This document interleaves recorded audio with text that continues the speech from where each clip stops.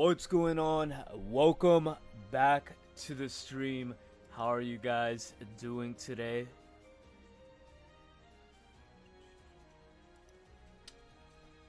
We are here, we are live. Let's get the main screen up here so we could take a look at what's going on in our tournament. Welcome in, everybody. Today we are hosting a pocket tournament for not only a Serena. We have Copycat, Full Art Copycat, and Mars going to first place. Not only that, second place is getting a Copycat, third place is getting Serena, fourth is getting a Full Art Clement, fifth Mega Absol EX, sixth place is getting Suicune EX, seventh and eighth are getting Full Art Jolteons. So this is gonna be a super hyped tournament. There's so much. People are enjoying the best of 5. Basically, this is the third tournament that we are hosting, best of 5, and this is going to be a traditional thing that's going to be moving forward in our organization, because it only proves that the best player, you know, it guarantees the best player is going to win, right? It's not going to be no RNG hoax or anything like that. I just want to keep everything as strategical as possible. But that being said, feel free to join the tournament. We do have 201 registered players, so if you want to be a part of this historic Christmas bash, definitely consider joining the tournament. I'm going to leave the link in the chat right now. This is gonna be insane. We got 30 minutes before it starts. I'm gonna be playing games on the side here and there, but I do want to make another side announcement. So, our friends from Umbreon, they're hosting their own Pocket Regional for $270. $270 plus Professor's Research on Friday, January 2nd at 12 p.m. EST. This tournament is going to be insane, and definitely check it out, because we are going to be live streaming this event for Umbreon. So this is going to be insane. Hopefully you guys can hear me now. But anyways, this tournament right here is going to be really good. They're going to be giving out Professor's Research for first place and $120. Second place, $75 Professor's Research. Third place, $50 and one card of your choosing. Fourth place, $25 and one card. I don't know if it's one card of your choosing, it's just one card. But third to eighth is gonna get one card as well. Cards in the pool is Full Art Mars, Full Art Pokemon Center Lady, Full Art Copycat, 3 of them, and Full Art Serena.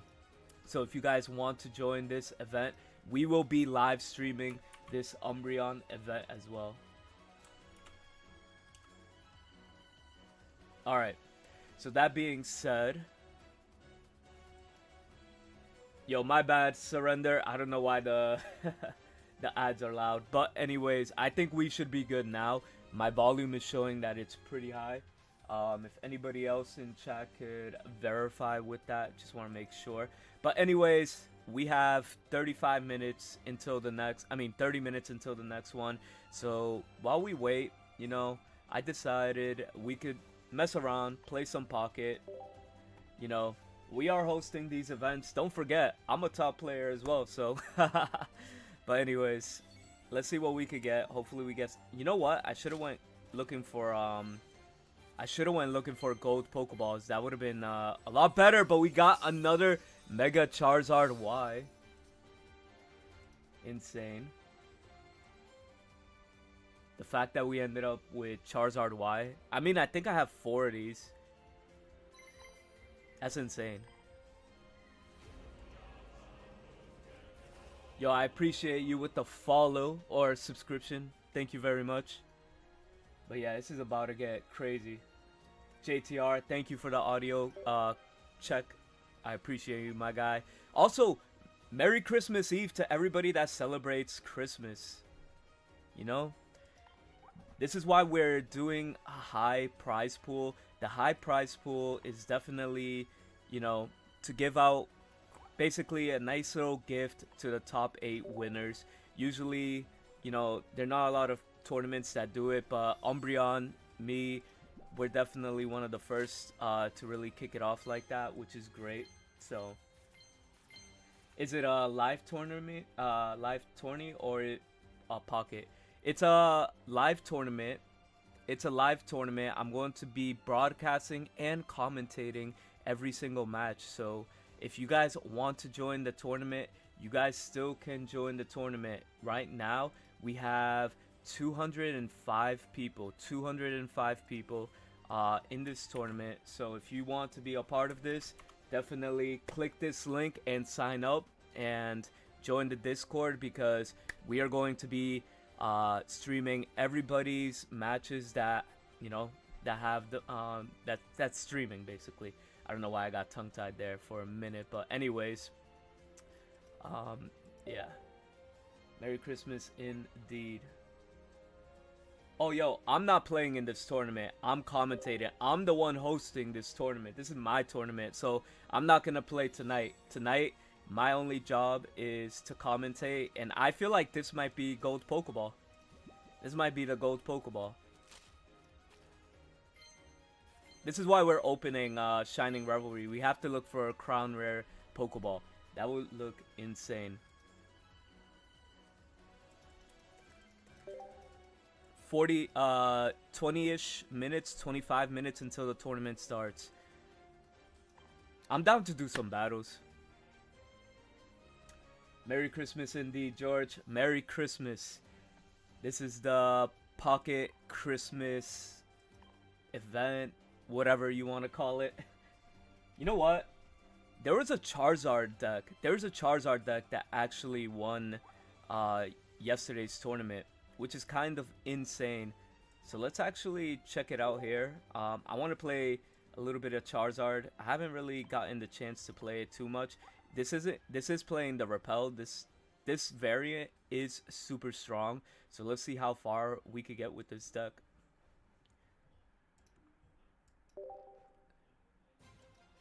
That's to say if we fight against meta, you know what I'm saying?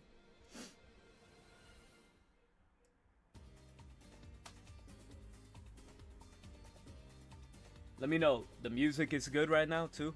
Like, levels, you guys can hear my voice and the music perfectly fine.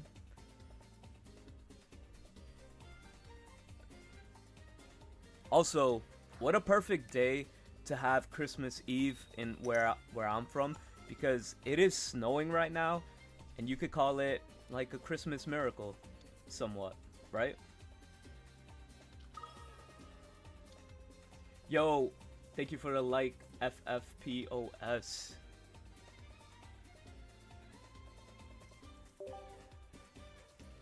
We are playing against a Bulbasaur deck, Ivysaur, Venusaur, Mega Venusaur. I just went down the whole line, but anyways, it's gonna come down to the point like who could set up their big plays. Actually, I think I could potentially get that knockout here, but he's going to red card me. Of course, we get red carded. You can't hear music? You really can't hear music? Fuck. Hold on.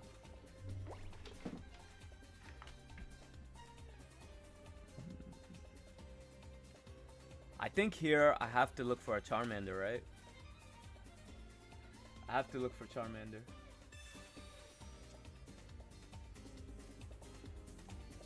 Could you guys hear music and my voice at the same time? Yo, what the hell? I'm moving you out, and I'm moving you out. Now we gotta pray we draw into Charmeleon.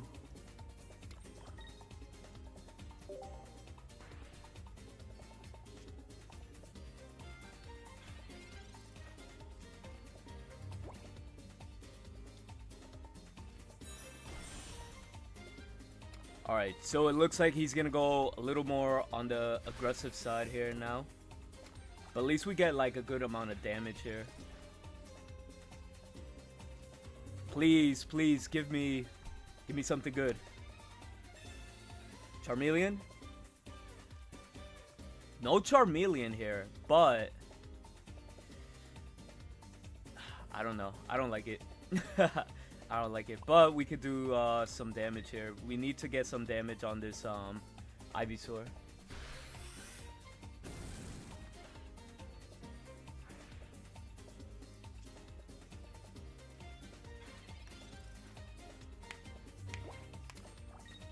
Here it comes. Quick Girl Extract. Nah, he just had it right from the rip.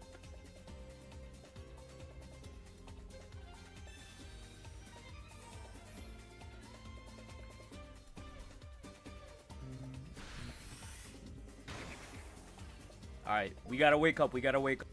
Waking up is the most important thing. Please wake up. Let's go! We woke up. Okay. Charmeleon's here. We have Charmeleon. Pokeball.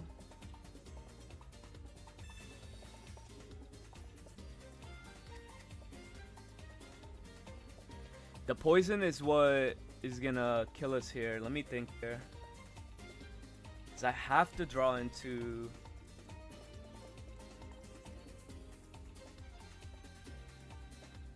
I think we retreat here into Charmander. Charmeleon, so we could get at least an attack off.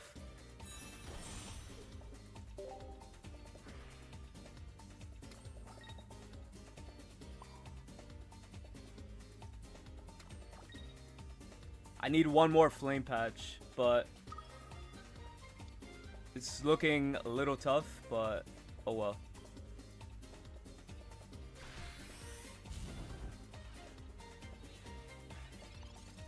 Out of 8 cards. I don't know if that was the right play or not, but I don't know. Yo, welcome in, Revy. How you doing? Quick Grow Extract for the second Ivysaur. That's insane. I just noticed this guy's name. This guy's name is Vodka Mocha. That's insane. We could lose to Osiris. If we draw second Flame Patch on curve, I'll go crazy. I'll go crazy. 8 cards, 1 Flame Patch. Professor's Research, Copycat, something. Okay. Let's Professor's Research and pray. Pray, pray, pray. Let's go!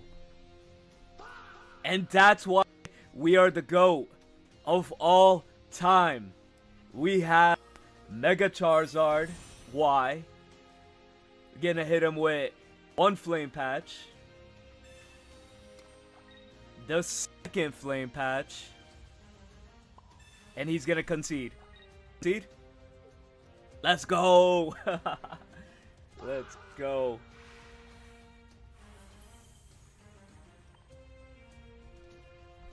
See, we had multiple ways to get to the second Flame Patch, either Copycat or Professor's Research. So, you know, it kind of played out to the way that we needed to, you know.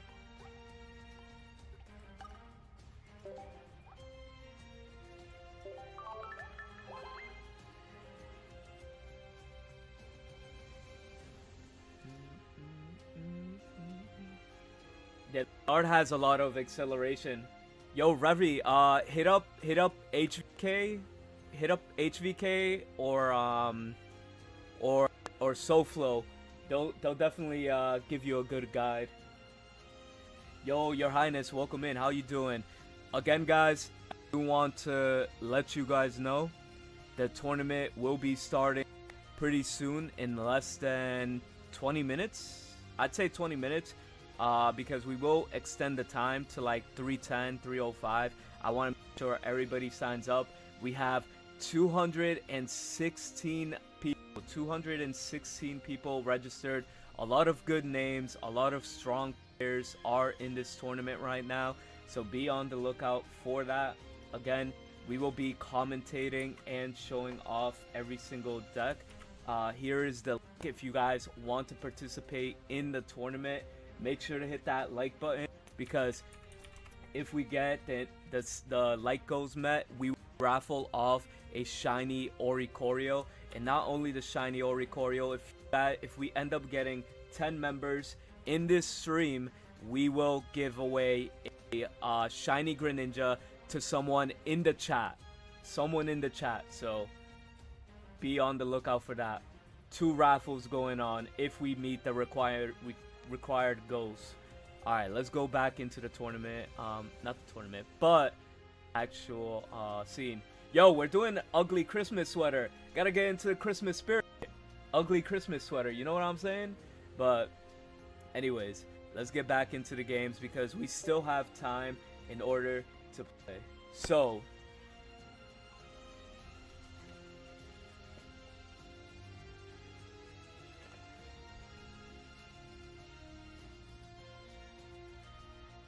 I do like how, one thing I do want to mention, I like how Repel is seeing a lot more play, because Repel is actually really pretty cracked right now. Not gonna lie.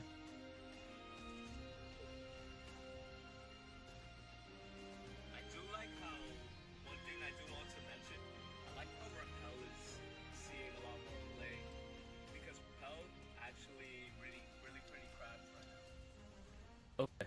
So, what are we playing against? We're playing against Psychic. I'm gonna drop the Entei here, and we're gonna leave it as that. Type no.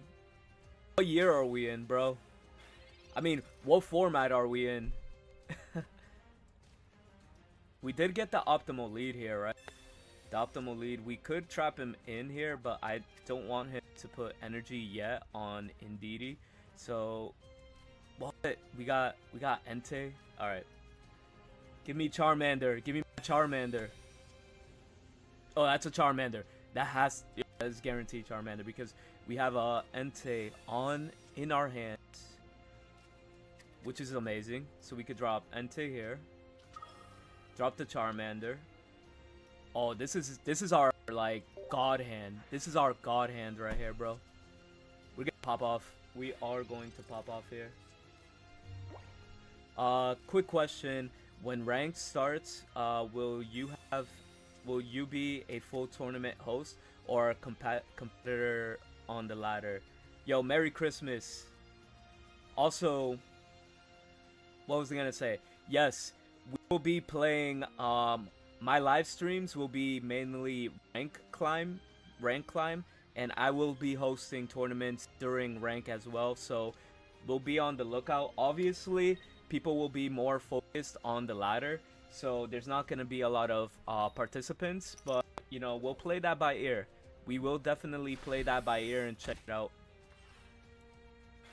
He's playing type no. He's playing like a Silvally. I don't know what the hell he's playing, I'm gonna be real with you, but I'm going to make sure my Entei just gets ramped and we get to attack. But I am gonna go for the Repel here because I do want to try to get the kill. I should have repelled first. Repel should have been my first play. Now he could, you know, do whatever he wants with his side of the field, unfortunately. But it is okay. Yeah, drawing 2 would be good. Thinning out the deck is basically what makes, you know, decks pop off. So we're gonna go in for 60 damage and draw another card and pray they don't have a copycat, because if they have copycat, it's not gonna look pretty. It's not gonna look pretty.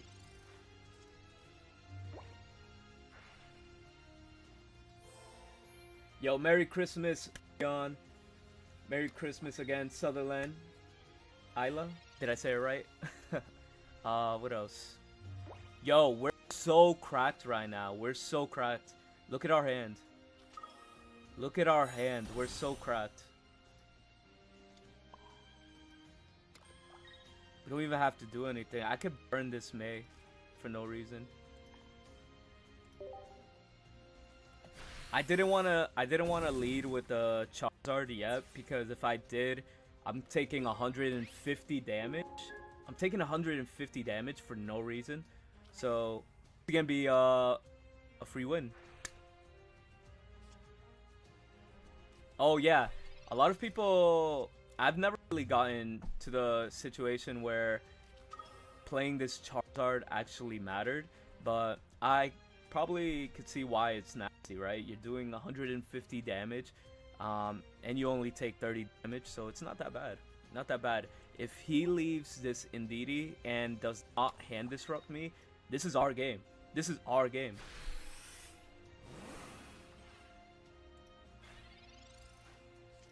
Pack it up, Chief. Pack it up, Chief. It is over.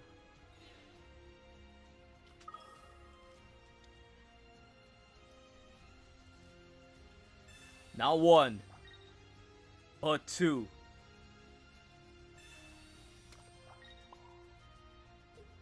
Let's go. Charizard is the best deck. Fire. Let's go. I'm telling you, we're going on a streak right now in the emblems. We got a little bit like 15 minutes before the tournament starts, so we're going to get started really soon. Again, I want to mention this tournament is kind of stacked. We have a lot of, high level players playing. Yesterday's tournament was kind of nasty too.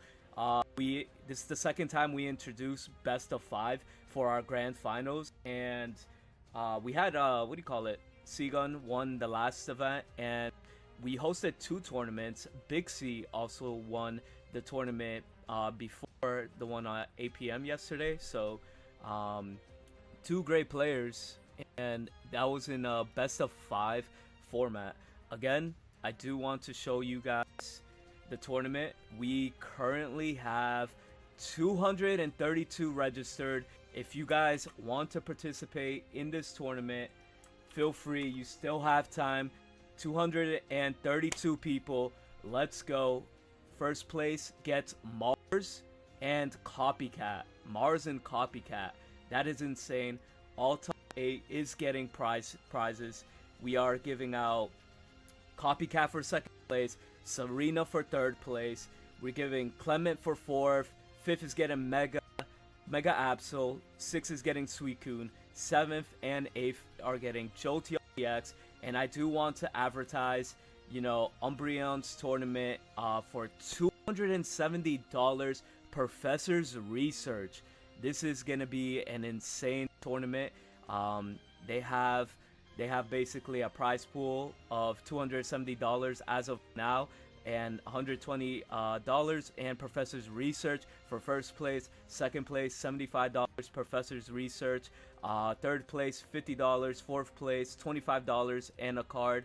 And the cards are all down here through 8th place. You could I'm assuming you could pick out of Mars, Pokemon Center Lady, 3 Copycats, and Serena.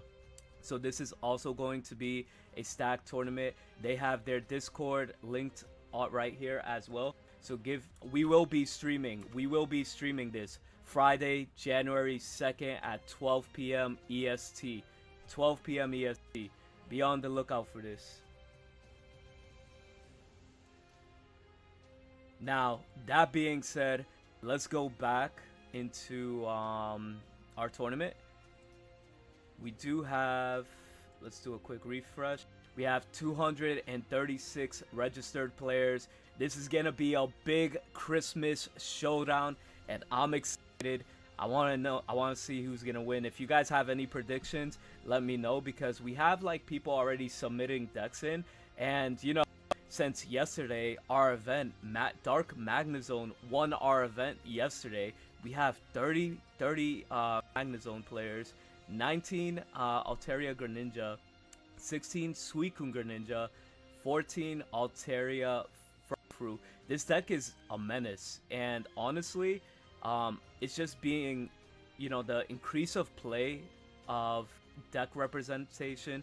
It has been increasing over time, and I'm here for it. I like it. I like the fact that this deck is out here doing its thing. But anyways, Let's get back, play a quick game because I like to have at least 3 gameplay videos, so we could do a nice little Charizard upload. You know what I'm saying? But anyways, let's keep it moving.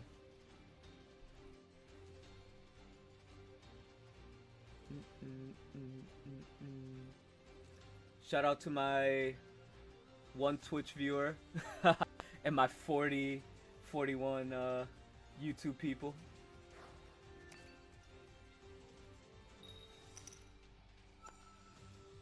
Again, we do have a like goal and a member goal. If we hit these numbers today, we will be raffling off Greninja, a shiny Greninja, and raffling off a shiny Oricorio.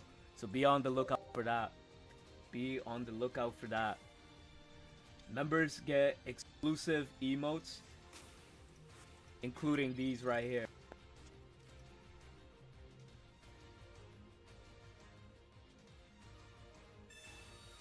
And potentially we could do a member, we could also do member giveaways, right?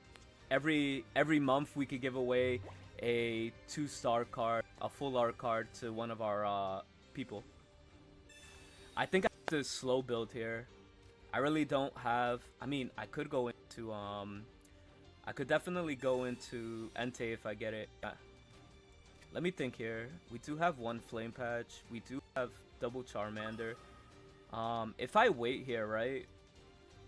I ramp. No, I just stay, right? Because I put the energy on Charmander. Next turn, Charmeleon, 3 energy. Next turn, Charizard, we win. Yeah, we end our turn. This would be the sickest way to win if he stays with Mega Absol. Oh, wait. If he has, like, rare candy, we're screwed. But he has the rare candy on curve. Rare candy on curve is crazy. I was literally trying to win in the swaggiest way possible, but damn. Yo, Revy, I appreciate you. Thank you for becoming a member. That's 1 for the the Greninja. Thank you so much. I appreciate you, my guy. You are the GOAT. You are the GOAT.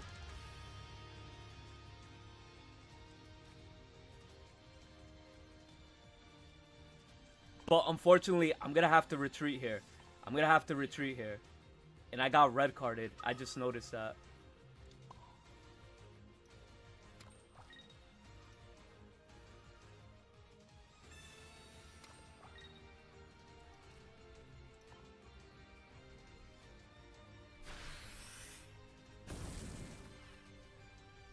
Thank you again, Revy. I appreciate you, guy.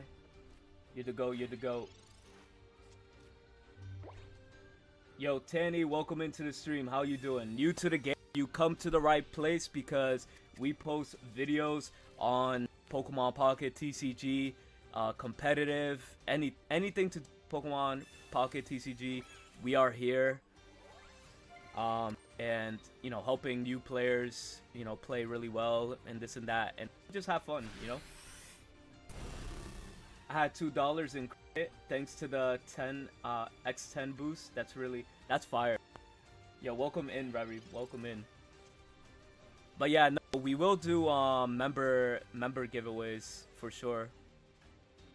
That's definitely in the plans. But it looks like I can't deal 100 and I can't deal the damage that I want to right now, which is rather unfortunate.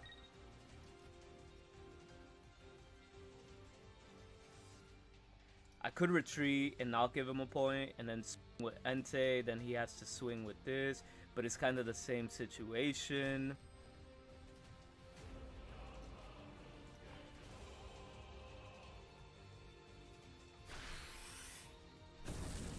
Thank you for the sub, I appreciate you. Whoever subbed.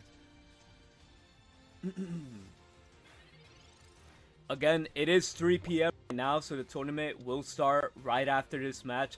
I want people to have time to fully check in, fully submit their deck list, Let me just make sure everybody in the Discord knows.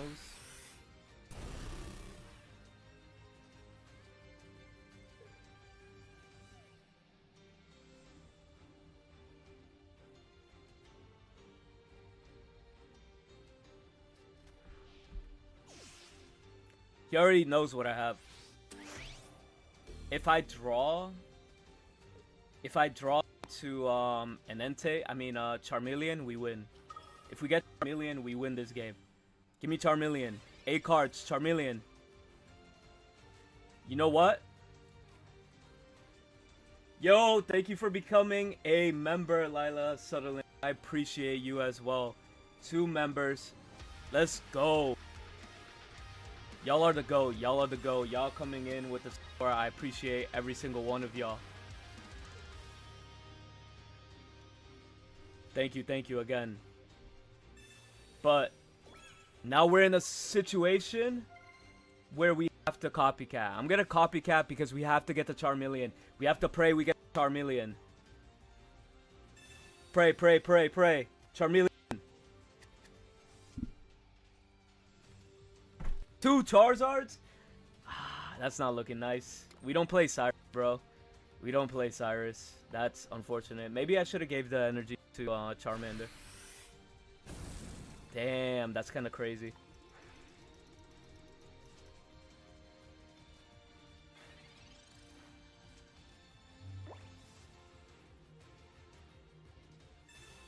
Sabrina for game. I respect it. I respect it. GG's. Ending our 2-win streak. Yeah, I just wanted to ask a question about stream. You stream it on Discord. Wait. Yes, you stream matches on Discord, so we could put it here on YouTube or on the stream so we could commentate. Alright, so now we're gonna go and get ready for the tournament. That is enough for Pokemon TCG Pocket. Well, me playing for right now. So if we go into the desktop, we're going to take a quick peek of the statistic right now. So we currently have a registration of 255 people in here. Let me just make sure with my judges that we are ready to start.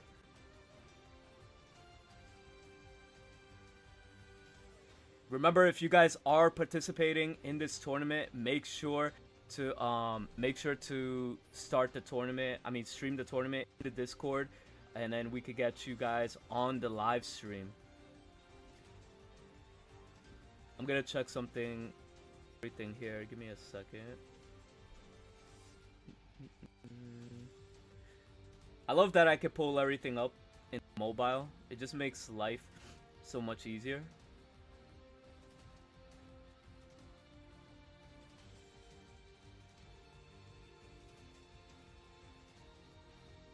Okay, so we have 190 check-ins, 212. I'm just going to give them a little bit more time. I'm going to make an announcement.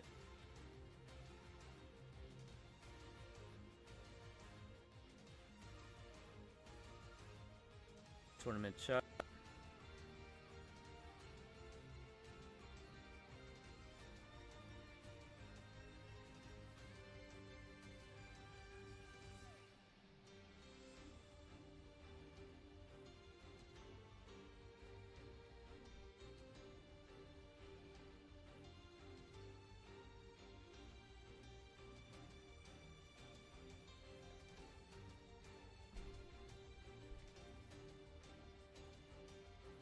Okay, so we're just waiting. We're waiting on our people to start. So give me 1 second. We're about to get started pretty soon.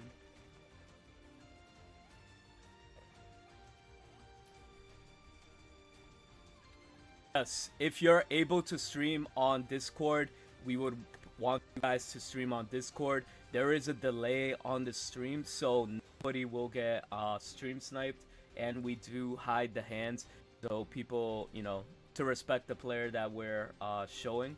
So, to have as many decks as possible for everybody to enjoy in the live stream. That is the goal. Let me see. So we got 3 minutes in order to start the tournament. I think we could do one more game before the tournament.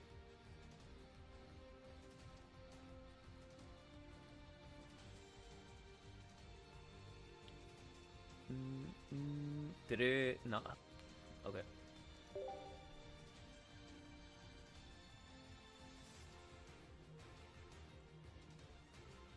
So as soon as it starts, we'll get off. Yo, thank you follow. I appreciate you. Let's see how my Decidueye deck goes today. Honestly, I really do feel like Decidueye is being slept on. I feel like that deck has so much potential. So much potential.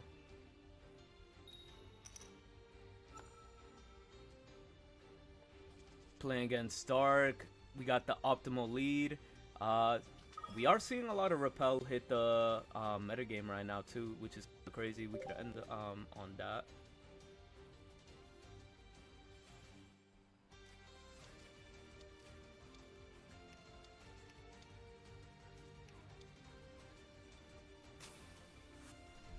Damn, they're starting off with Chingling. Chingling doesn't even matter. Yes, you still have time to join.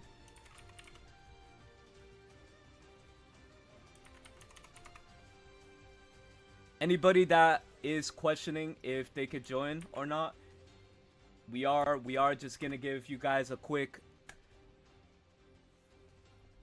extension. Again, we want as many people in this tournament as possible. We're about to start it pretty soon though, so we won't be waiting that long.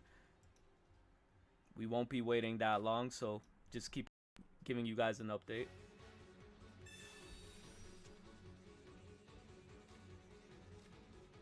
Oh, nah, it's too late. Tournament started. Round 1 is up. Round 1 is up. Round 1 is up. Is now. Is now. Round 1 is up.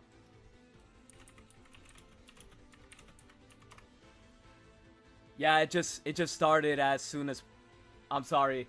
It did end up starting. So, I think I'm going to concede this match. So, we'll start getting people's matches.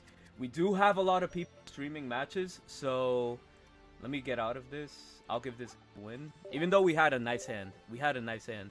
But we got to start the tournament.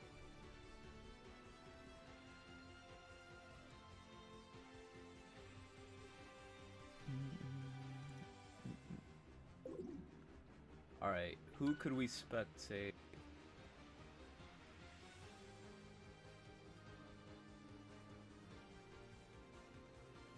You know what? We'll feature Necroblaze.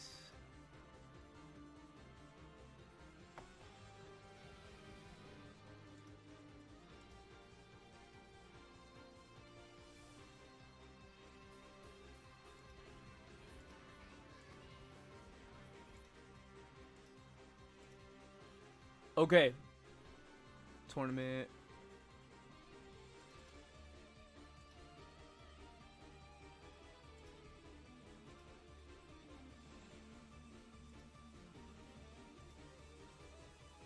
Alright, here we go. We have Necroblaze.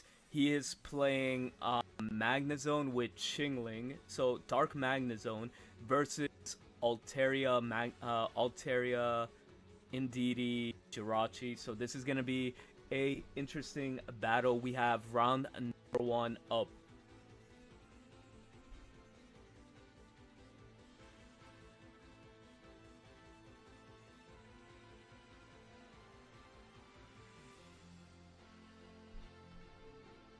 Okay, so we're in a Chingling battle where both players are basically locked out of item cards right now. Indeedee's actually going to come in here.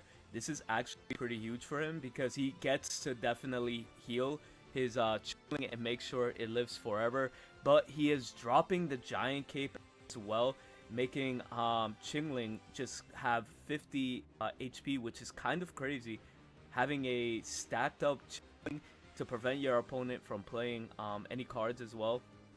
This also forces the opponent to actually come in and deal Chingling before anything happens as well. So he does have a stat hand, so he's in a situation where, you know, he has to get his plays ready to pop off.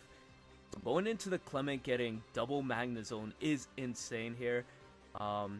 Going to the fresh Chingling so he doesn't give up a free point.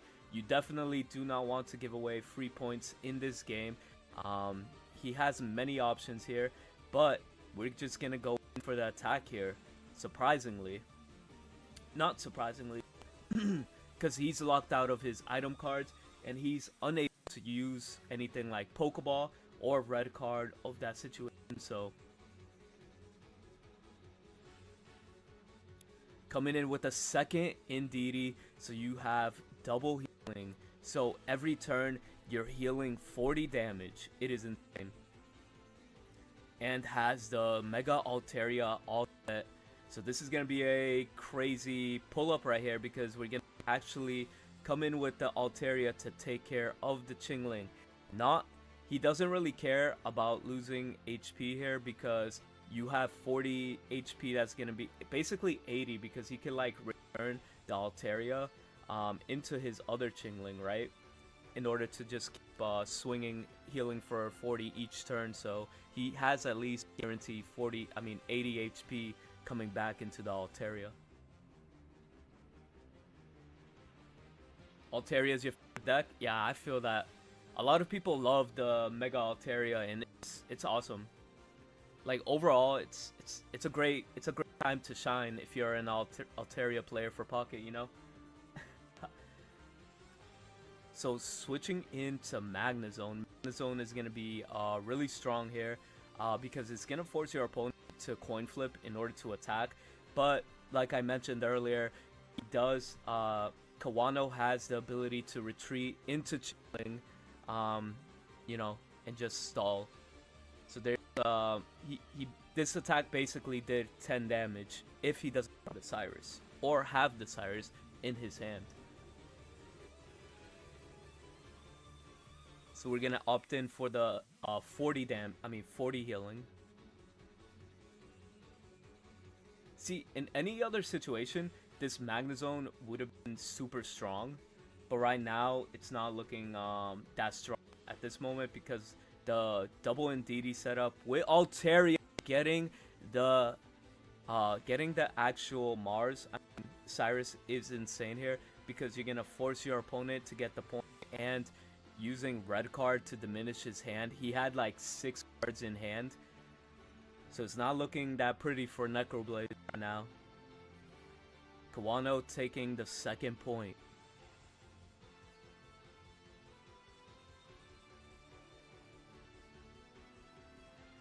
Don't know if this is gonna be a little too late for the Mega apps to get set up, but we have to see what he gets for a copycat. He gets Sabrina, Darkrai, and Professor's Research Cyrus. I mean, this isn't the worst thing in the world, to be honest. This is not the worst thing in the world. He could potentially come back. If his opponent does not have Cyrus or a way to swap in one of his other monsters, he could definitely still come back. So you know what's gonna happen here.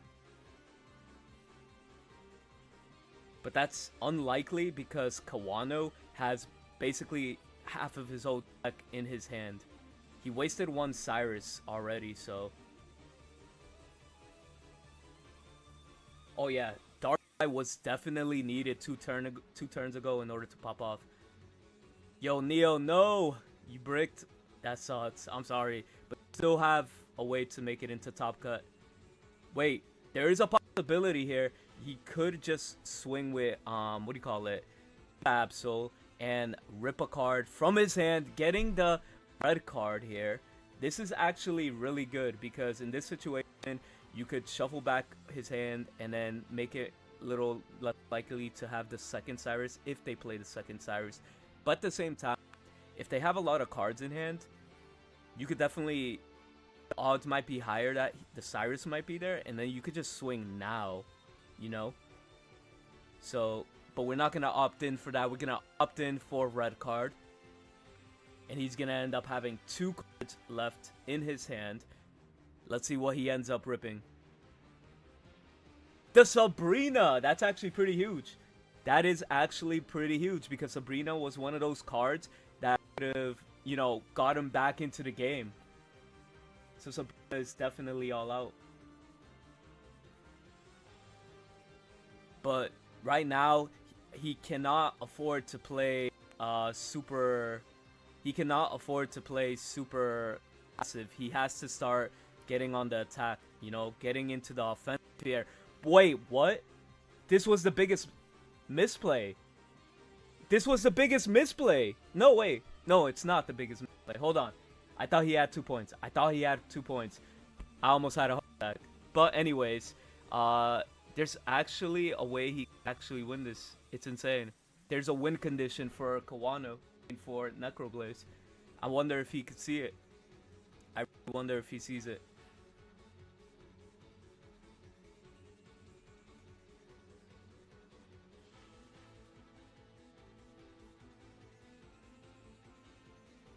This is actually a great round 1 match to spectate because honestly, it's really going back and forth and it's going down to the wire here.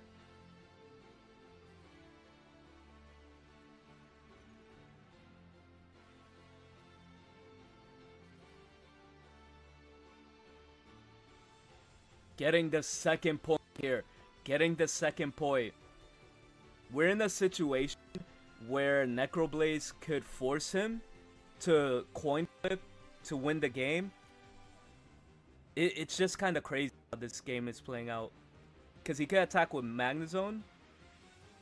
Oh, he's gonna have every single card in his deck in his hand. If he plays Double Cyrus, the Double Cyrus is definitely in his hand. The second Cyrus.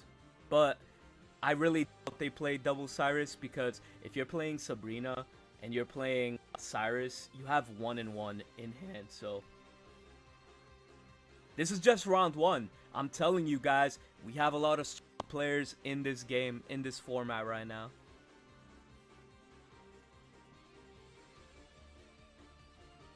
$180 damage, 180 HP is kind of crazy. I'm not going to lie. And it's really going to come down to a coin flip situation. This is where it comes. Heads or tails? Heads or tails? Who's going to get it? Heads or tails? Or is he going to retreat? If he retreats, he knows Cyrus is there. He knows Cyrus is in there.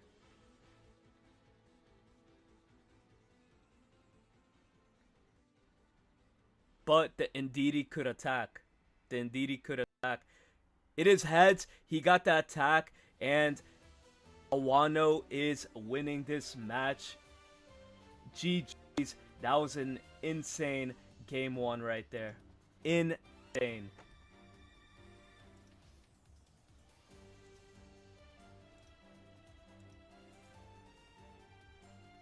Okay.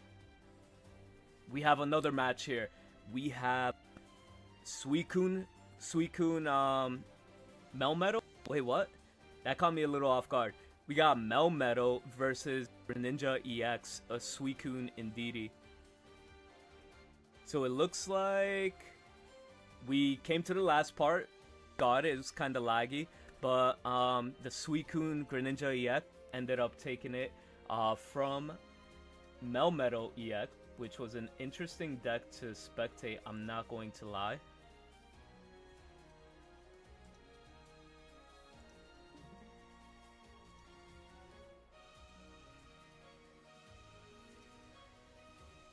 Okay, so now we have a nice Dark Zone. It looked Dark Zone versus Hydreigon. Let's see who's gonna take this one. This looks like it's the beginning of the match, and it's looking really strong now. Yeah, the Melmetal was kind of funny. It was insane. Bro's playing on a Nokia 3310. That's insane. But anyways, we're getting like high quality gameplay. His opponent can't use what do you call it, Rare Candy. He can't use Pokeball. He can't use Red Guard. So Chingling is really strong against this this type of deck. He has to make a decision. Put a follow or subscribe.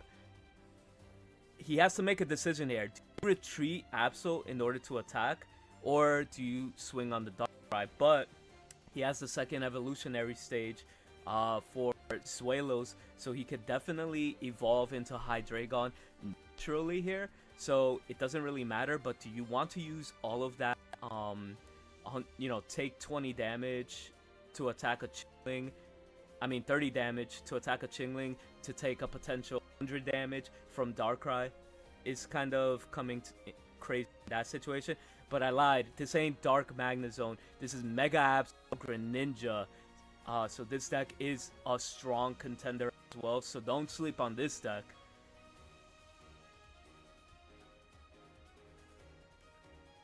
Ooh, the Rocky Helmet is going to be looking nice because even if he does pull up with the Hydreigon here, Hydreigon is going to be taking 20 damage extra and 30 from his ability, so he's going to be taking 50 total before he gets after he gets a successful attack. So, and he's going to take another 20 damage from Darkrai because Darkrai is going to ping him for 20. So overall, after the whole interaction, if he pulls up with Hydreigon, he's going to take 70 damage, and that's going to be a huge advantage for Jackie. The Sabrina's coming out. You could get the knockout here if he has Hydreigon. Does he have the Hydreigon? Chat, does he have Hydreigon? No Hydreigon, but getting rid of the Chingling was actually pretty good. But now, you have to realize if he draws the Hydreigon, he wins the game. I mean, Hydreigon, he wins the game. So like, Jackie's in an interesting spot here, right? You could definitely Darkrai ping the Mega Absol and then, you know, to pull out a Dieno. But at the same time, he could just retreat one in order to attack. But like, you know, you can't really... I feel like you're in a situation where you have to 50-50, right? It's either you draw it or you don't draw it.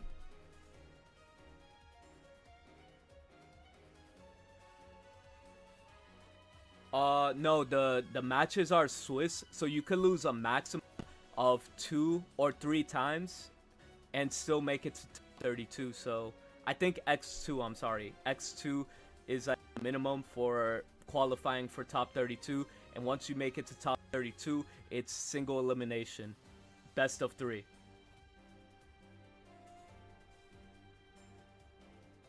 This is insane. Does he have the Hydreigon? If he has Hydreigon, it's over. If he has the Hydreigon, it's over.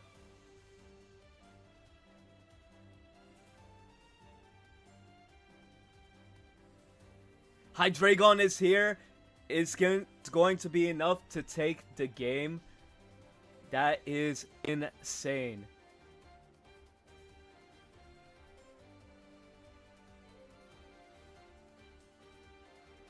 Wow. Wow. Just wow. GG's to Jack. Wait, what? Oh, yeah. GG's to... I forget the alias.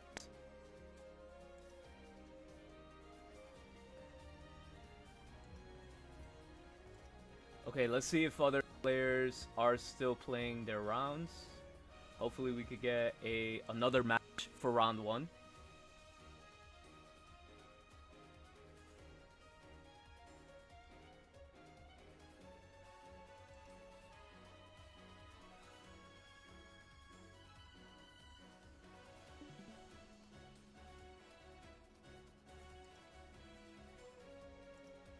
Okay, so it looks like all of the matches are done, so we could definitely start moving on to the next round. If we go to details, schedule, refresh. These are all of the players here that ended up getting their win. We're going to go to the standings, so we could definitely look at what's going on. This is a very stacked tournament, so guys, stay tuned for something crazy. Stay tuned.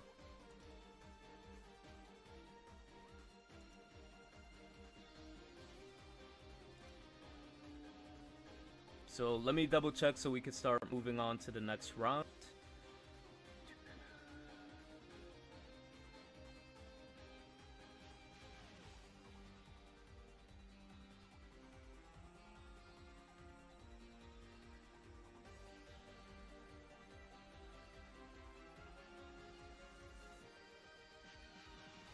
Alright.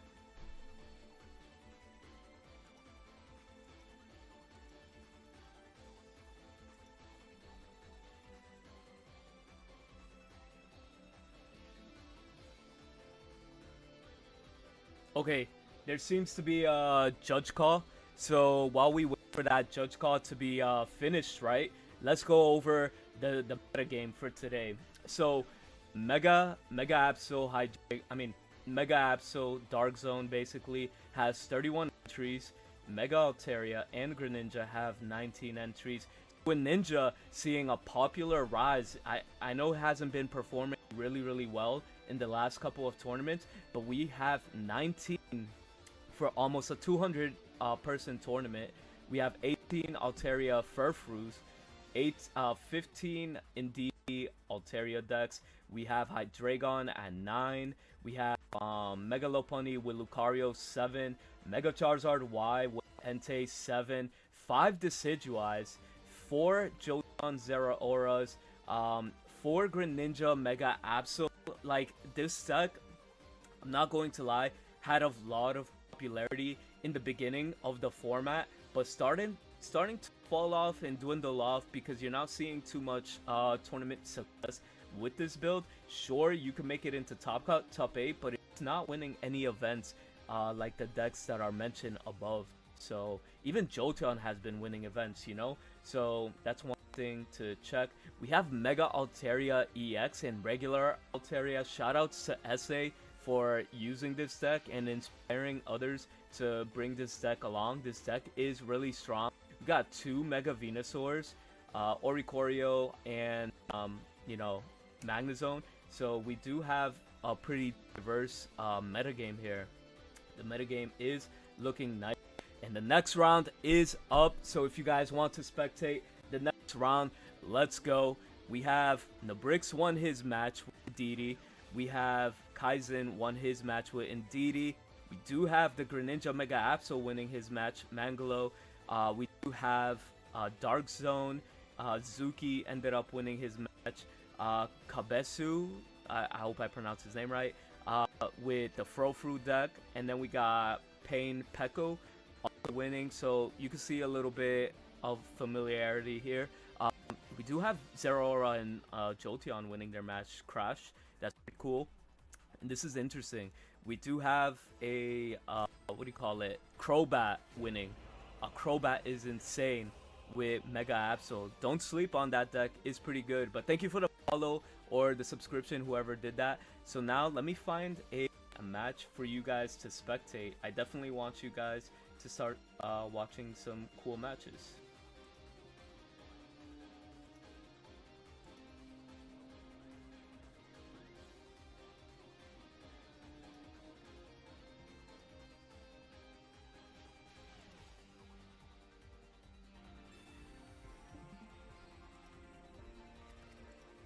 Oh, we have the Crobat. Chat, we have the Crobat deck, and it is popping up. Ready? Alright, so starting off the match, we have a, what do you call it? The Jellyfish Nihilego with Darkrai lead. And then our opponent is also playing Darkrai as a lead. So it could be Dark Magnezone versus Crobat, a Crobat version of Mega Absol. So, you know, the two players don't have the most ideal lead, but you know, it is something. It is definitely something.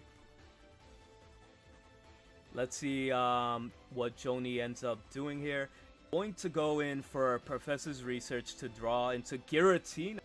Wait a minute. What is he cooking up? What is this man cooking up? He has Giratina Darkrai with Nihilego. Is this Darktina? Is this the return of Darktina? Are we back into a Darktina meta?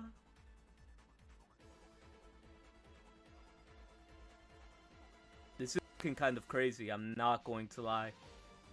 This is actually gonna be crazy if, you know, if this optimized version of Darktina actually takes it. Chingling is coming out onto the field with Magnezone. It's a Dark Magnezone. This is actually, you know, a good benchmark. Can, you know, Darktina with all of the new cards, can it still compete with the new metagame?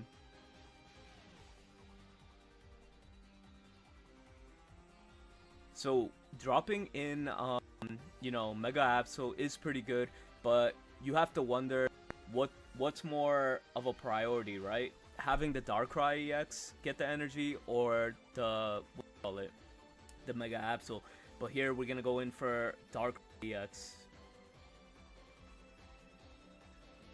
It's insane. The fact that, you know, Dark Tina is still kind of, you know, kicking around in this metagame. I'm telling you, if you're bringing a deck, it has to be like because you've done good with it before. So going in with the ping, we're almost there in order to get the attack. But now Joni going in for a poison point here. So the reason that you have that on is you want to take advantage, as much of an advantage, the Nihilego you have on the bench. So right now we're going for a strong copy to get the extra card, and having the Balo for Giratina. But the only downside I see is Giratina is 1 energy away from having its full power. So this is looking a little bit crazy. Who's your money on, chat? Is it going to be the Dark Zone or Dark Tina? I'm as shocked as all of you guys that Dark Tina is still out here, you know, popping off.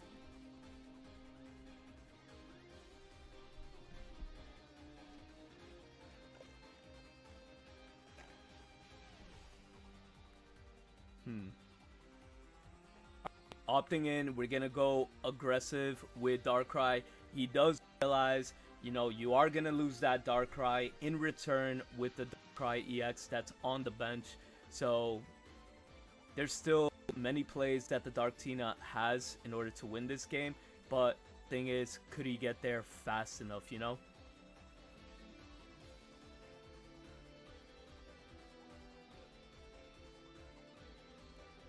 Going in for the swing for 80 damage and taking the poison damage. Now let's see what Joni does. Is Joni gonna lead out with the Darkrai, or is he gonna lead out with something else? Darkrai is coming in.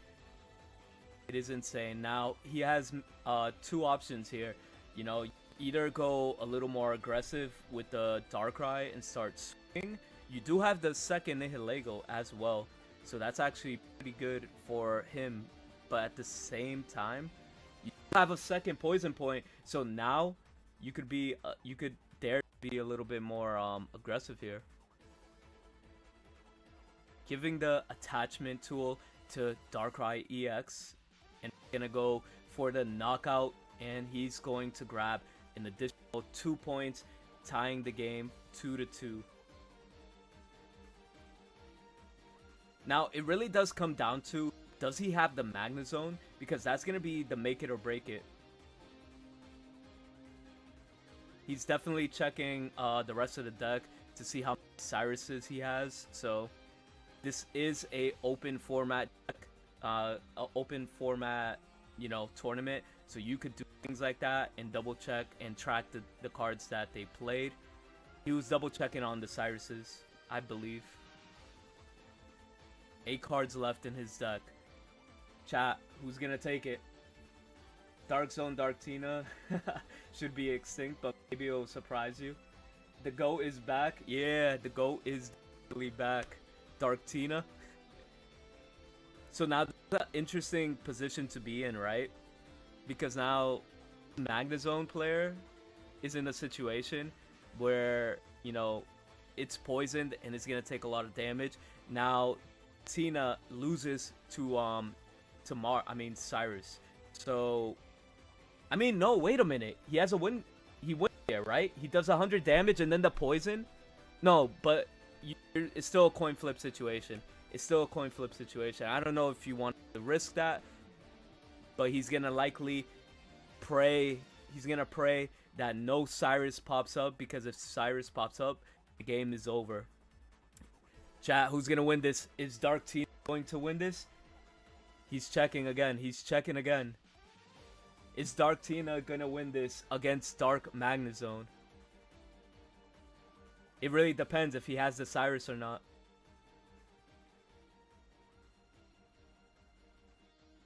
Going for the evolution. Volt Charge.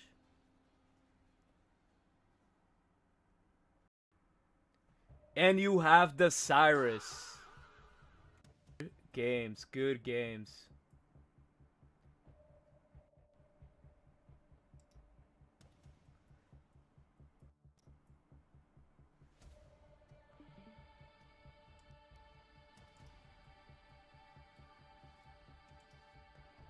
All right, here we have a interesting matchup. We have this Carnivine Arceus deck has been seeing a lot of popularity in the last couple of tournaments. I have been spectating the fact that you could drop, Magnezone into this deck as well and have it work really well. It's pretty insane. But like 50 damage, you guys gotta realize that is really strong, like in this format, right?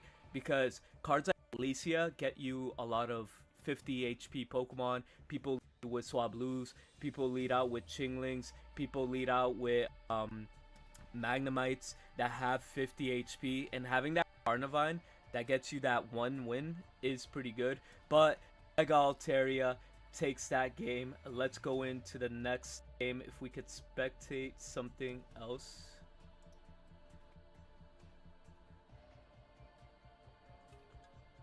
Okay, this game is over. Hopefully this guy's playing. Okay. We have a Buzzwole situation here, right? So Buzzwole actually came top 4 in one of my tournaments yesterday, literally. So you guys can't sleep on, what do you call it, Buzzwole. Buzzwole is kind of strong in this metagame as well. So let's see what happens. He is playing a Charizard Turtonator build, which is kind of interesting. I definitely would like to see how this pops off, but we're gonna opt in for Kartana, waving around the leaf. But we're gonna Professor's Research, seeing if we can see more basic Pokemon, and getting the basic Pokemon is important. Getting a second Celesteela, I bet you want to see Furmosa, or even Buzzwole himself, so you can start having that nice little threat on the field. But then again, you do have multiple chances in order to get to it. So let's see what ends up happening. This could also be really good for the opponent if he has Kiawe at hand, because there's just multiple factors. He could evolve into Charmeleon, pop an energy. He could Flame Patch and attack for the necessary damage with Turtonator. So that's why Turtonator is pretty good. But wait a minute. He's going to charge up Charmeleon and attack 40 damage just straight up. So people are playing this Charmander, and the fact that it has 40 damage and it did an additional 20 for weakness is kind of insane. Yeah, no, it's not looking good for Raphael.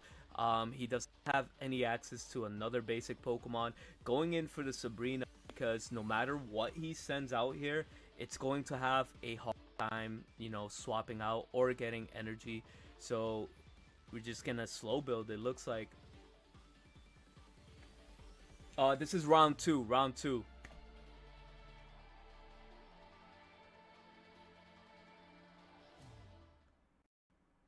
Copycat is gonna be massive, the Charizard player, because now he's going to be able to see a lot more resources, and building up Turtonator would be really nice for him. But it looks like he's gonna get ready to sacrifice the Turtonator, going into Charizard Y. Again, this is not over for the Buzzwole player. He could definitely pop up with Buzzwole himself, and he quickly flexes it because he does have one grass energy in the graveyard.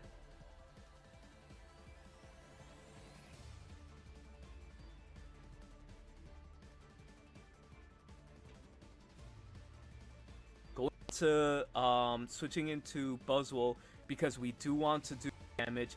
We want to do at the minimum 30 damage. It's going to be like who's going to be able to get their strategy live quicker. Is it going to be the opponent that's playing Charizard, or is it going to be Buzzwole?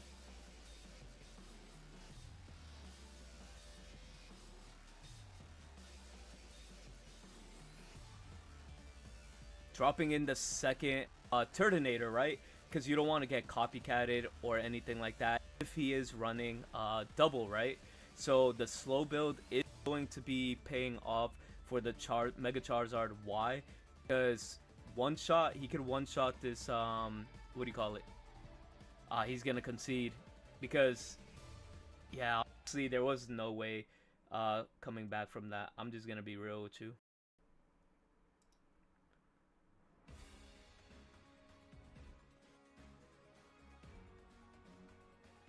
Alright. Let's see if we could spectate Felipe. Or somebody else. Alright, so he's finished with his match. How about Jack? Is Jack still playing? Okay, we got a match. We got a match. Got the Mega Absol Greninja player, right? Going in for Cyrus, hitting the Zeraora here, which is kind of interesting. The opponent conceded, and the round going for Mega Absol. Let's go. Taking out the Jolteon player.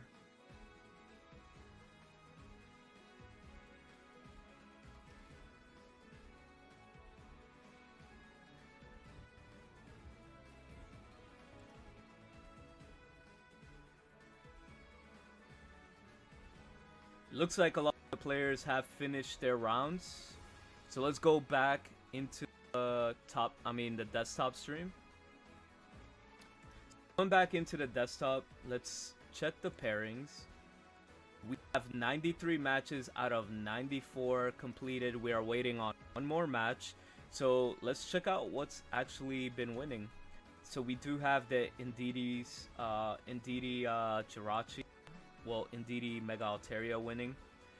We got this Decidueye here. This is a nice deck to see.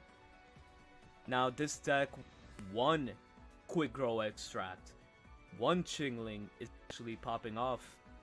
So, you know, Decidueye is one of those decks where it just pops off or it doesn't pop off.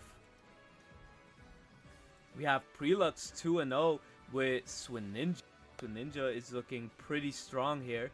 With the Frogadier. Frogadier is just insane. Oh, wait a minute. Undefeated here. We have a Mismagius Altaria Indeedee.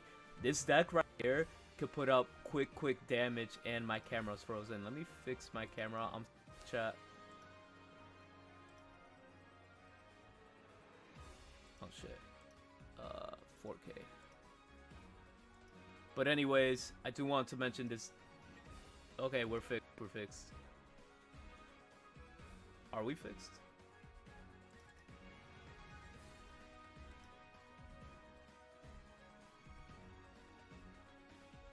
Alright, we're fixed.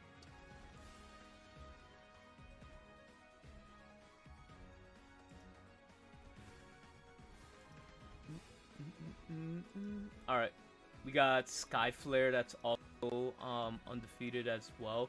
We do have Greninja Altaria. You know, it's a very strong deck, so that's a deck you don't sleep on. Seedax is actually playing a Pinsir deck, which is kind of insane. Trippy Hippie. We do have a Mega Absol Darkrai right here, which is kind of insane, I'm not going to lie.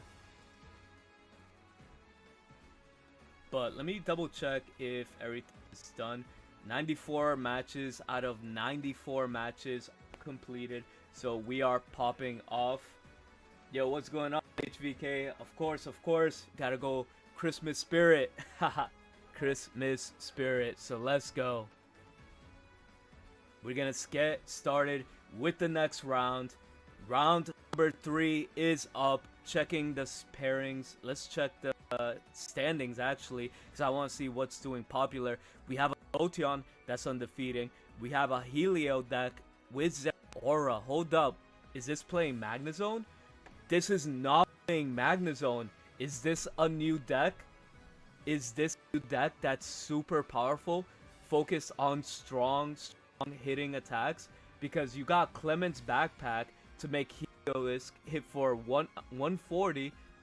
You got Elemental Switches to keep moving your energy around the field as quickly as possible. This deck is actually interesting. Keep an eye out. Keep an eye out. That's an interesting deck right there. No Magnezone. That is very impressive. We also have a Mega Lopunny deck with what do you call it? Metagame. Metagame is pretty strong right here. So there is a lot.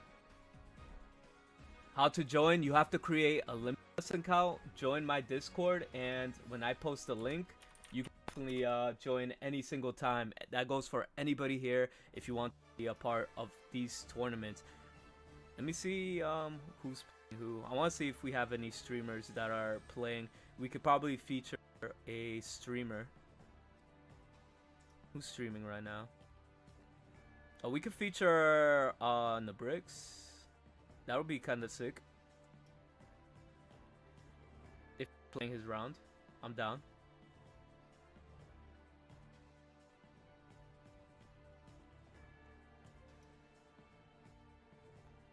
I think he's getting ready. I think he's getting ready to stream his match. Actually, let me see what else we got.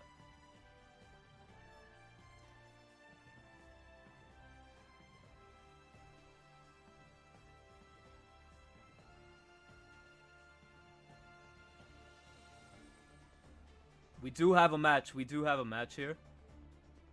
Let's actually spectate this. We got Necroblaze again with Magnezone. Magnezone mirror match, it looks like.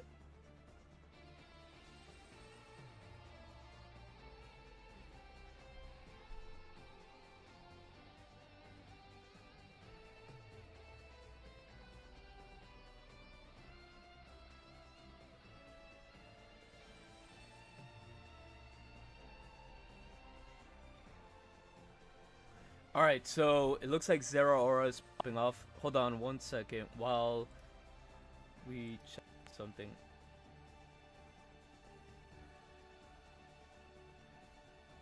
Come on, see if we could spectate Nabrix's match. I think they're waiting. They're waiting to get connected to the next. Yeah, we'll have a Nabrix's match as soon as he pops off. We'll play.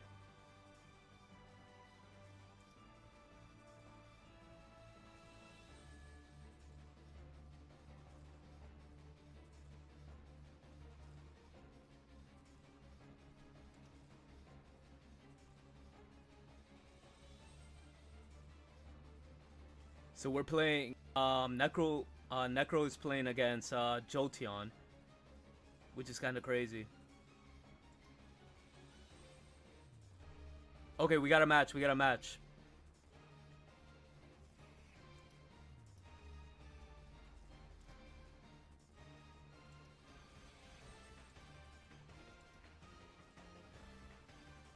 So we have Nabrix is playing Altaria, which Altaria is a super strong deck. He's playing against Entei, Charizard, right? They're both X1 right now. And just overall, I like having like a variety of things pop off, and you know, this is insane. Nabrix has won multiple tournaments, so this is going to be a nice matchup to spectate. So getting the Entei lead, but not having any access to Charmander, that's going to be a little bit crucial for him.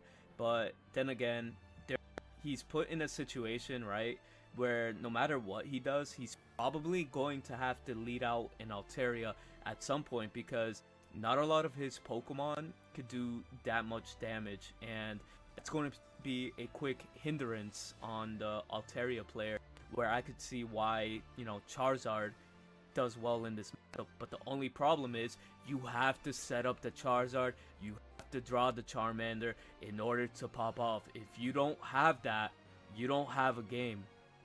You just simply do not have anything. So let's see if we could get that popping off. It's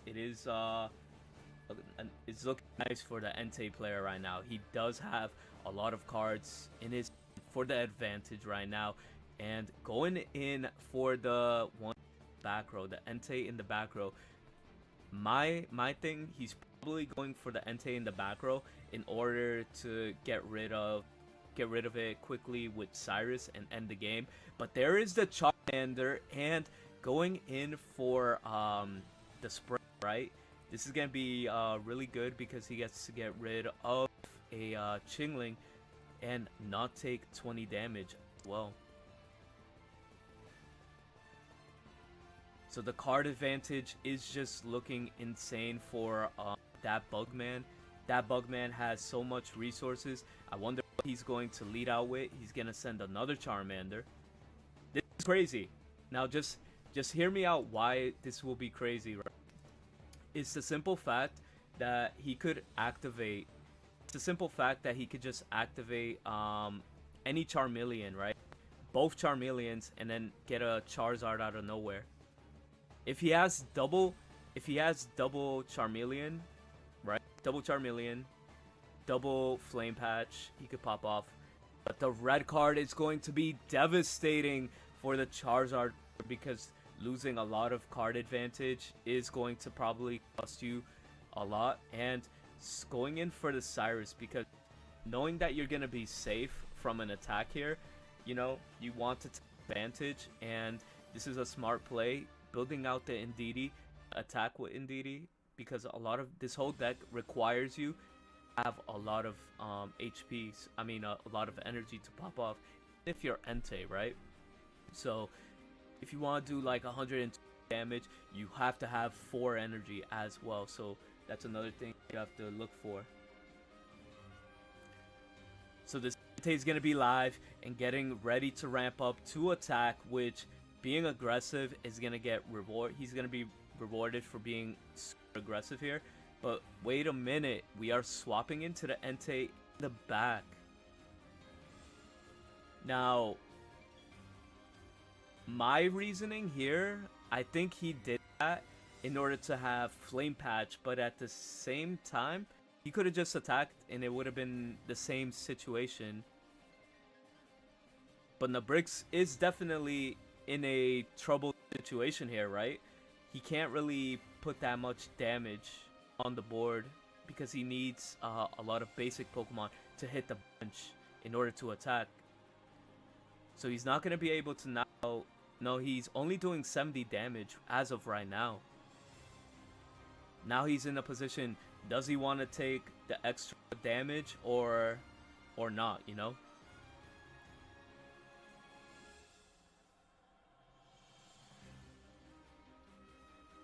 Because if he just sets up a Mega Charizard Y on the field, just knock this thing out and win. So this is kind of an insane setup to be in.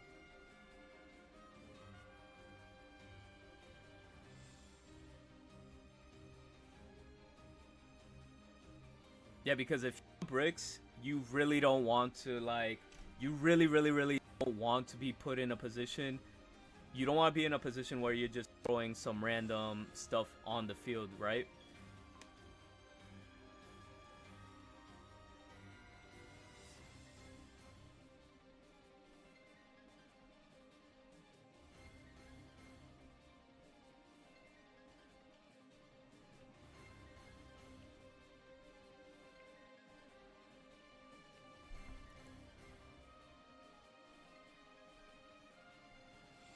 He has the Mega Charizard Y, which is insane. If he could set this Mega Charizard Y, he could win this game. He could get the Charmeleon and double Flame Patch. Has he used Flame Patch? I'm not sure. I'm going to be honest. not attacking with the Entei is kind of smart because he gets to draw a free card. He gets to set up his Mega Charizard. There is one Flame Patch in the graveyard, but doesn't matter. Because he could just sit there and stall with Charizard.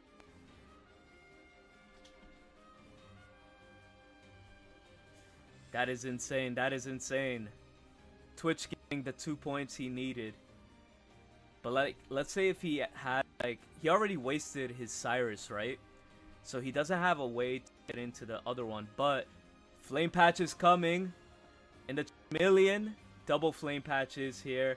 And it looks like Charizard is going to take that game.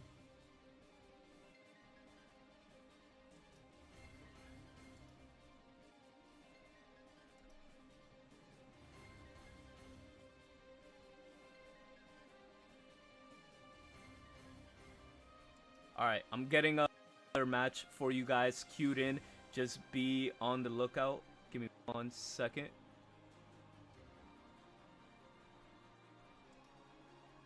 Doesn't seem Felipe's thing working. Oh, we could get Raffle.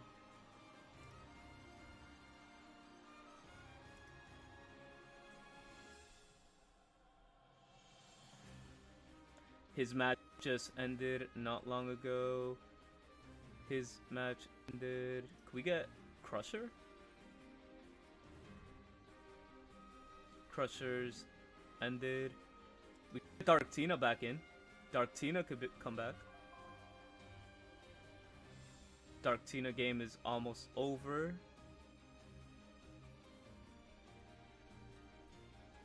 Killer ended up winning their round. Let's actually take a quick look at the metagame. So it looks like this round went by a little bit quicker than most.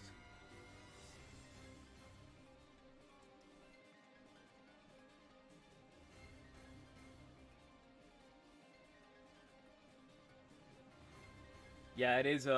Geez, that was an insane matchup. I'm not going to lie. It was pretty cool to spec. So if we go into tournaments, we go to our tournament, 195 people, which is kind of insane. Go to standings, pairings. We have 78 matches out of 86 matches completed. What are we waiting for? Are people still... We could check this guy. Let's see if he's still playing.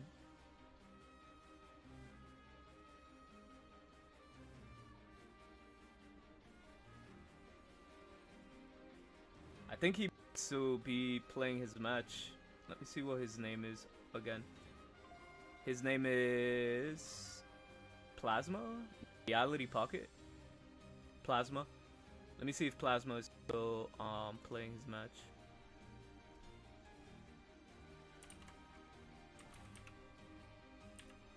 Oh, Plasma ended up losing his match, so his match is actually completed. Again, let me try to spectate something else. See if we can find anything else. I think that's everybody that was streaming. It's Leo.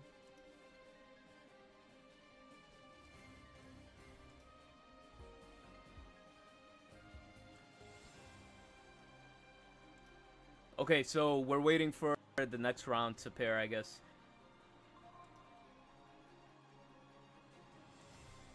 Alright, Decidueye. Decidueye is actually undefeated. We're in round number 3. Round number 3. And we have an insane setup here. Let me just pull this deck up. And so it does look like he is playing one healing. No giant capes. I mean, no leaf capes. He opted into Rocky Helmet because Rocky Helmet having 20 HP is very huge in order to start popping off, right? One quick grow. It seems like the quick grow isn't as necessary in this deck as a 2-of. So you can play 1. So that's good news to any of the players that actually only pulled 1 gold quick grow extract. So, you know, is another thing to look at there. I want to spectate. Let's see what Mango is playing. Mango Jax is playing this what do you call it? Mega App Greninja is having nice success because it looks like they are still undefeated. Their matchup. Oh, he did end up taking out the Altaria Miss Magius, which is pretty impressive. Because again, if you don't know what that deck does, it could easily steal a game from you, like just like that, right? So we do have Dark Magnezone with the 2 Chingling, which is actually seeing a lot of popularity. Like ever since yesterday's tournament, it definitely became one of the most popular. It became one of the most popular ones to spectate, right? So that is insane. So let's go into the other winners just to see what is winning in this metagame. Again, we have the Altaria, and Furfrou. Furfrou is here. It looks like Furfrou is here to stay in this metagame. It's just overall strong pick to be playing, and overall I would recommend you guys, stay with this deck because it is super strong. Fun fact, in our tournaments is the first time that deck actually popped up. But it looks like Chocolate is still playing. It looks like they're round number 4. Or am I tripping? Oh wait, the next round is up. Next round is up. Round 4 is live. Let's go into the matches and hopefully we could get some nice matches to spectate here.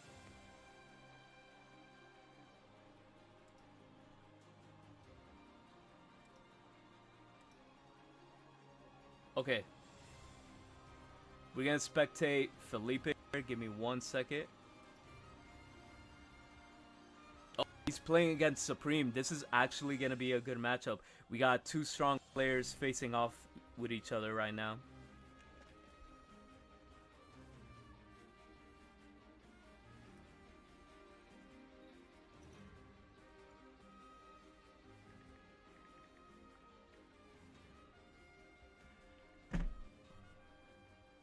Alright, so it seems like Supreme is playing the Mega Lopunny deck, and we're playing against Indeedee Swablu.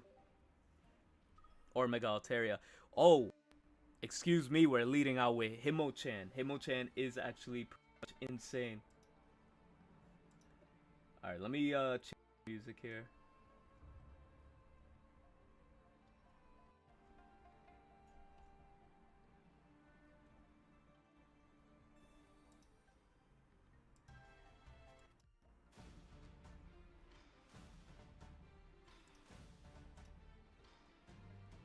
Alright, so hit him with a red card, putting him down to 3 cards. Now he top deck. Oh my god, are we like crashing out? What's going on with the stream? He has Professor's Research, which ended up allow him to see more resources, but he's going to get a clean knockout on Swablu. Remember, Licia is an amazing card. Licia is amazing, but at the same time, the only drawback, you do have a bunch of Pokemon that have 50 HP damage, and they're gonna get knocked out real quick if you don't have the resources in order to deal with them. So going into Swablu, 1 energy. Are we gonna go for Sing or are we gonna go for the evolution? Opting in to go for evolution here so you don't get knocked out, but at the same time you're gonna take 50 damage, but you get to heal your Indeedee with your Indeedees. You pretty much have a safe setup. Wait a minute, he used red card here to give his opponent 3 cards, and arguably that was like the best 3 cards in the game that he could have drawn. But you really need this Lucario. You really need to get this Lucario live if you want to start, actually doing something. So, go with him on top. Summon the him on top here.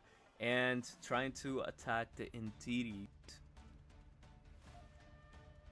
Now, this is a good strategy here, because you could definitely, take advantage advantage of the Indeedee being like a EX Pokemon and potentially stealing the game that way. He wanted to shotgun that Sabrina so bad. I just saw that. He's like, but I don't think that's gonna be the right play for him right now. But swinging in for 150 damage. You definitely need this Lucario and Cyrus, apparently, if you want to keep winning. And we're going to do more damage into the battle. My bet, he's going to keep attacking the Indeedee. Not sure if he's... I think this is the more aggro version where you don't play a Mega Pokemon. You just straight up play all fighting types and pop off. Still no Lucario on the board, but you got 90 HP for Indeedee. Now, the one thing too, he's very behind on energy. So being behind on energy is kind of bad right now if, you know, you're Supreme. He's definitely gonna lose the Riolu. So the dream of having the plus 20 from the Lucario is kind of dead right now. Kawano having 2 points right now to Supreme's 1.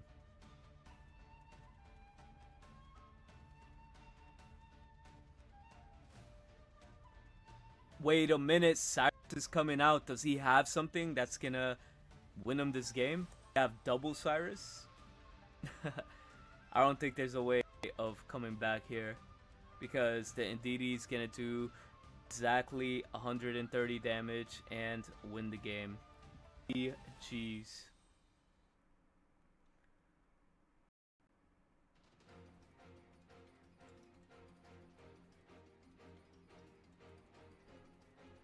Okay.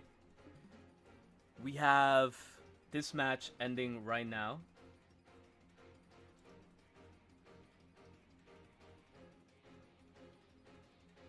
Okay, this is a nice setup here.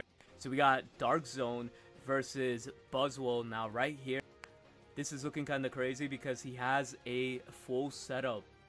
A full setup on the field. Has the Lusamine in order to attack.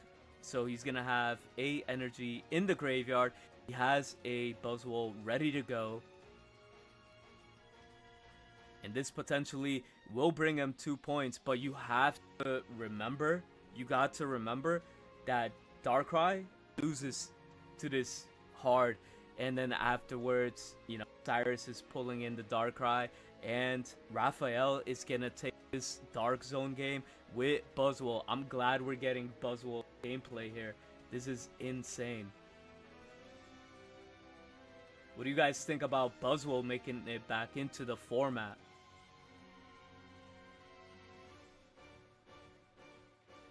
Okay, so we have Magnezone or Choreo versus Greninja Altaria. Now, this is actually looking kind of good for JH. The reason being, the only way he could do damage is attacking with Greninja, pinging with Greninja, and attacking with Chingling. So right now, he could be like as aggressive as he wants with his Oricoreos. And he could just apply energy wherever he wants on the field as well. So he could really take control of this game super fast. That's the problem with the Greninja deck.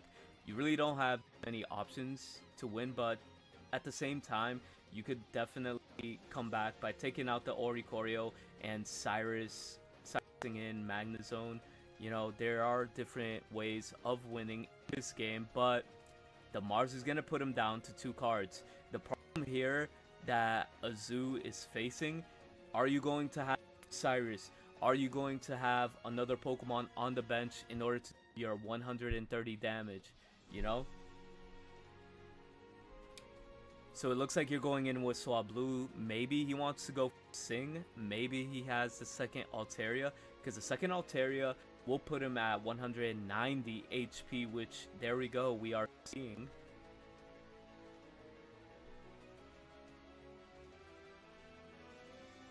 Going in for Greninja pings. Now, the biggest thing is, are you going to hit the Ori or are you going to hit the Mag? This is looking kind of dangerous for JH, right? One of the reasons why I'm gonna say it looks dangerous for him, because his opponent has access to double Cyrus, right? Or one Cyrus, right? Which is enough to win the game. He could always Greninja ping the Oricorio, Cyrus out the Magnezone, and win the game that way. So there's multiple win conditions. He did play Professor's Research that got him closer to Cyrus if he has the Cyrus. So it really depends on what happens here. Going in. Alright, Magnezone is probably already in the graveyard from the last turn.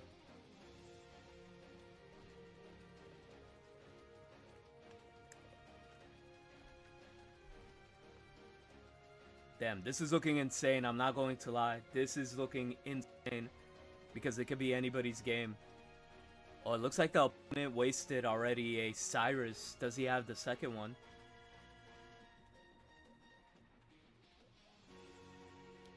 I think he's in a situation where he's going to be forced to attack with the Magnezone here. Doing the 90 damage on Mega Altaria here. But there really isn't no way, because like he's not dealing these massive amounts of damage in order to win the game, so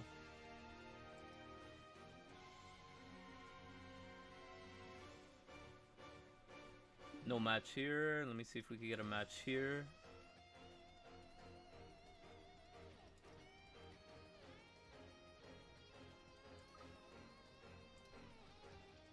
Alright, so Magnemite, Dark Zone versus Greninja. Greninja Altaria, two of the arguably the best decks in the format right now. He definitely lost Froakie here. There's no way of really coming back here and winning that, unfortunately. Let me see if the Tina player is still playing. Dark Tina is still playing, but 67 matches out of 76 are completed at the moment. Alright, looks like a majority of people are finished. We got 68 out of, hold on one second. We got 68 out of 76 matches, actually 70 matches completed. Let's see how everybody else is doing right now. Go to pairings. So undefeated, we have a Magnezone Mega Absol. I don't know why it escapes my name. We have Magnezone Mega Absol. Again, we have Altaria, straight up Altaria. Another straight up Altaria winning this match. We have Yami here that is also 4-0 playing Dark Zone. Mango 4-0. Prelux is still 4-0 with Swininja. Guys, this is a good deck. It's still a good deck. It might be seeing less popularity, but people forget Greninja is strong. Greninja EX is strong. You guys don't want to sleep on that. You guys do not want to sleep on that. Ken is also undefeated. He actually performed really well in yesterday's tournament as well, so you can't sleep on Ken. He did top 4. Kagero is also 4-0 with the Frofru. It looks like the Japanese players are enjoying this deck right now. The Frofru is undefeated, 2 of them. So if we retreat here, let's see what else. This is currently undefeated Charizard. I'm sorry, but Charizard is always going to get my respect because it's one of the best Pokemon. Shoutouts to Charizard. Overall, this build is playing Sabrina because, like, you know, Sabrina into anything in the back row, because people like summon Pokemon, put Pokemon on the field that could be wiped out easily and then you get punished for 50 damage. If you could like put them in a situation with Sabrina and then attack 250 into an EX or a Mega of their own, that's, you know, a good strategy to have. So shoutouts to this player for being undefeated with Charizard. Charizard did win a match not long ago. I mean, a tournament not long ago. So we have Greninja, Altaria also undefeated. Another Greninja, Altaria undefeated. That Bugman also undefeated with Charizard, but his build playing Repel instead of Sabrina. You know, situation where we're going to find out what is better. What is better, Repel or Sabrina? So stay tuned until the end of this stream because we will find out what's off. And then we have a bunch of X1s. This deck is kind of crazy. You can't sleep on this deck. This deck also...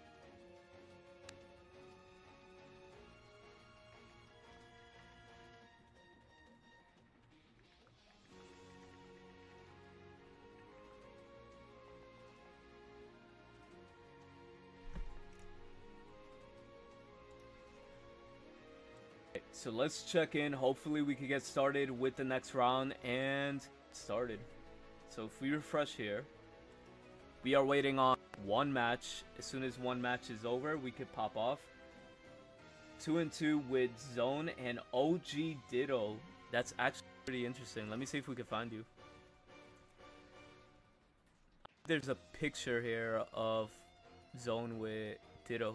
Actually, you're right here.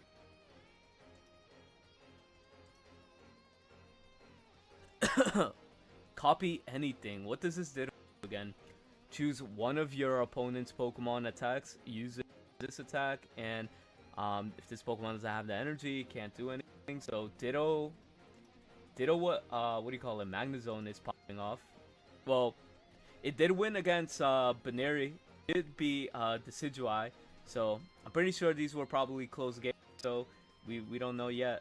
But that's actually a pretty nice cook. The fact that you could you know, come in here with a unique deck like that. Another deck, he ended up dropping.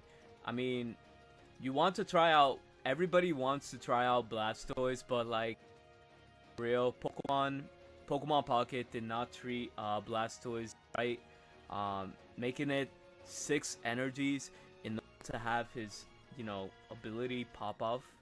That's kind of bad. I'm sorry. I'm sorry for Blastoise. Any Blastoise fan in here? Okay. So we have a bunch of 3-0s on the next pairing up. We're still waiting. Who are we waiting for? This is a good question. Alright, we're waiting on Blue and FedEx. So Blue's actually playing an interesting deck here. Playing Aegislash Mega Altaria, so you know this makes Altaria's, you know, attack, you know, with a full bench 160, you know, getting plus 30 from Aegislash, and you know you still could spam the field with Chingling and everything like that. So you know that's a nice cook he has there. He did have a late entry. This is why he lost 2 matches. But he did win his first technical round against what do you call it, Magnezone. So this deck is kind of cooking. If it could be Dark Zone, why couldn't it be you know, Altaria Furfrou? But you can't count out FedEx here either. He did lose to 2 Jolteon decks, which is kind of crazy, but he did beat a Mega Charizard Y. So again, if you want to make top 32, all you have to do is go X2. If you could go X2 all the way through, you can definitely win that interaction as well. So let's keep going back here and refresh. Hopefully we get somewhere. There is 1 minute 20 seconds left in the tournament left, so 6 energies for the same damage is not worth it. Yeah, like 6 energy to do the same thing Ampharos could do. Yeah, I'd rather pick Ampharos. I'd rather pick Ampharos any day of the week. Okay, that match ended up concluding, so we are getting ready to move into round number 5.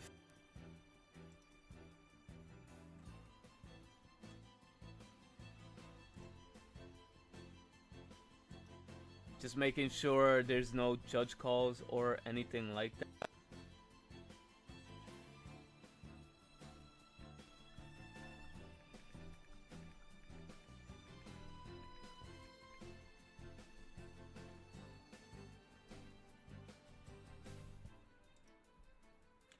Alright, we got the next round up. Hopefully we could spectate other players.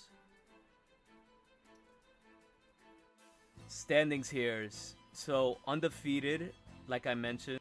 These are all the undefeated highlighted. It's a mixtures of Altaria, Greninja with Dark Zone. 2 Dark Zones only undefeated. 2 Mega Charizard wise undefeated. And then the rest are like Altaria variants. I'm sorry, 3 Dark Zones undefeated. Who do you guys think is gonna stay undefeated? So while we do that, let's do this real quick. I'm gonna try to get you guys more perspectives here. Hopefully we could find other matches. Oh, you know who we could spectate? Sekiro.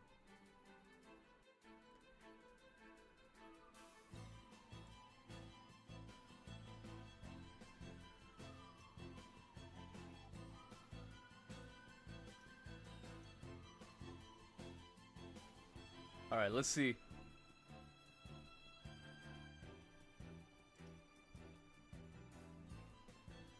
He's playing Venusaur Oricorio versus, he is 3-1, it looks like. Let me just double check.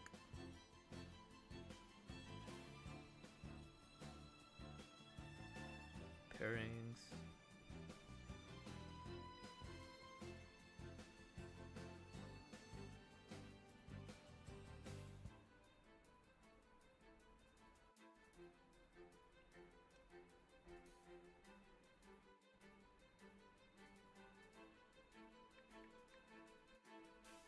Yeah, he is currently 3-1, playing against Swablu Indeedee, it looks like. The Swablu Indeedee versus Bulbasaur. But like, he can't really do anything right now because Oricorio's out on the field.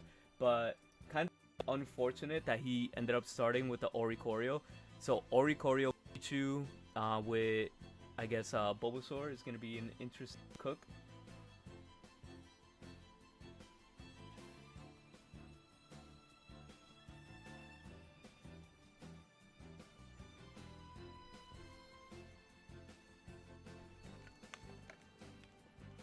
Alright, so ended up waking up and giving that energy to Oricorio, which is actually massive in this matchup, right?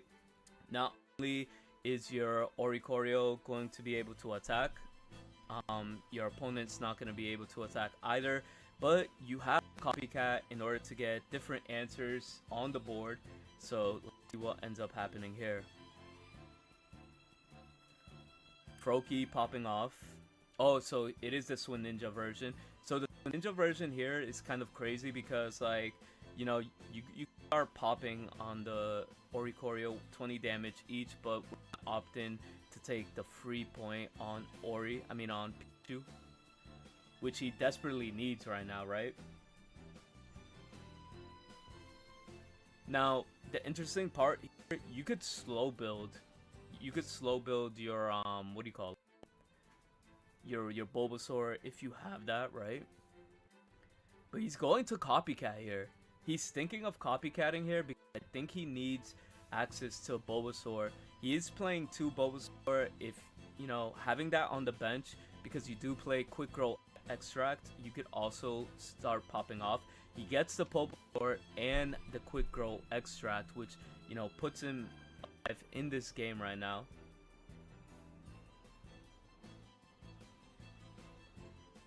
This is looking crazy. I'm not going to lie. But can he get a Greninja? That's going to be the real question. Could Greninja come out here and start, you know, doing the things that Greninja does? Professor's research is going to help him out. Pokeball coming out. Not that kind of scared me because Rare Candy could just be, I don't know. Rare Candy could just pop out of nowhere. It has the same animation, but puts the Psychic Energy, puts the Froakie here. Let's go. Quick Grow Extract is gonna come out here, and slow building the Venusaur looks like it's gonna be a direct play here. Let's see what Ruby responds with. Right now, all he can really do is just stay there and take a beating with Oricorio. Going to opt in for what do you call it? Copycat, because you desperately need that Rare Candy Greninja. And he ends up getting, which is insane in my opinion. So now, this puts him in a situation where he cannot evolve his into Venusaur, because if he evolves into Venusaur, he's gonna be stuck there with an Ivysaur or a Venusaur with 4 retreat costs and can't really do anything, because, you know, Cyrus is a real card that you have to be play around with. Oh, he's going to evolve anyways because he doesn't believe Cyrus is real, and just going to continue to you know, swing. So he could have just opened up a win condition for his opponent, and he has the Cyrus. He has the one Cyrus in order to pop off, which is kind of insane. He's gonna do 130 damage here. Going to retreat. Not going to retreat. Placing the Mega Venusaur was definitely not the way to go, because you can't really do anything here. You can't retreat, and that's gonna be it, unfortunately. Yeah, nah. I feel like if he would have held, I think if he would have held off, he would have been in a better position. So let's go into another tournament match so we could spectate others in the Discord.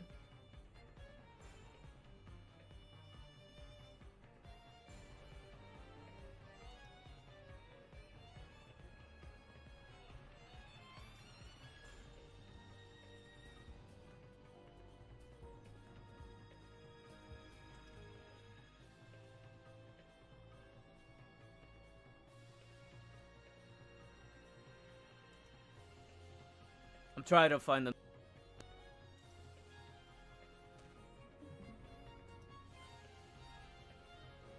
Okay, I got another match for you guys.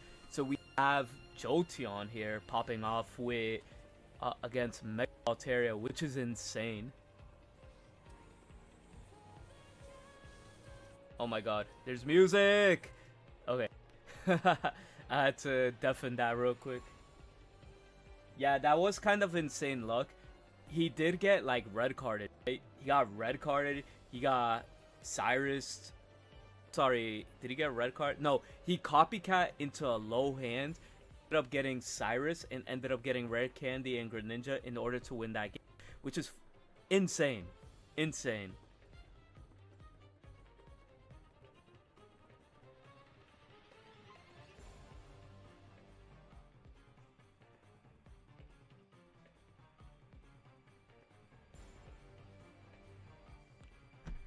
But then again, you can't sleep on Jolteon. Jolteon is really, really strong deck right now.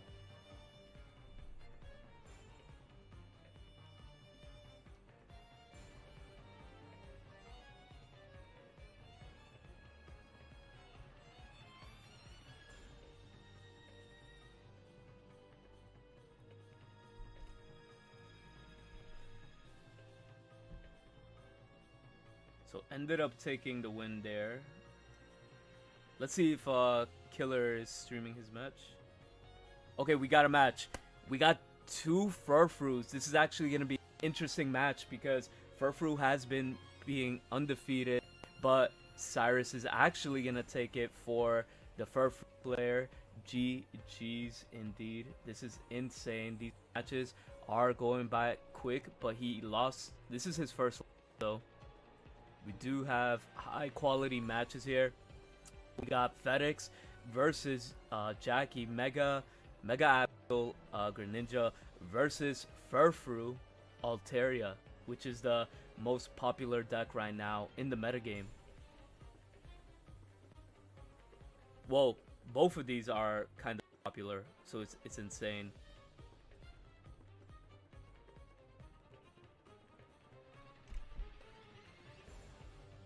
I wonder what the Greninja player is gonna do here, right?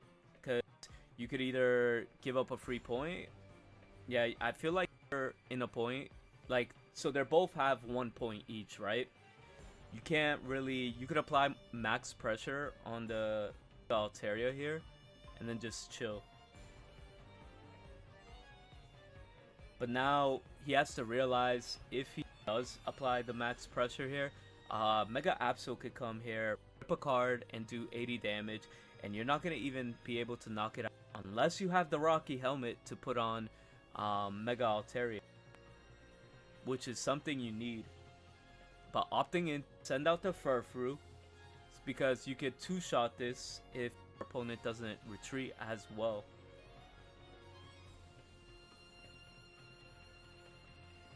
But there is rare candy on the play, getting the second Greninja, which is insane. Going to, you know, use, what do you call it, Water Shuriken on the Altaria twice.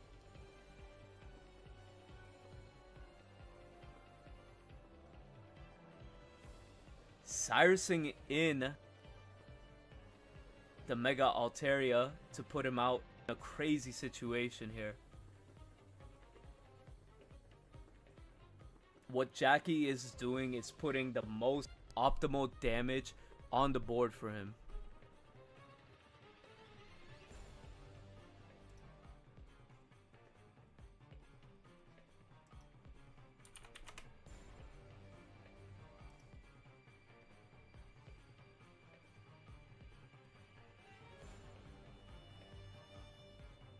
Yes, there is a delay in the stream.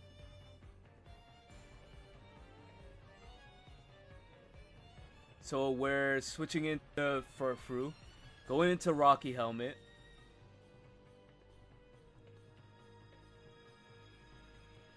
Insane, you get the free point, but the one thing FedEx is not expecting is him to have the second Cyrus. The second Cyrus is insane. And this is going to wrap it up.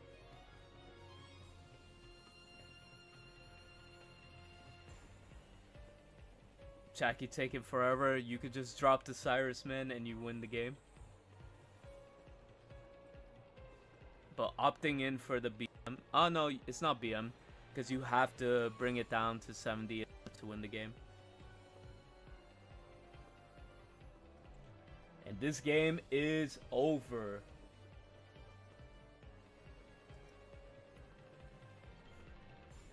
Wait, I have Decidueye, guys. Oh, nah, that... we just missed it. Crazy. Alright, let's go into a different match.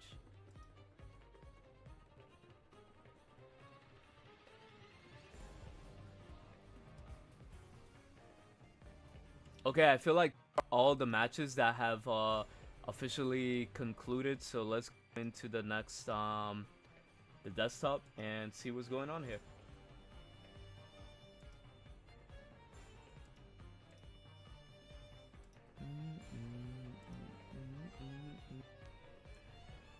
So round number 5, yeah, 66 matches out of 67 are completed.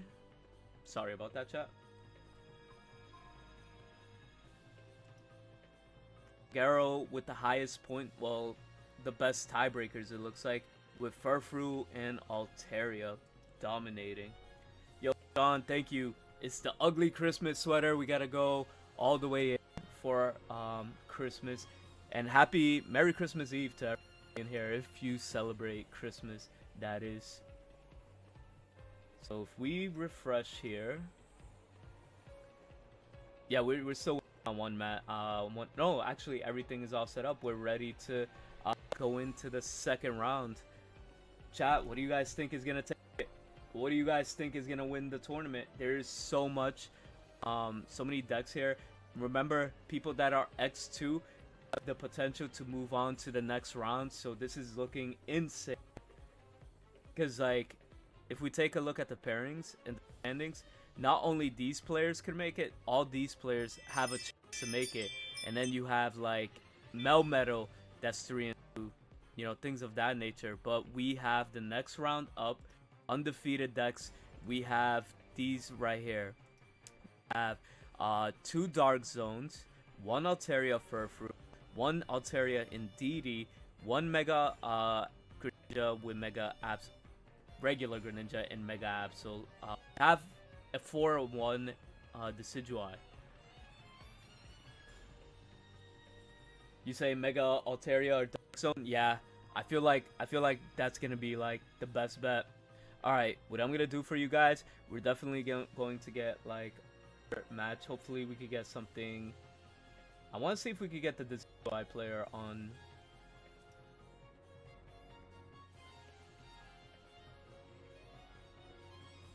Okay, we have Decidueye. We could get the Decidueye player on stream. He's just looking for his match right now.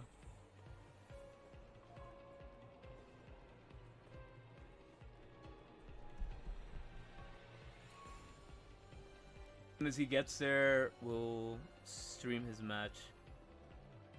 Pairings. Oh, what was his name? His name was Canoe something.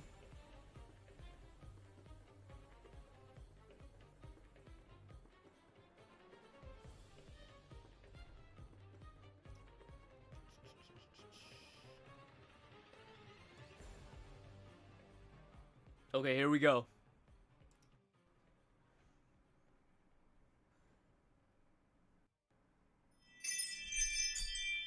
We have a Megalopony versus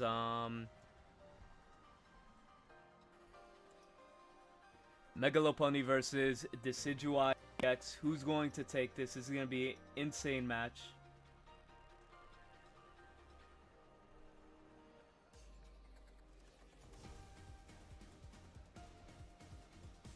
So activating Maze so you could see your Baneri coming out in the field, which is pretty interesting. Going in for the X speed in order to go for that extra 20 damage with the Tyrogue, which is absolutely insane here. It's very much needed here in order to pop off. Pokeball. So, you know, the thing about having the Pokeball here, you could get the other Decidueye, the other Rowlet with no threat, but that is unfortunate that Rowlet, you have to use the Leaf so early in the game for almost nothing. But we're gonna go for the Snipe here. He has 1 rare candy actually from winning this game right now.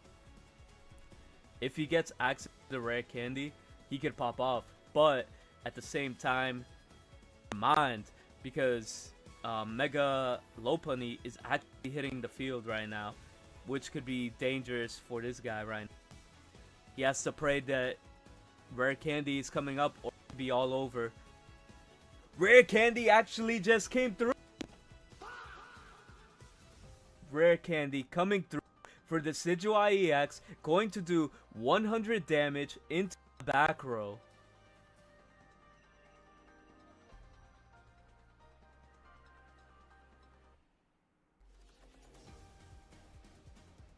What are we watching, chat? He has to go into Baneri. He has to confuse the Decidueye if he wants to stay in this tournament.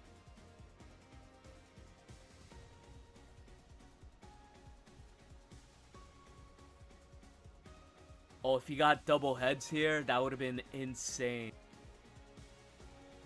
Now, he has a very important choice to make here. Does he attack, risk it all, Or does he retreat? He could retreat here and attack with Chingling. Be a little safe.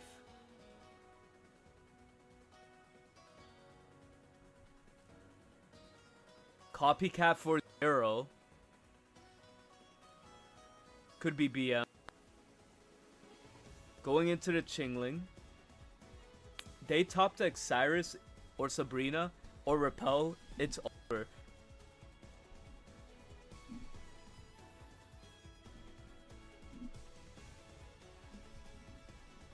He did Copycat here, so it's not a BM play. It's so his opponent can't use Copycat themselves. No matter what that Mega Lopunny does, if it retreats, it's still going to get hit by Decidueye. It still gets hit by Decidueye, which is insane. Insane.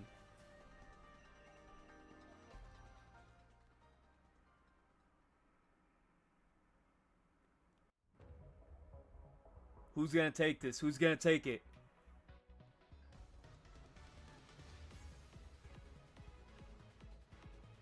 He's in a very tough spot. Like, if you haven't drawn anything to, like, you know, get the Decidueye out on the field, you're kind of in a bad spot.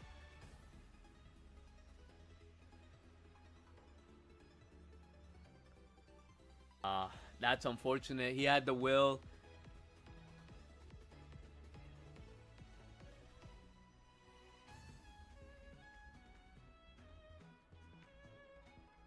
So it's like Decidueye is going to take this game.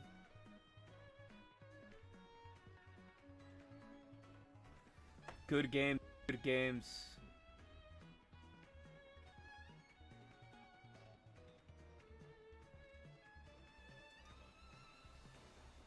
Decidueye did win that match. We're gonna go into spectating. Indeedee versus Dark Zone. This is a high level meta playing like matchup right here. Both players are undefeated, I believe. Yeah, both players are undefeated, so this is gonna be a matchup here. Dark Zone versus Mega Altaria EX. This is an insane matchup to be a part of.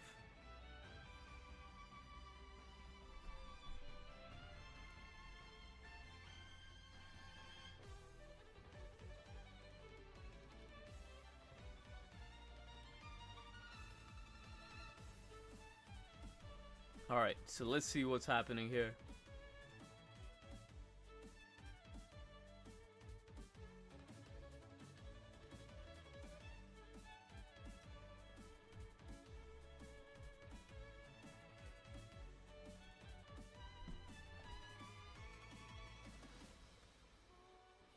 So, already making use of Indeedee here, which is absolutely insane. Absolutely insane.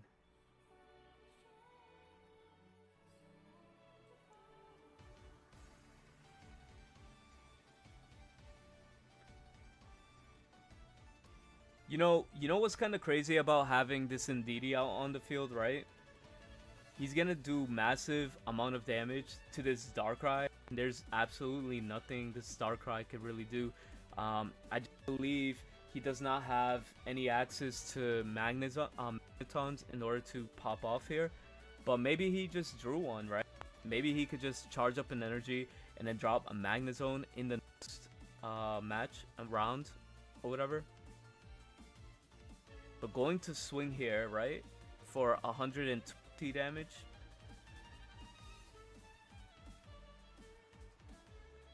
I believe this is enough for game here. Because he doesn't even have a Magneton in order to do anything with his Magnemites in the background. So 120 damage coming up. The healing was made sure so Darkrai can't ping Indeedee out. Having access to Galtaria, you know, getting ready to attack is pretty insane here. So he could send out Magnemite in order to get that, you know, knocked out instead. But opting in for red card, losing Sabrina and Cyrus. That was huge. That was huge. He needed that Cyrus in order to win the game. Needed that Cyrus in order to win that game. Going to get 3 points here. But actually, that's actually going to wrap it up. No, he's not going to retreat. Kawano is going to continue having a successful run. And that's going to be the game.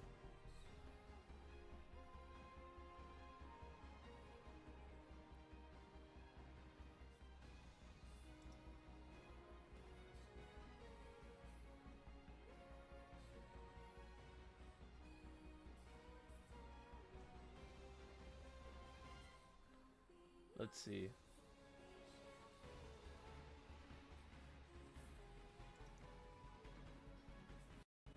Is Killer playing? Okay, now we got a good matchup here. We have Ninja versus Dark Zone. And it looks like we're leading out with Absol. Not fearing the Suicune whatsoever. Killer has 1 point already. And is going to go for the Mars to make sure he has no other answers.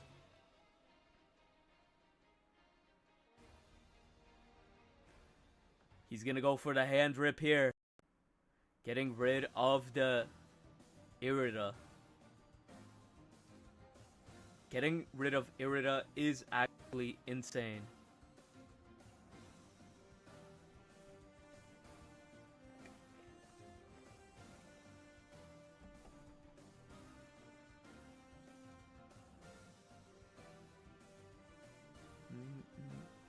So healing with Indeedee just to make sure, you know, you capitalize off the ability as much as possible.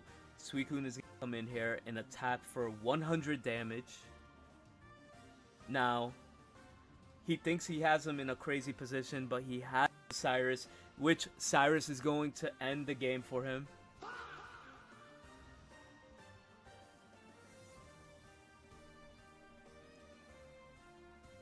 Making it a good game right there.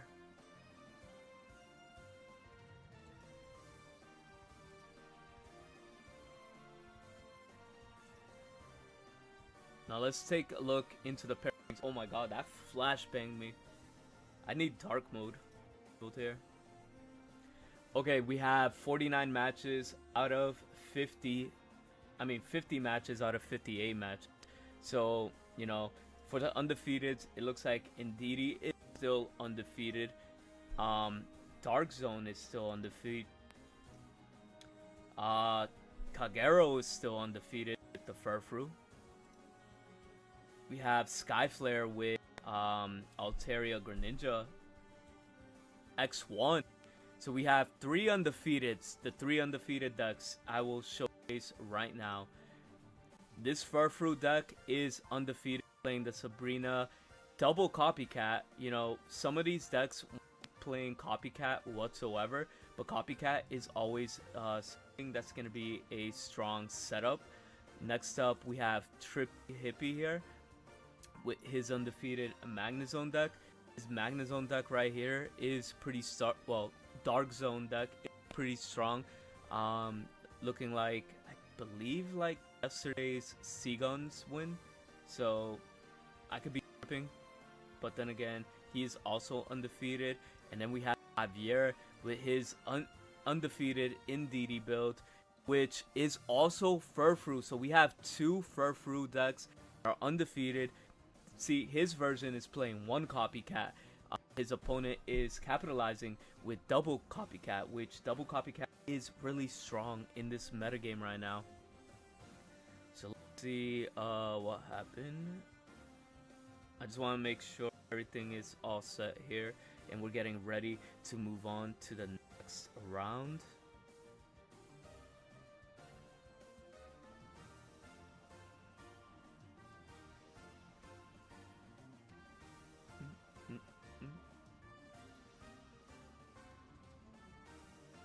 Okay, so we have 52 players, so we're still waiting.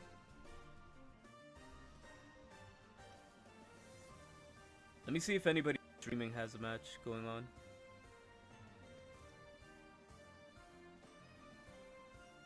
Is the Brick still playing? Hopefully he's still playing.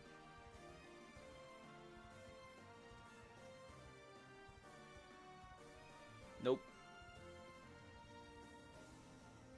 How many rounds left? We have quite a few more rounds to play. Let me double check what else is popping off here. Damn, we have. I'm actually interested to see what happens with this matchup. This deck right here is a super interesting deck. Let me just move on over here.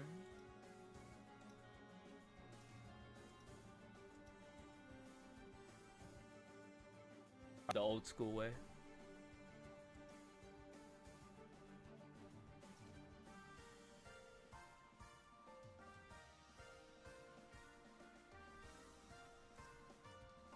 So let's see if anybody has an interesting deck that's doing really well. Yo, actually, what is this right here? This deck is 4-1. This deck is 4, and they're playing Mantike. It's just a Venusaur that's just charging Mantike into Venusaur, into Bulbasaur and everything, and then when it comes out, it does the Ivysaur trick, and then just, you know, you could pop off. Like, I don't know how I feel about this, because you could like brick double Mantike and then just not be able to play the game. But right now, it beat Blastoise, it beat Mega Altaria Greninja, it beat Suninja, it lost to Altaria Greninja, it beat Altaria Indeedee, and it beat Mega Charizard Y. Is this the best way to run Mega Absol? I mean, is this the best way to run Venusaur, Mega Venusaur? It is popping off. It is popping off. And I feel like if you're a Venusaur player, you have to pick your battles, right? It's one day you're gonna be super lucky and do really well, or you're just gonna go 0-2 drop.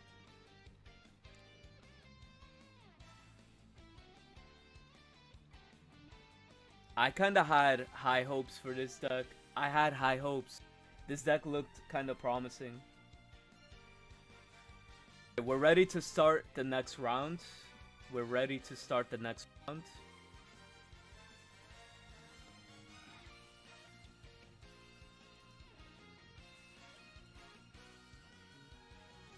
And then now we could start spectating brand new matches so we could get more on the stream.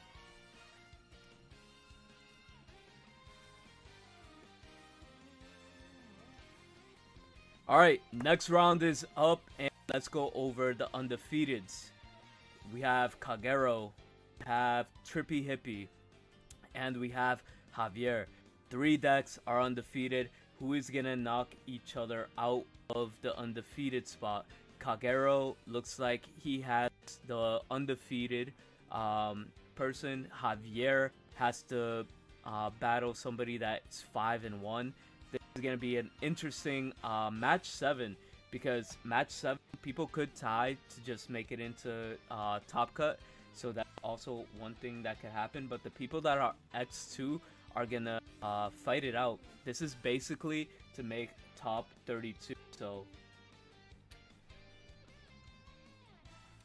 hey, you could definitely join the tournament. You join the Discord, and I post a link on the announcement. You click on it and make a limitless account. Once you make a limitless account, you could definitely join the tournament that way and just hit register. It's definitely an easy way to make it. To anybody in chat that wants to join this tournament, feel free. That's the best way to do it. So now let's see if anybody is playing in the Discord so we could spectate. I'm trying to get you guys at least some gameplay.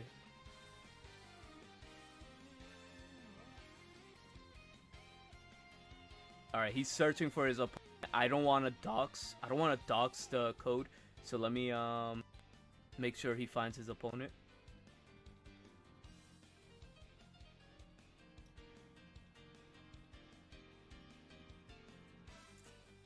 Alright, we got Yami versus Felipe. This is gonna be a good match.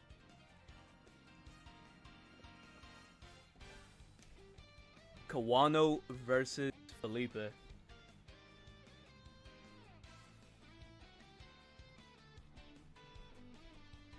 So we're starting off with the Swablu and Chingling, which Chingling doesn't really do anything as a lead here because like when you're playing Swablu Altaria, you're just in a really good spot.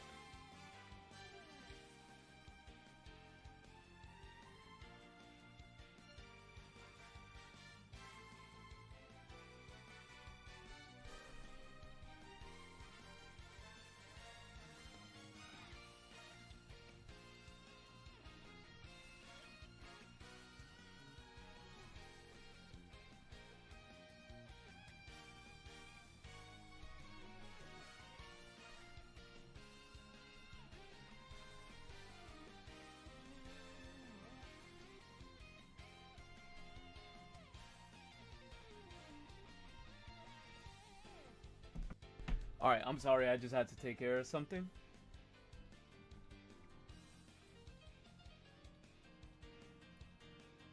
I wonder how. Alright, I think this is better, right? You guys could hear me a lot better.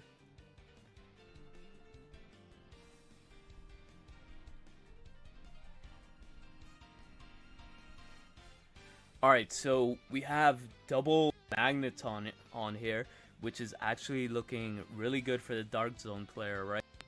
All he has to do is drop a, what do you call it, Magnezone in order to start popping off. So that's actually going to be super major right here. But let's see how this ends up work in his favor.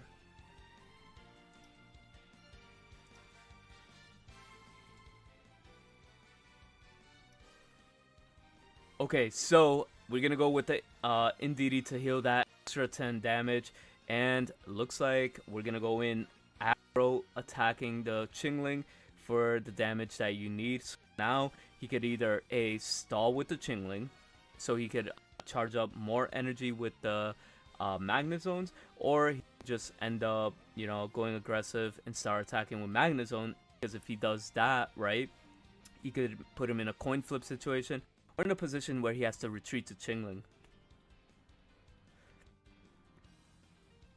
Professor's research is going to get him closer and closer to the cards that he needs, which is going to be insane. I'm not going to lie.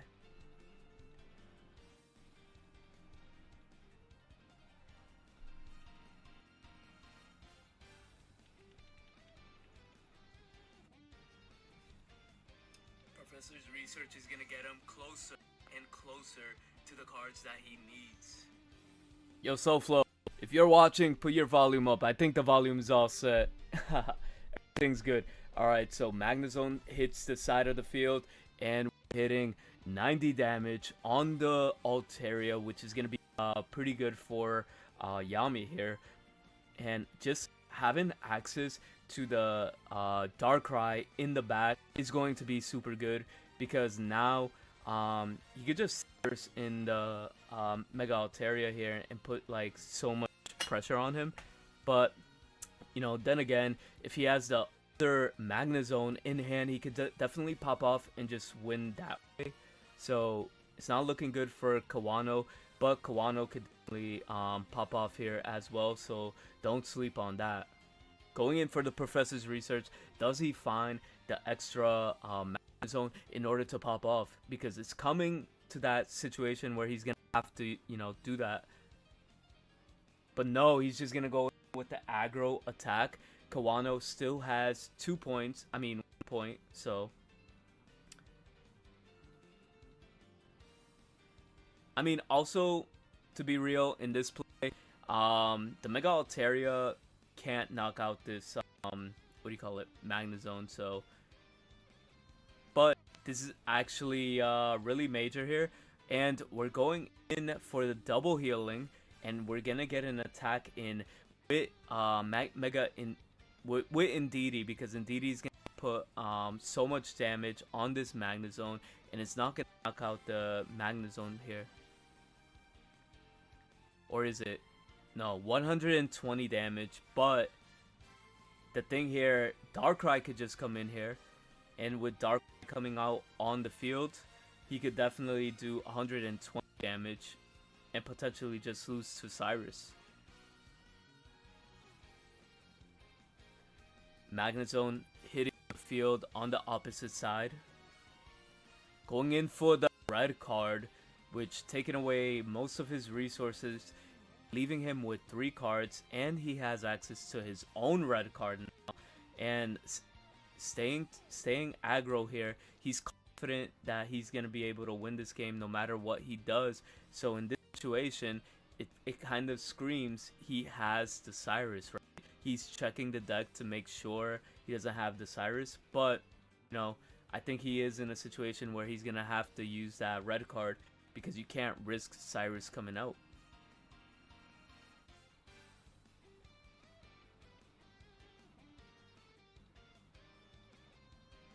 So it really comes down to this one card.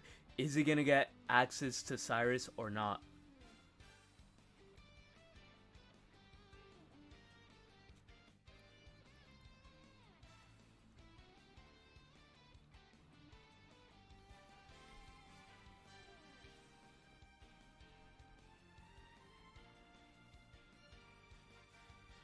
Going in with the ping. It doesn't look like he has Cyrus. It doesn't look like it.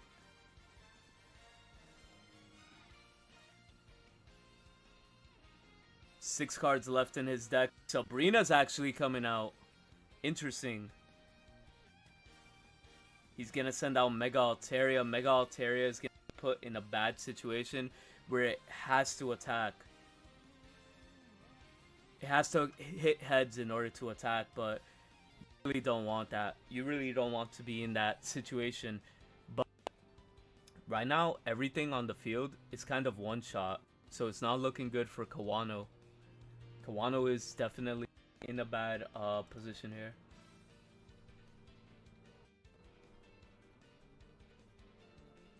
Yeah, that is interesting, Zero Dude. There was low, actually almost no representation with that deck. Almost. He hits the tails, and that's gonna be the game, seems like. Unless he just pulls out Cyrus. Does he not have the Cyrus?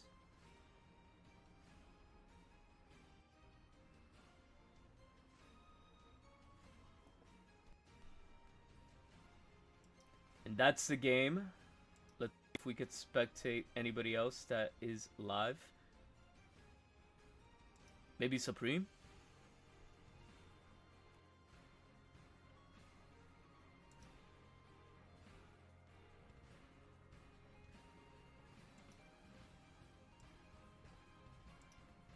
His stream usually takes a while to pop up for some reason.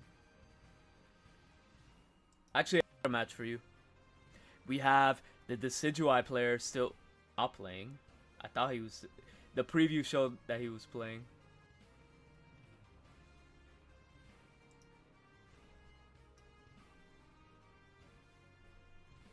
Well, I think it looks like most of the matches are already completed. So let's take a quick look at the bracket.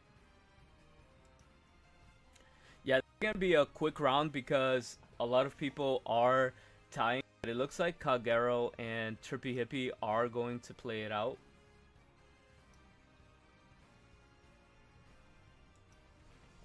It looks like Pain Pecco was able to get the win on Javier, ending his undefeated reign, putting him at X1. So we have these 4 matches still going on. We still got like 10 or 11 matches playing. Let me see if he's still playing. No.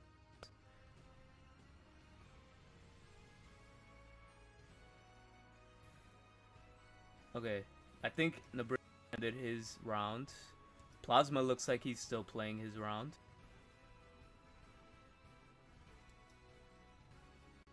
Nah, Plasma ended his, so it looks like most of the matches are completed.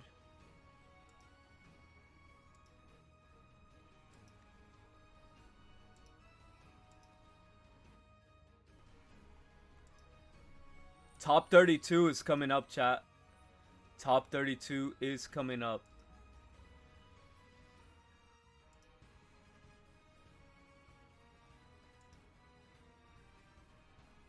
Pairings. 6 out of 51 matches completed.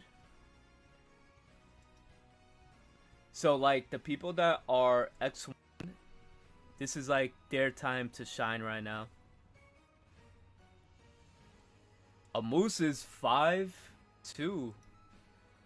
And he is playing the Furfrou deck as well. This deck is really strong. If you want to like see high success rate, you definitely want to start playing these decks. Let me just set up the stream. I'm gonna set up the stream for top 32 because that's where we're heading right now.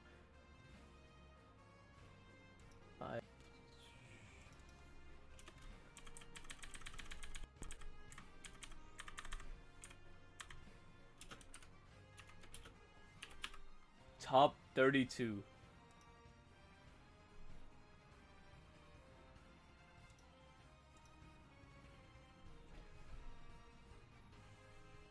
Honestly, you know what I think? This is going to be a hot take, but I feel some version of this deck, some Furfrou version, is going to win the tournament. I really do feel like Furfrou will somehow do nasties. But there is a lot of Magnezone players that are popping off because overall this deck is amazingly strong and you can't, you know, disrespect this deck or else you would get blown out of the waters. Let's see Yami. Yami is doing good as well, playing Dark Zone. That's the match that we ended up spectating. This deck is super strong.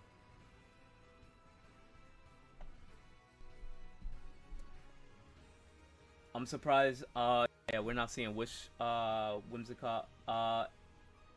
Ella Nick, you could just stay until the round is over. Maybe one of your tiebreakers gets you in or something like that. I know X2s definitely make it, but like just find out if your tiebreakers pull you up. It is top 32.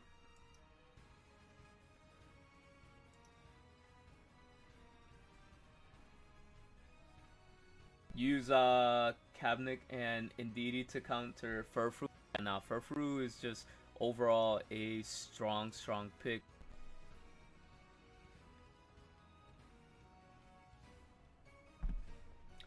Again, also, if you guys are not following me on X, feel free to follow me on X for updates and everything. I do have a lot of updates on Twitter. Everything I share for tournaments and, you know, everything Pocket related as well.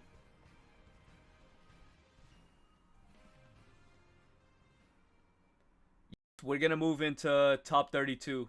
Actually, right now. We're moving to top 32 right now.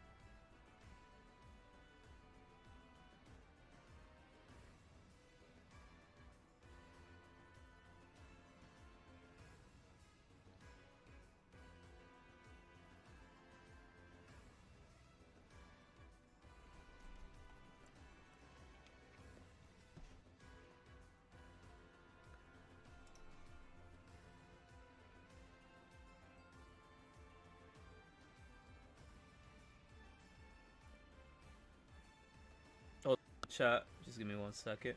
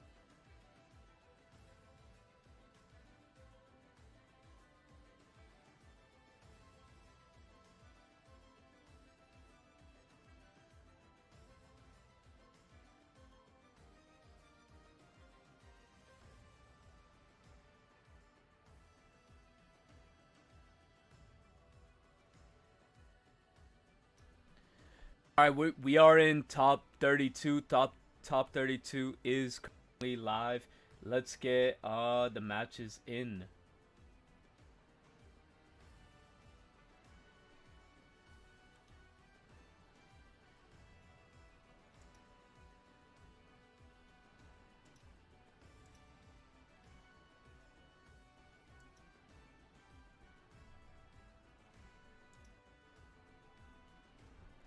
All right, we're gonna have Furfru on the stream.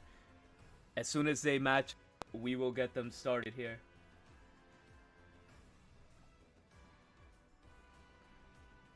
The match we're gonna be spectating, a moose. A moose is playing this deck right here. We're spectating that. And his opponent is playing Dark Zone, so this is going to be a really match. So leading out with is what you want against this deck, which is amazing for a moose. But in the contracts, D-Sick got Chingling, and Chingling is gonna be there ready to attack and make sure a moose has no access to his item cards, which is amazing. Starting off Professor's Research, which is gonna help him out immensely in this tournament.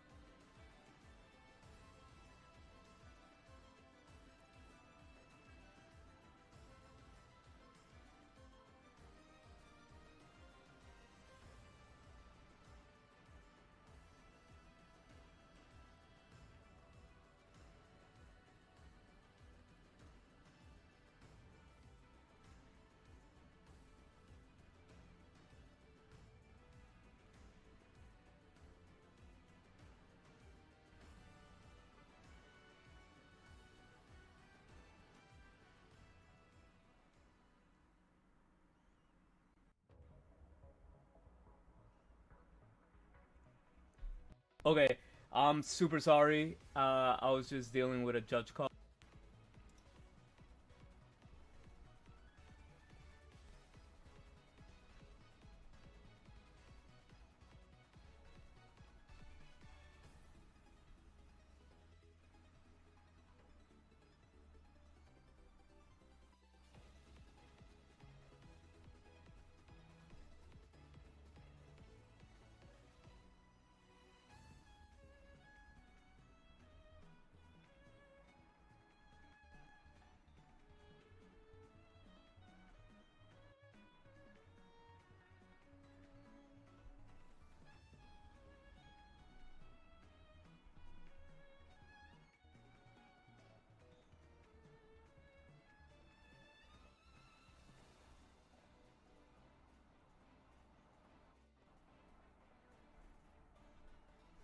I'm sorry. I'm just like all over the place right now. Yeah, there's a judge call that we just had to take care of. I'm sorry for not commentating here, but right now we have the Elect Kid out on the field, damage into Darkrai EX.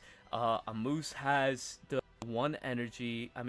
Has 1 point here, and this is gonna be good for a Moose right now because he has a 1 energy on Altaria. Having 1 Altaria energy, it's very immense because like you're gonna be able to attack for 130 damage. If you have access to Cyrus here, you could definitely win the game. You did ping Darkrai EX. Darkrai EX has 120 HP, and this could be a quick game 1. And go in Amusa's favor, and he ends up attacking, which is kind of huge because he does have access to the Cyrus, and Cyrus is gonna be able to bring out the Darkrai EX and wrap everything up, and you know, it is insane. It is insane. Yo, welcome in, KDN the Dawn, pulling out Darkrai EX, going to swing for 130 damage, taking game number 1.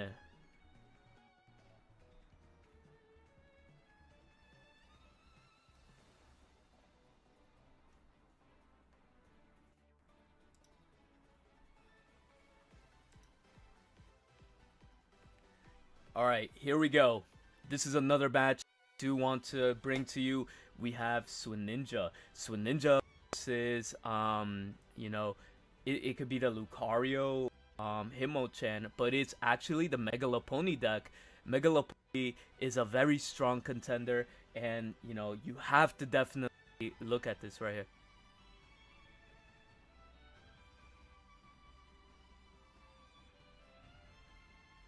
Fuck. Hold on 1 second. 1 second.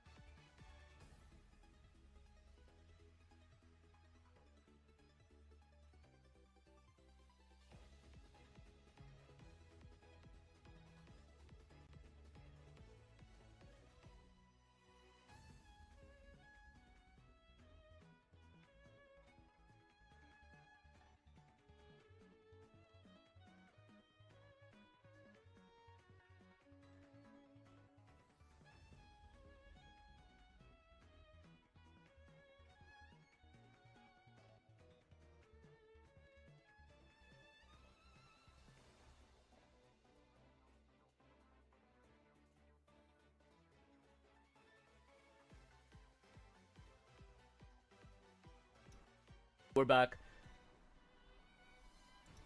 I had to take care of something. So this is game number 2, and Amus looks like he has the advantage here because you have Furfrou. Having the Furfrou here is going to be really pivotal for him because, like, Absol only deals 60 amount of damage and really can't really do anything here. So we're in a position where we can kind of pop off here.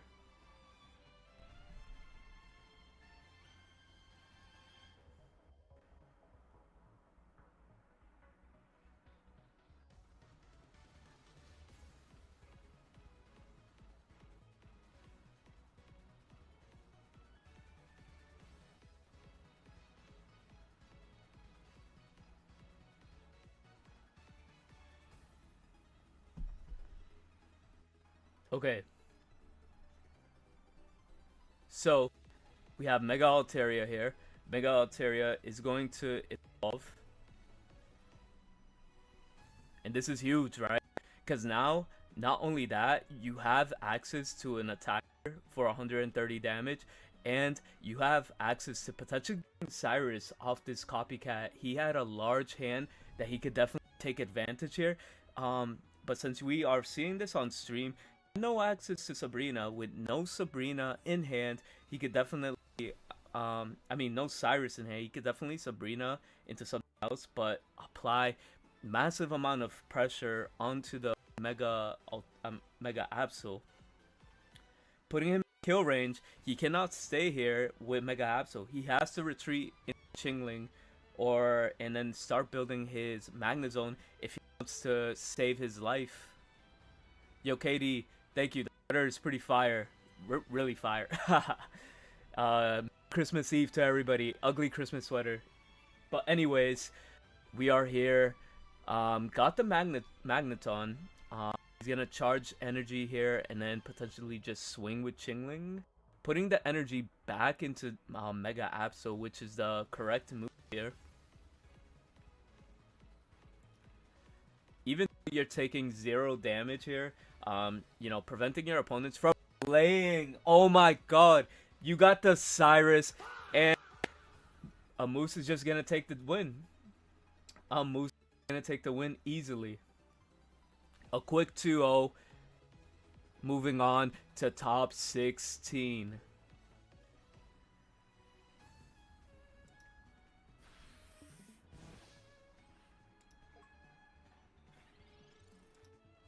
Okay, now we have Aizen Sanosuke, which is a Bleach reference, facing off Dark Zone versus Dark Zone. This is definitely a nice matchup to have on stream, because these are the two most competitive decks right now, and well, it is one deck, right? It is the most competitive deck.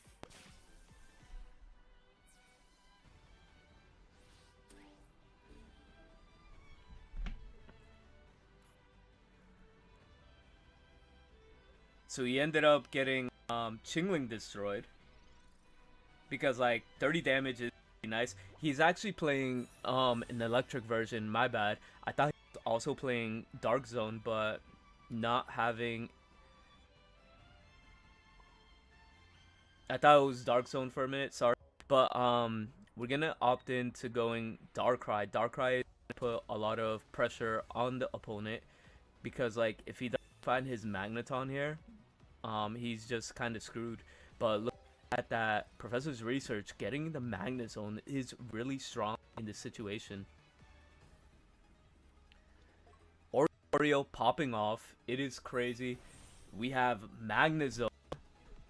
So Griff has, you know, at least something that he could like hide behind, right? He doesn't lose the game if Magnezone gets knocked out. But now he's in a situation. Do you retreat the Oricorio here into Oricorio or not? Because like, you know, he's in a situation, even if he gets like the energy, he could die to like Magnezone, but just gonna go for the Volt Charge. And we're gonna stay in because he's in a situation where he has to, or loses the game. But it wouldn't hurt to put the energy on the Oricorio right now, because you'll be in a very good situation.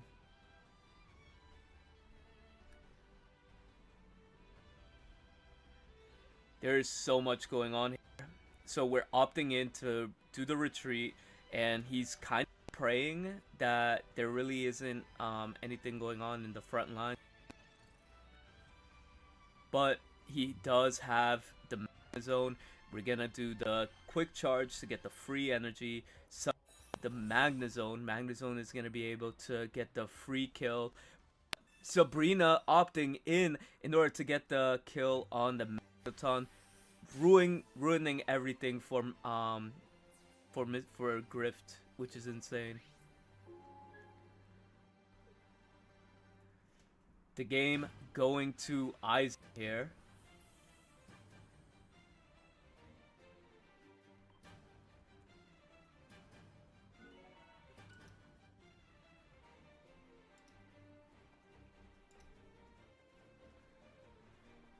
Alright, we have a matchup of Swinninja versus Javier. Javier was undefeated in this with the Furfrou deck, which is kind of insane.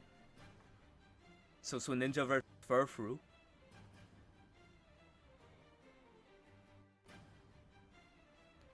Going to put the Giant on Suicune in order to pop off.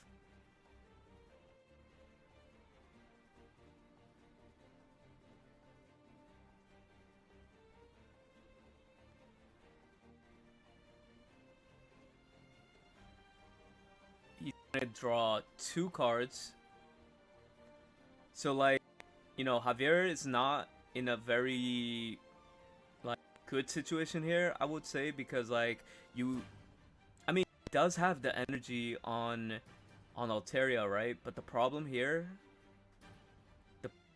is like you need to have a full bench, and your opponent's gonna capitalize with a full bench no matter what. Like with Suicune, just Suicune being present in the active zone is kind of insane if you ask me, because like it just applies so much pressure to their opponent's side of the field, and it makes them play in a different way where, you know, you can't really play out your normal game plan, you know?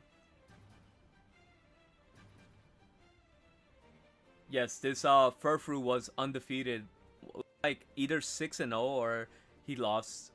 He went 5. I know 6-1 or 6-0. He definitely did go 6-0 and then lost round 7, I think. But having access to Greninja is gonna put 20 damage guaranteed on the Furfru.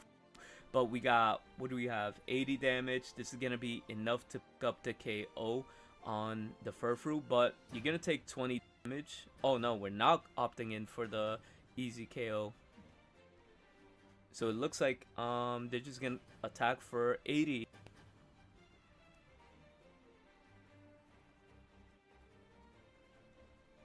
So now they could ping Greninja into Furfru, right? Get the knockout on Furfru, and then once Altaria comes out, you know, the simple fact is you're gonna have to have a full field in order to attack really good, with good numbers with Altaria. So there's a lot of pressure going on here for Javier. Do you fill up your bench and go for the attack, or do you just stay? You hold, right? So much going on right now.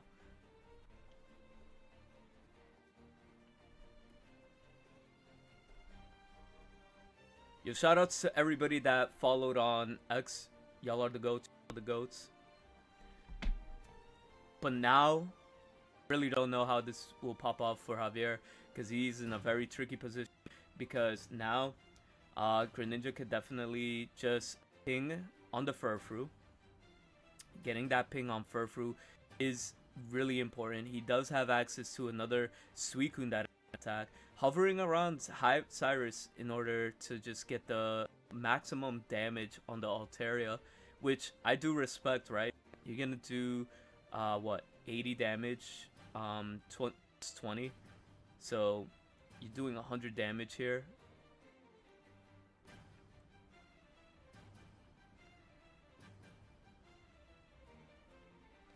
But is he gonna go for the Furfru, or is he gonna go for the Altaria here?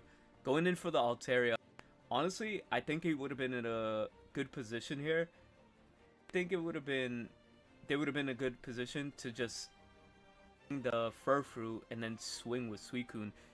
They would have had, you know, they would have been in a situation where Mega Altaria had to retreat, but they're still in a situation where the Mega Altaria has to retreat. But they had, Javier has full hand where they could put a bunch of Pokemon on the field as well. So this is looking insane right now. The Swinninja player looks like they're about to take their game 1, which is crazy.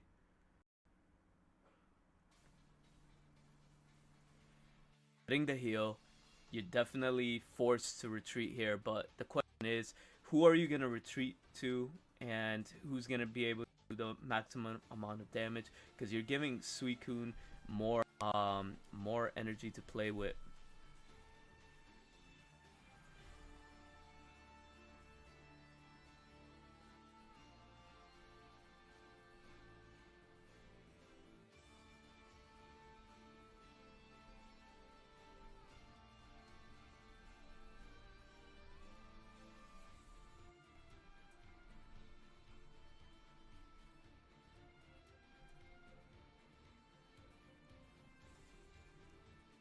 Okay, I'm sorry, I had to do a judge call.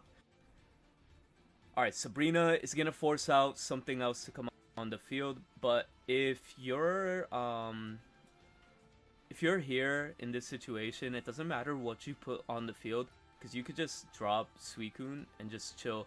They have the timer at 5 seconds, and just gonna opt in for the quick hit.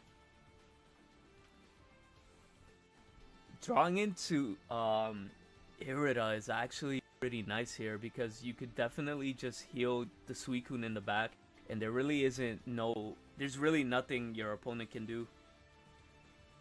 There's nothing your opponent can do in this situation, because Furfru is gone from a Greninja ping, and then everything's gonna be maximized in HP. Like, this match looks like it's over.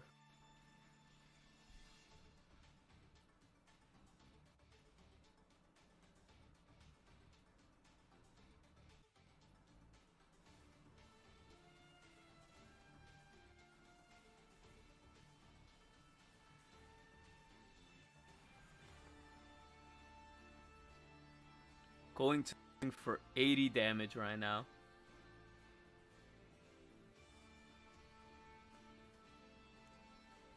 This is looking crazy because Greninja could just stack damage anywhere on the field. There's 80 damage, 80 points on the board, and like it's gonna go to the Swin Ninja. Let's see if anybody else is playing their match so we could get another perspective. Oh, perfect. We're in the beginning of this match. This is maybe the Decidueye, maybe Venusaur, we don't know. We're about to find out. Wait a minute. Wait a minute. Pinsir is in it top 32. Pinsir is in top 32. Leafeon Pinsir versus Magnezone. Dark Magnezone. Turn 1 Leafeon. Hold up. Is Pinsir gonna make its debut today? Mega Pinsir out of everything?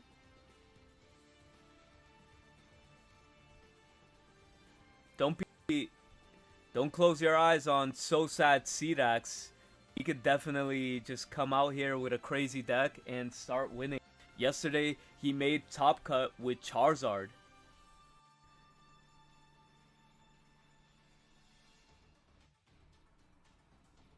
Mega Pinsir hitting the field here, which is kind of crazy. You know, he could quickly build that Mega Pinsir out all the way to like 2 energy right now. Or he could just simply try to end the game, attack 70 here. But, you know, the opponent has to definitely probably retreat here.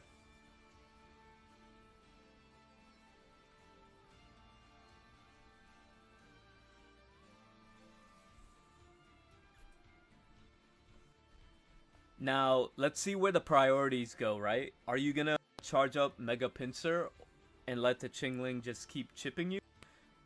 Nope, it looks like we're gonna go super aggressive. We're going to attack with Leafeon EX. That's crazy.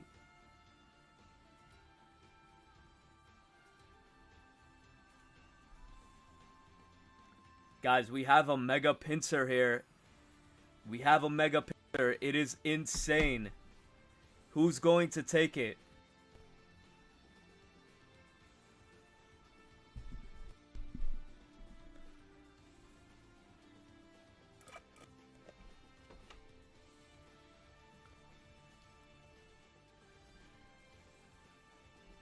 So it looks like they're gonna shuffle in a couple cards.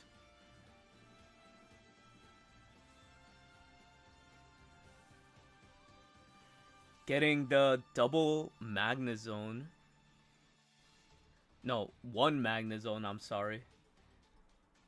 They activated, for some reason I saw double double Magnezone.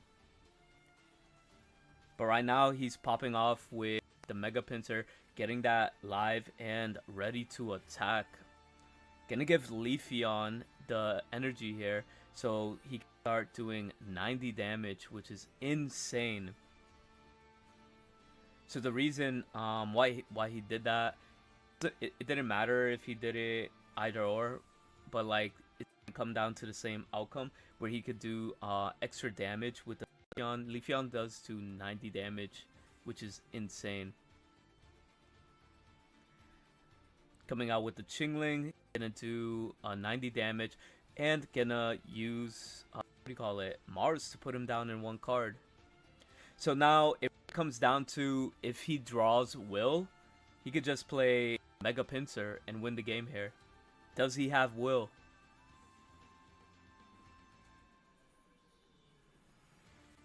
If he has Will, the game is over.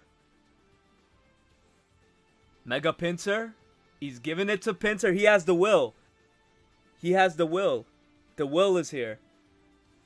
No shot you did that. The Will is here.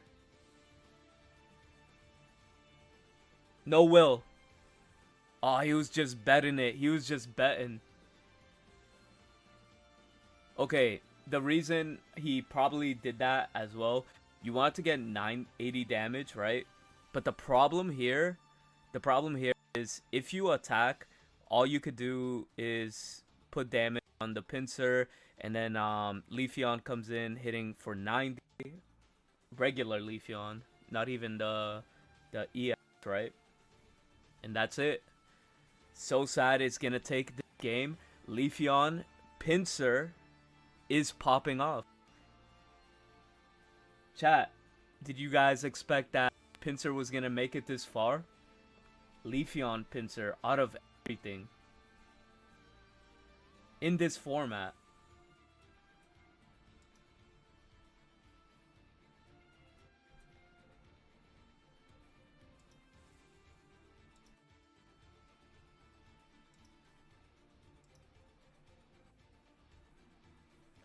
Alright, this match just concluded. It looks like the Magnezone player ended up taking it. Let's spectate this one, Ninja. Okay, it looks like a bunch of the matches are completely over, so we could transition into the desktop.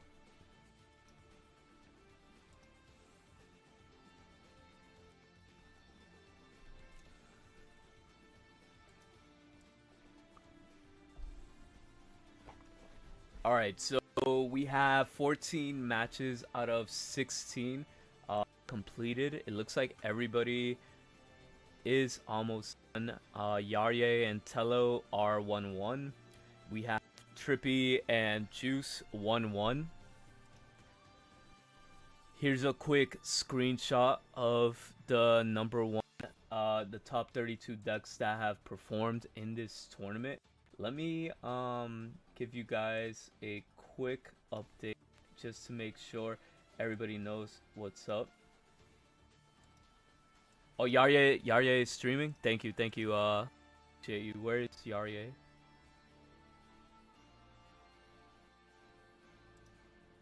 Okay, I'm sorry. I got you.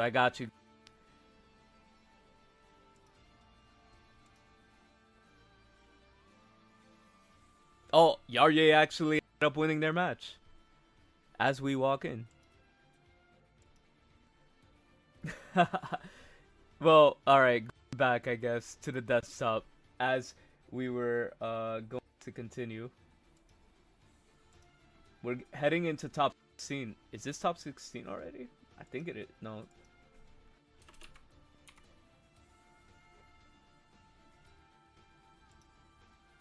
Pairings. No, this is top 32. We're heading into top 16 right now.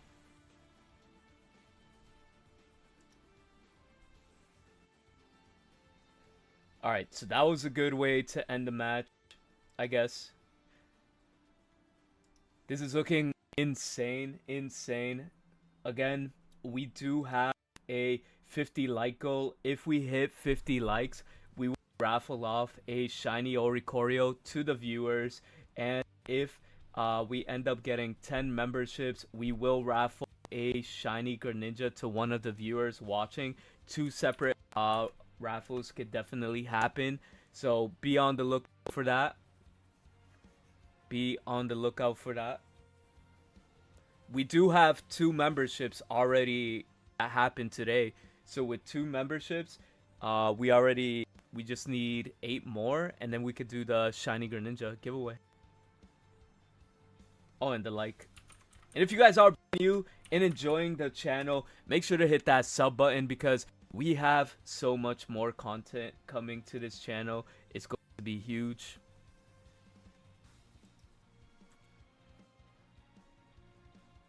So the last match, it is a Dark Zone mirror match. I really have not played that Dark Zone mirror match. It just sounds like it would be an insane time to play. So like, yeah, no, that's definitely something to keep your eyes on.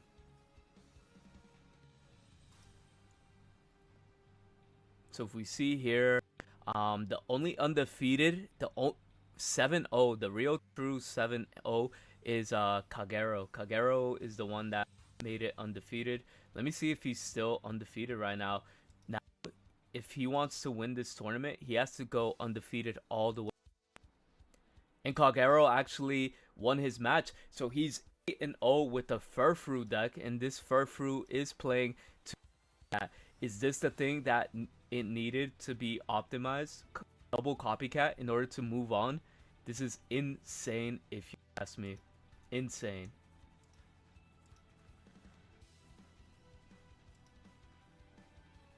So we're still waiting on one more match, and then we could get into our top 8. I mean top 16. Let me just double check everything is all. No judge calls.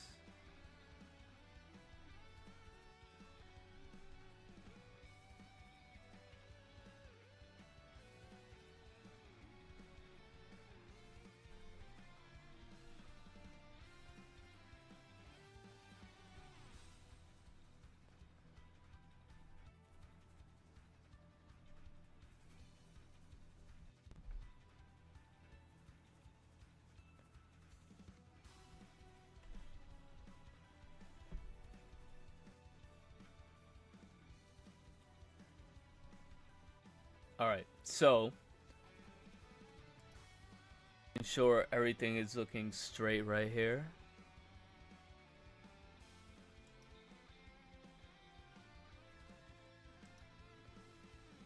Damn, we have a lot of tabs. Let me give this. We have so many decks.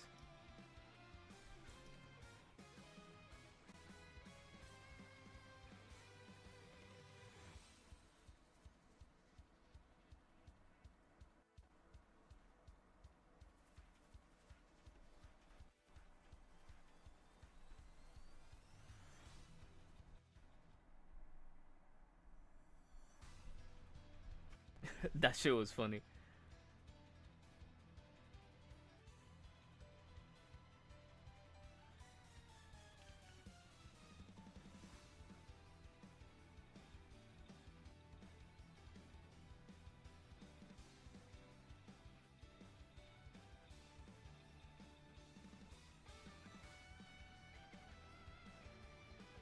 Okay, sorry about that. Furfrou ended up winning. Let's go back and check out the Furfrou. If we refresh here, yeah, nah. Furfrou is one of the most pivotal cards in the format. It has been performing absolutely right. And another Venusaur playing? Nah, the Venusaurs are technically out, I believe. If we check the top 32 Venusaur, actually no, we have one Venusaur, D-Ray. He actually has 6-1. Did D-Ray actually win his match? No, he lost. D-Ray was actually knocked out by Greninja. This is kind of crazy. This Venusaur actually did end up popping off. This did end up popping off.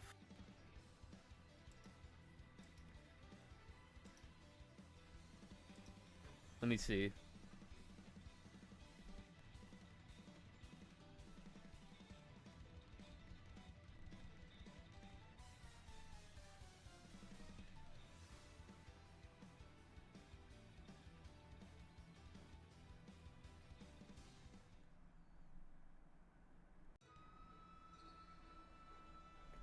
Okay, sorry about that. Okay, the next round is up. Let's go.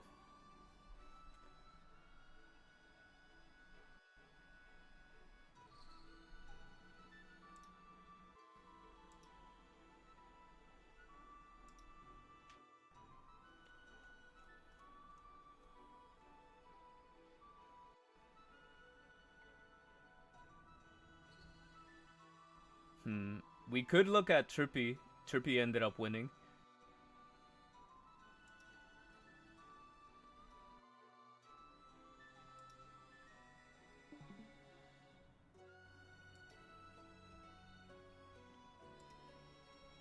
Alright, looks like they're getting their matchup. We could spectate which Trippy Hippie is playing the Dark Magnezone versus Yarye, the Sweet Greninja. So this is going to be interesting because Trippy might have the advantage here.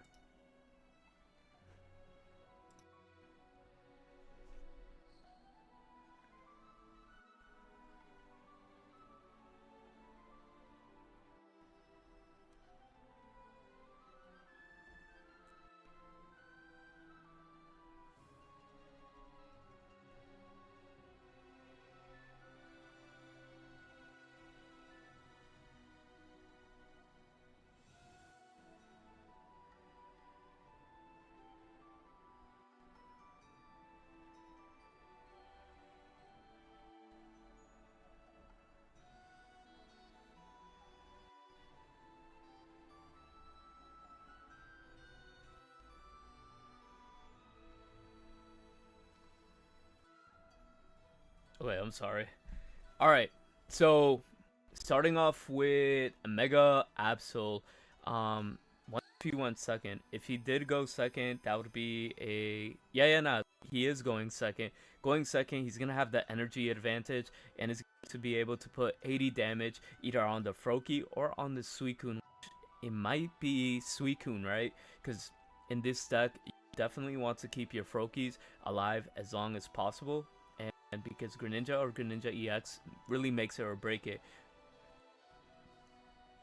But giving the extra 80 on the extra 20 on the Suicune, which is amazing for him.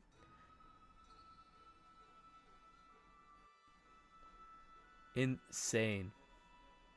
Also in Twitch, by the way, I'm happy for the new rise of Altaria. In the ending of the last meta, it was cut off by a little bit, but Hydreigon was coming back. Yeah, nah, I feel like Altaria did got overshone by Hydreigon, but now Altaria is out here doing moves even with Furfrou, which is amazing in my opinion.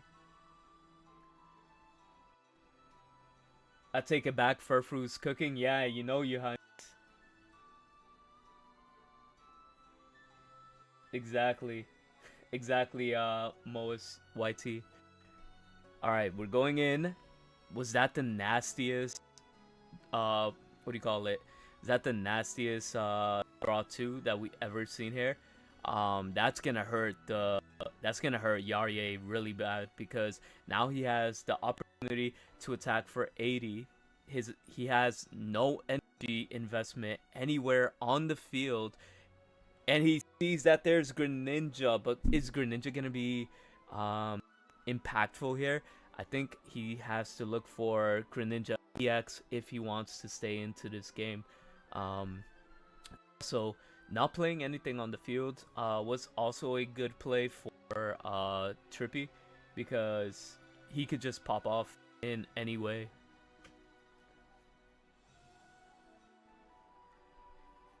Yarye in a tough spot. I mean, he could try to look for Greninja EX in order to like proceed things and start doing 100 damage once this Suicune gets knocked out. He is going to be able to get 2 cards, right, from Suicune and then the draw from his next turn. And I think that's what we're going for. So he's not expecting... Okay, Greninja EX is actually here, which is a problem for Trippy, but the thing is, Yarye is not aware that Darkrai is in his hand. He's gonna take the extra 20 on him and then take 80 points, and then he gets to rip a card from the opponent's hand if he has any trainers. But wait a minute, he has a dead hand, so he's gonna take advantage of Copycat before ripping a card off. He did have a bunch of Magnezones in his hand with a Cyrus, so there wasn't really anything that he could do here.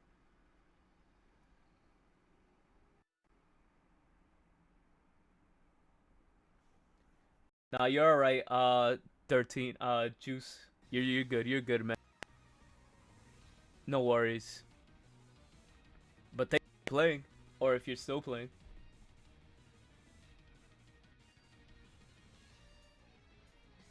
Alright, let's see what ends up happening here.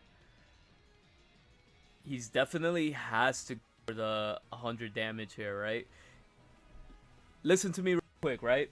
This game is not over, because he could do 100 damage into the Mega Absol, draw into Cyrus, and win the game. So, Yarye is not out of this. Not by a long shot. The fact that he's gone through a significant amount of his deck, I'm pretty sure he's bound to draw Cyrus pretty soon. This Greninja deck is not over yet.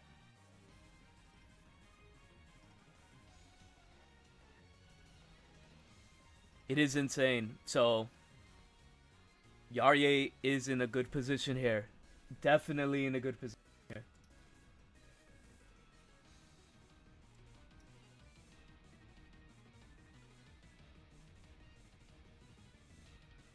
Going in with the Greninja. Greninja's gonna also apply massive attack. He's not gonna be able to get the attack. Is he? 4 seconds on the clock. This could be really bad. No way. No way he didn't attack. No way he didn't attack. What is going on?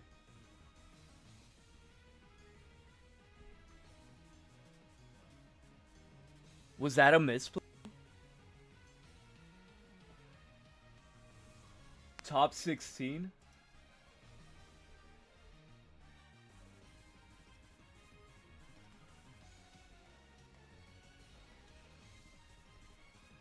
Maybe he's trying to find Cyrus. No, he had the Cyrus. Did he throw? Was this the biggest throw? He needed to attack. All he needed to do was 100 damage. He would have retreated to Darkrai. And Cyrus stopped. Wow. Wow, I'm just... Maybe the pressure is getting to you. Maybe the pressure is getting to you.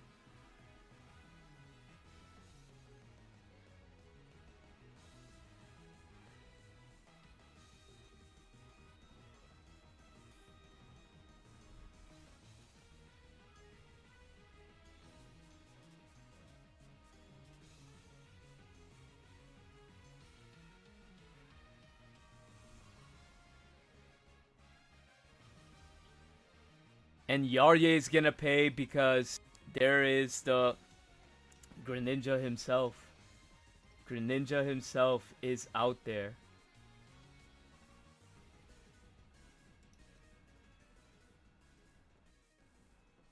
Alright, let's go into the next match. This is blue stacks. Give me a sec.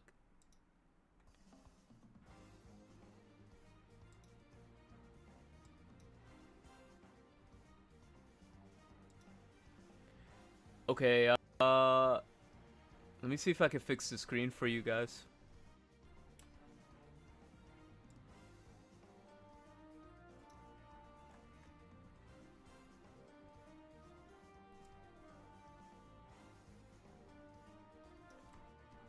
It's alt. Actually, I'm gonna spectate a moose. I think that's easier. I think that's easier. We'll cross that bridge when we cross that bridge. He's playing against Mega Pinsir. The Mega Pinsir is kind of insane if you think about it. Like, the fact that he made it to top 16 with Leafeon, and we're playing against regular Altaria here, right?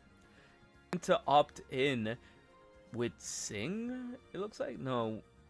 Going to swing for 10 to make sure no item cards are being dropped.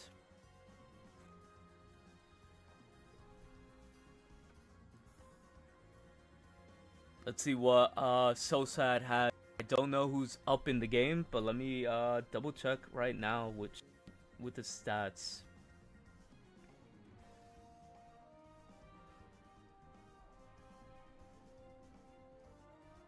So right now it does look like a Moose is up one game and So Sad is down one game as well. So this is gonna be an insane game right now, like a really good game, because like it looks like he has access to getting his Pinsir live pretty soon, but at the same time now you have the Mega Altaria coming out of nowhere, about to attack for 70 damage, I believe. And now he's trying to think what's the best play here, right? I feel like putting the most amount of pressure on this Mega Pinsir would be the best way to go, right? You put 70 damage and then just like, you know, put him in a position where he gets Cyrused in and lose the game. That's what you really want.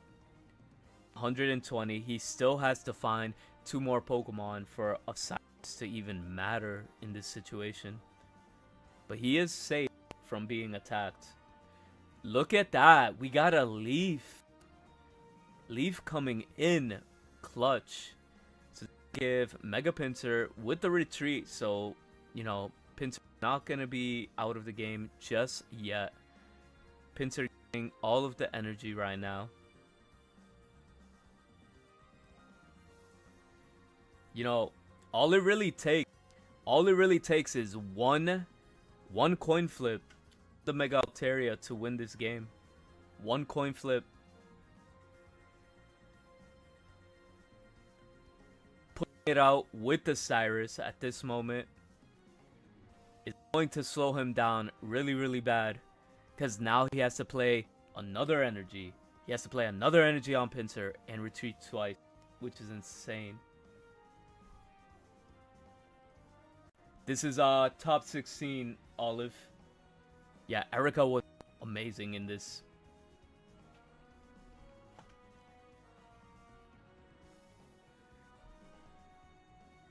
It looks like Aizen knocked out Light. I just wanted to give you guys that update. And Kagero with the Furfru is undefeated right now. He is 9-0 right now.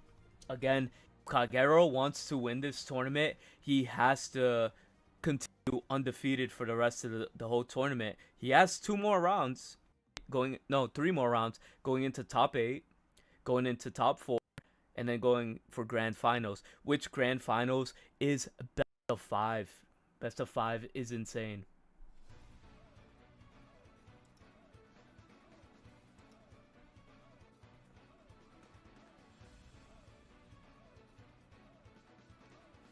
Now, he's in a situation where if you get the knockout on the Leafeon, you could definitely Sabrina, and it looks like a Moose is moving into top 8,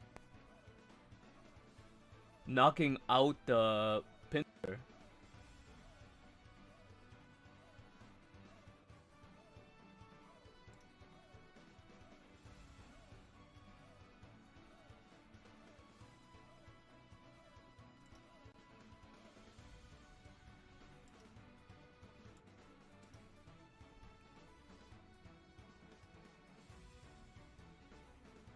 Nah, it doesn't look like that's not a matchup. That's not a tournament match. Alright, this is a tournament match. We have Yarye again with let's look at Yarye's point of view if he's still streaming. He's not streaming. Okay. So, update.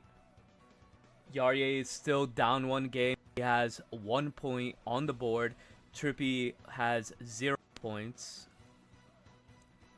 But right now, the one with the established field right now, it looks like Trippy has like the best field right now, right? You have access to knock out that Suicune. You had to go at 50-50 in order to pop off here, but Magnezone being able to you know, make sure the Suicune couldn't attack with that coin flip is insane. I feel like that's gonna cost him the game at this point, because now he's just gonna pull out with Magnezone and just slow burn everything on the field here, which is going to be insane if you ask me.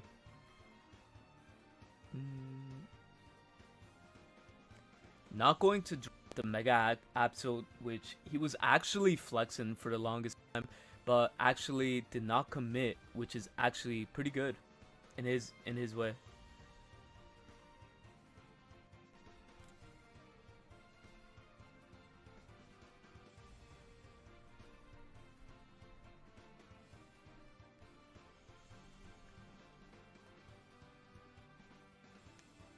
Alright, now we're in a situation that's looking a little bit tough for Yarye. Yarye has to find something to keep him in this game, because he's going to take 110 damage from this Magnezone, and if he does, he's going to have to do something to like fix this. Maybe give the energy to Suicune in order to stay alive in this tournament.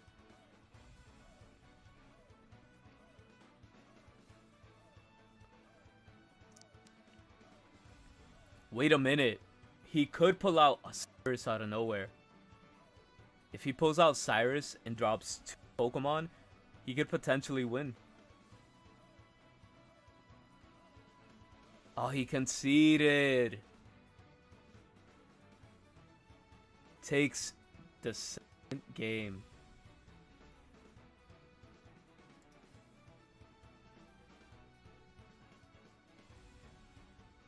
Alright, we got Swininja versus Altaria.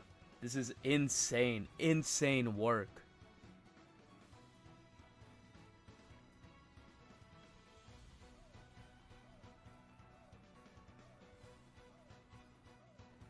Bringing out Suicune. Pain Peko looks like they have the advantage right now. Let's see in the score.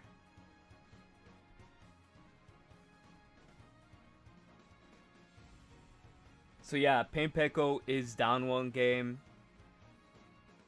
And Ayla has one game up. So now this is Pain Peko has to take the win if they want to go into a game 3.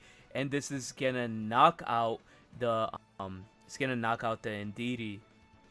This is 120 damage. We're looking on the board right now. It's gonna give 2 into the Swininja.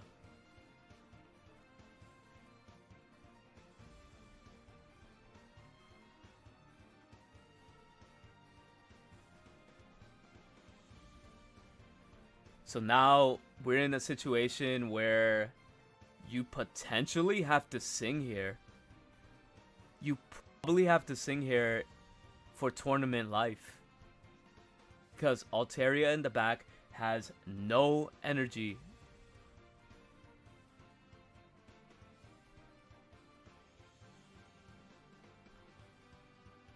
This is coin flip situation. Coin flip situation here. Still asleep. This is huge. This is huge.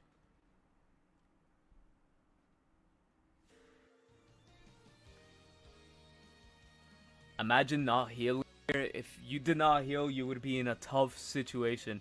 But anyways, trying to figure out if, you know, we saw the deck, right? Cyrus could definitely win the game here. So you could like ping Pokemon. It doesn't matter what you ping because that Cyrus could win the game whenever you wake up. But the problem here is when you wake up with a Suicune. And another problem is too, Suicune has 160 HP. There's only one win condition, and if they draw Sabrina. Let me see if they play Sabrina. If they play Sabrina, that's insane. They do play Sabrina, so Sabrina could actually win the game. So if we see Sabrina, it could go into game 3.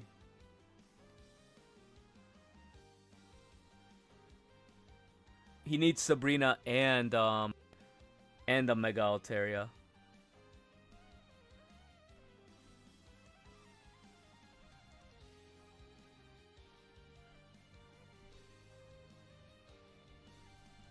Does he have it?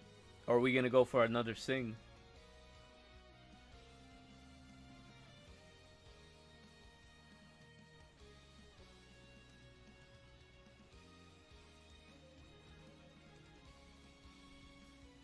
He only has 2 cards left in his deck, which is kind of insane.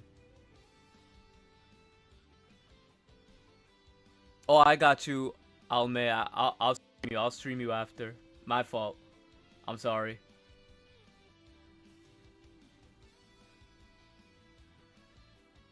I just saw the names and I got confused. My fault.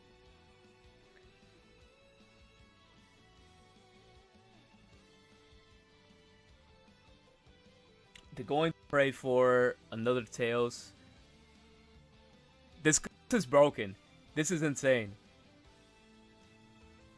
But it doesn't matter because Greninja EX is here and can get bypass the sleep condition in order bringing out Greninja to retreat into it doesn't even matter. You don't have to retreat. You just swing here for game. And that's gonna be the game for that. GG's.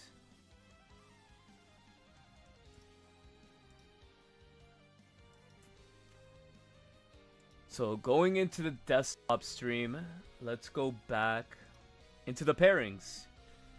It looks like Kaizen and NMS are still fighting it out. Mega Ninja for the win is kind of crazy. Yeah, nah, I feel that. Mega Altaria is just like insane, but when you have, you know, the full Swinninja setup, you know, it becomes like literally the best deck in the game because like it has way too much options here. These are the top 8 players. It's looking crazy.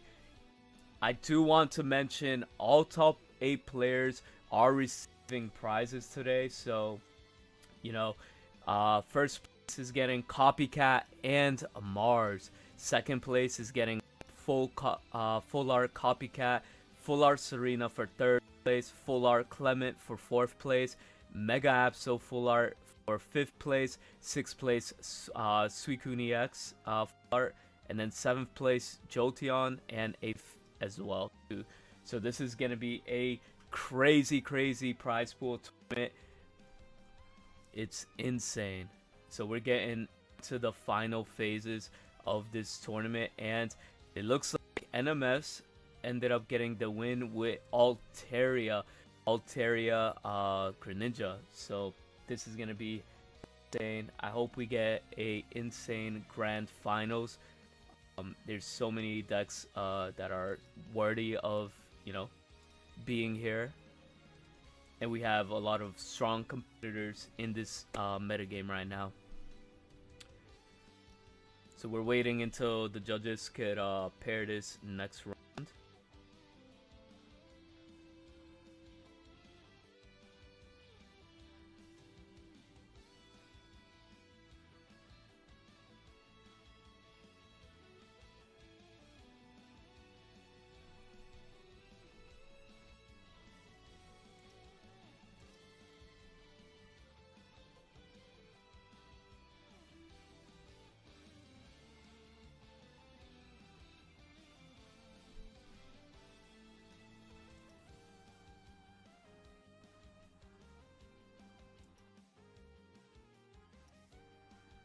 Yo, congratulations, you did win something. Maybe you could win the whole tournament. Maybe you could win the whole tournament, my guy. It is kind of crazy. All right, top 8 players. Kagero 9-0 versus Isla that's playing Swinninja 7-2-0. Trippy playing Dark Zone playing Elms. Elms was actually playing what do you call it, Hydreigon, which is actually a pretty good deck that's popping off right now.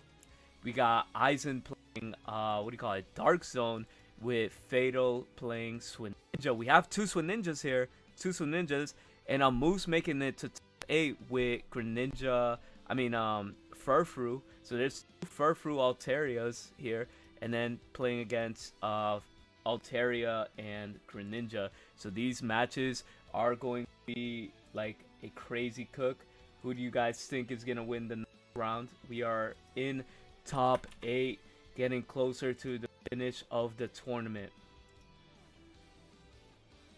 Who do you guys want to spectate? Do you guys want to spectate Furfrou, Ninja?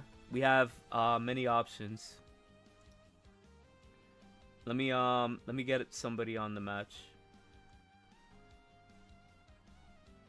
Dark Team King. Yeah, the Dark Team. I need to turn that in. I need to turn it in. Dark Team is the best. Actually, we could get like the Swinninja player because he's playing Furfrou, the 9-0. That would be a good one to spectate.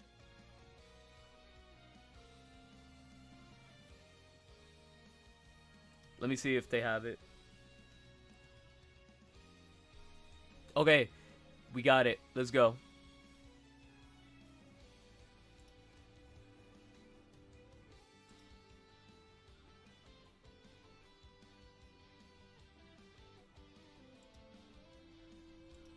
Okay, so here we have the Swinninja versus Furfrou.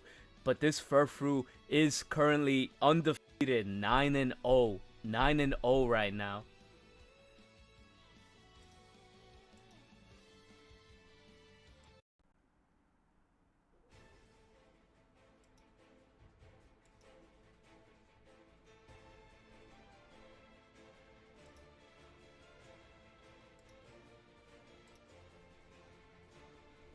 Okay, so we have this matchup popping off right now. Let's see who's gonna take it. We're going in for the strongest copycat for 6 cards, which is pretty strong here. Altaria reaching that is insane, and the fact that there's nothing to play on the bench is also really telling for the opponent here.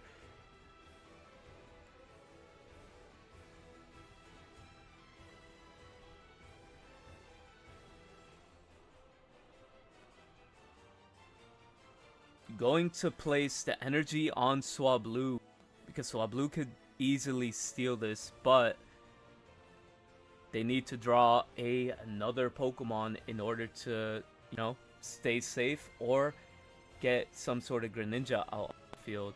Do they have access to that? That is the question.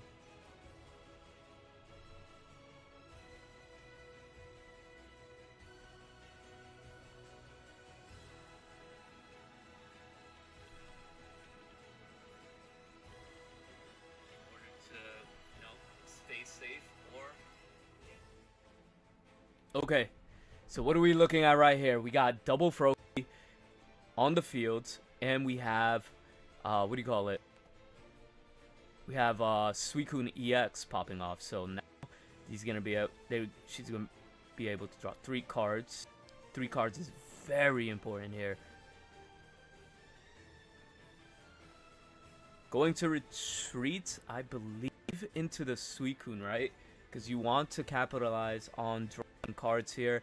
Because, like, seeing the energy on Swablu is kind of scary. Because that kind of makes you believe that they may have access to Altaria. With Altaria just potentially dropping 130 damage anywhere.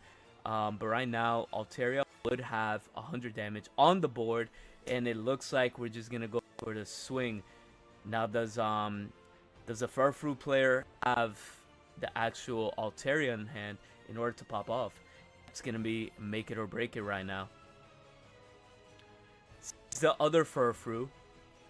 Copycat looking for this Mega Altaria.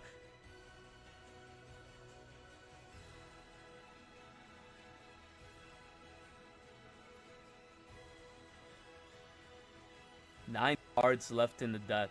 That's kind of crazy.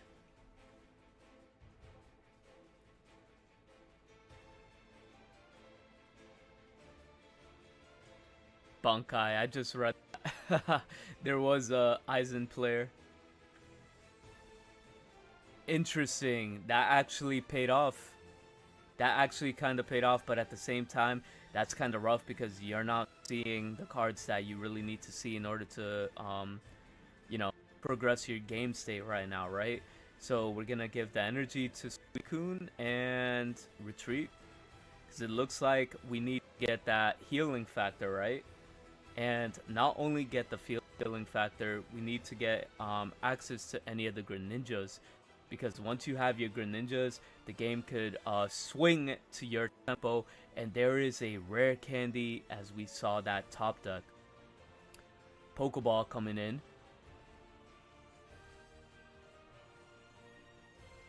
Let's see what happens with Pokeball, because anything can happen at this point, right? They dropped the Altaria, right? Because there is no Altaria to be dropped. But gonna give the second energy to Swablu. Are we going to swap into Furfrou? Not swapping into Furfrou, but attacking into Indeedee, because Indeedee could be a liability here.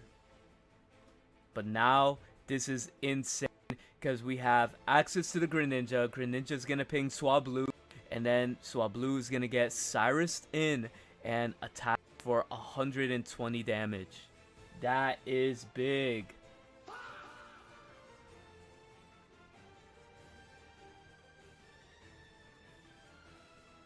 That was a huge play right there. Huge play.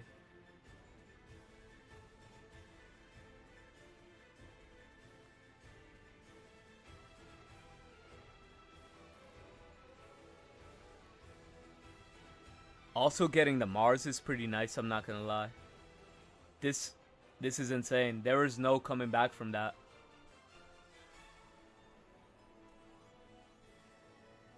Now let's go watch Hydreigon. The Hydreigon match. Ooh, he has a Hydreigon on the field against Trippy's Magnezone. So he probably already... So they both have 1 point. So you guys are in the top. Well, so you guys know what's going on. But what's gonna happen here? Trippy has a nice card... Has card advantage here, so...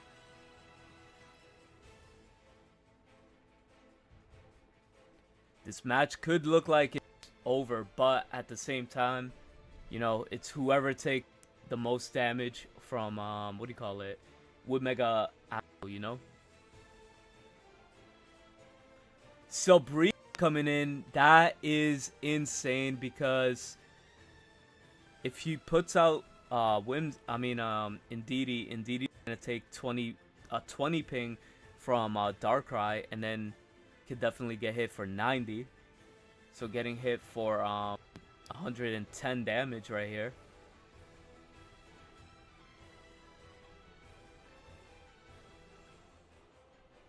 Yep, it looks like 110 damage is gonna come up, but at the same time,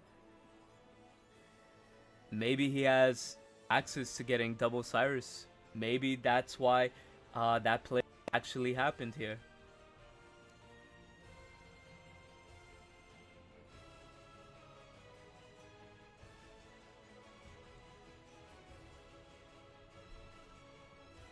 So we're gonna go into the Mega Absol here.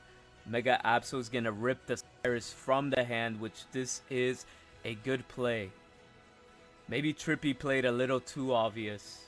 No Cyrus on play.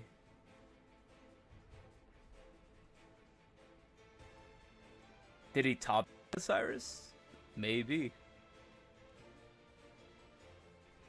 Maybe this was the real Jedi mind tricks. Which is insane.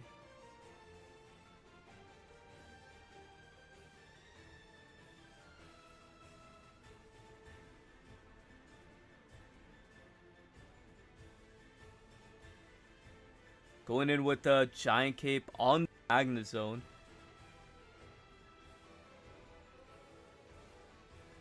90 damage is kind of devastating here. Everything on his side of the field is a one-shot. You don't want to be in that position. That is not the position you want to be in right now.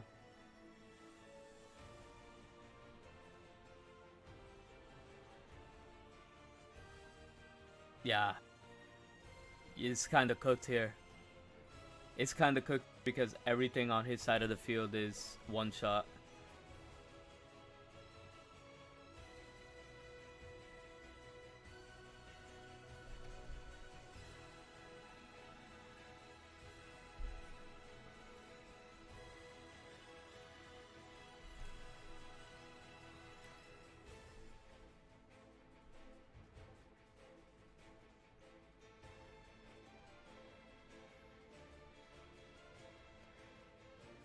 Yeah, I'm trying to think what he could have done here, but wait a minute. There is still hope. I'm not gonna lie, there's still hope.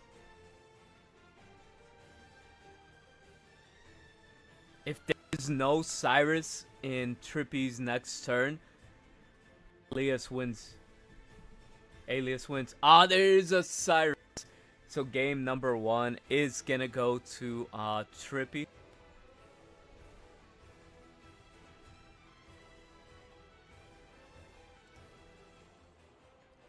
Alright, so the game went to Trippy. Let's go into this matchup right here where we got Swin Ninja versus Dark Magnezone. And we got the Dark Magnezone replay here. Let me see where they're in the tournament right now. Let's see who's winning this.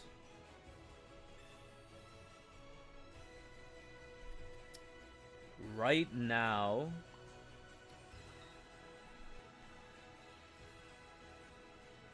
oh, this is Aizen. Aizen versus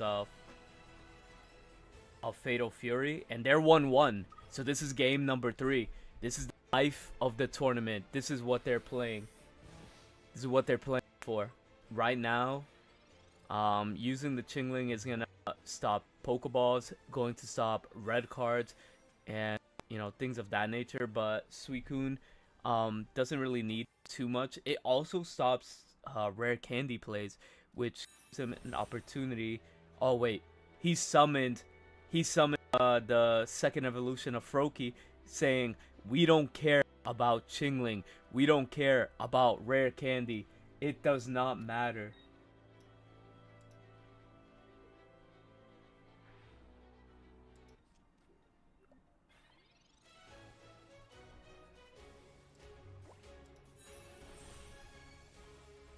So we're gonna go into Magnezone here. Well, like, charge up the Magneton. Trying to look for Magnezone, see if he draws in. No, but gets the Leafia and the Clement here. Going to go for the Ping, going down to 110, and swinging with the Chingling again. No what do you call it? Item cards are up for debate here right now, so let's see what happens. Here comes the Greninja EX, which at this point you're gonna want to capitalize here with your Greninja EX, and you're gonna swap in to the fresh Suicune so you don't take any unnecessary damage.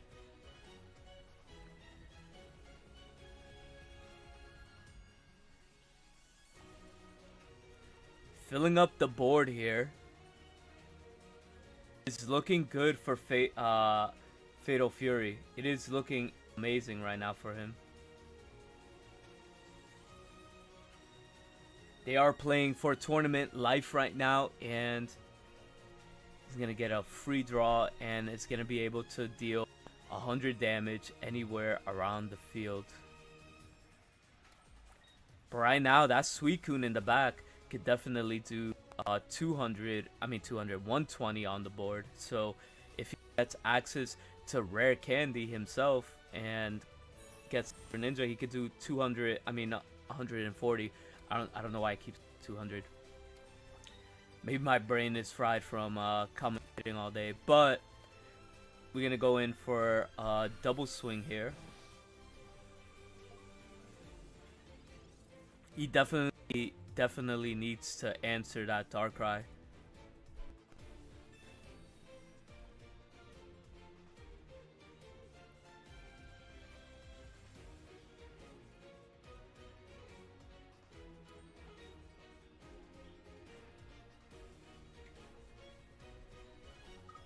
Opting in to go with Greninja EX.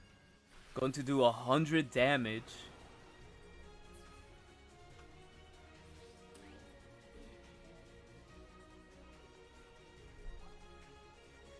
It looks like Kagero got knocked out of the tournament.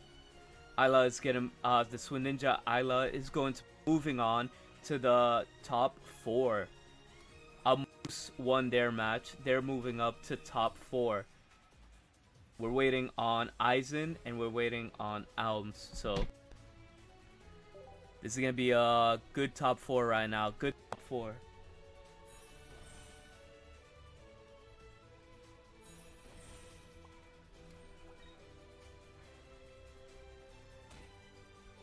Hitting for 20 here.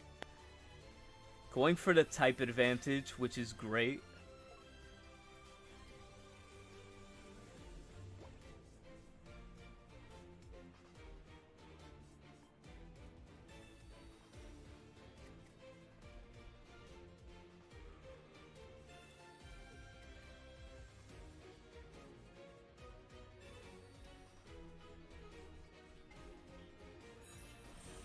Okay, with Greninja being out on the field, he could definitely start doing a lot of damage here. But the problem is, I have 2 Magna Zones with 150 HP each.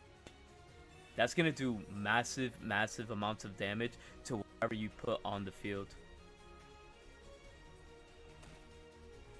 Maybe he's hoping for the Cyrus. Once he gets Cyrus, he could definitely end this game by bringing out the Darkrai EX.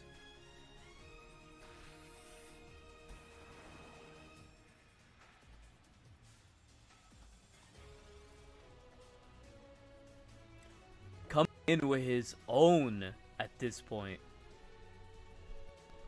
Now he could easily take a quick 2 points or be in a situation. I don't know. This is a tough situation. I'm glad I'm not the one playing because I wouldn't want to think about this right now. I wouldn't want to be the one thinking about this, but opting in to put the energy on Darkrai, signaling that we're gonna see a attack come out.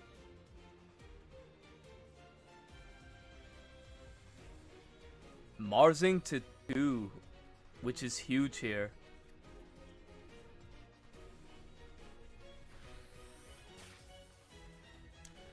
I see the line here. I see the line. So, you know, if he doesn't have the Cyrus, right? Aizen can pull in the Suicune, Greninja Pit, and then attack the, what do you call it, the Greninja in the back.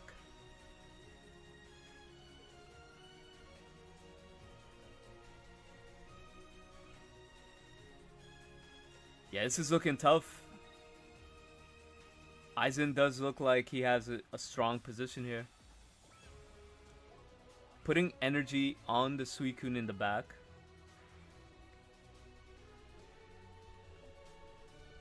Swapping in to do 100 damage.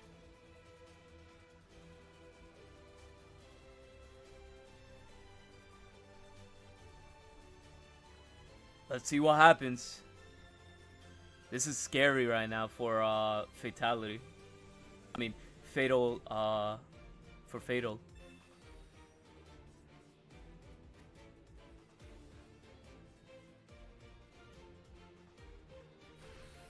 Two cards left in the deck.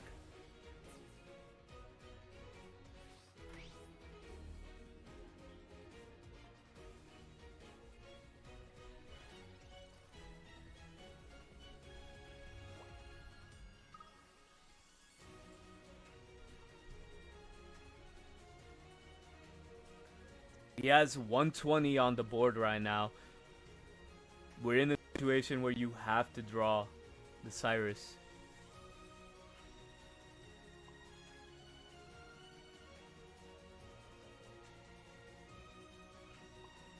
Whoever sees Cyrus first wins. This is insane.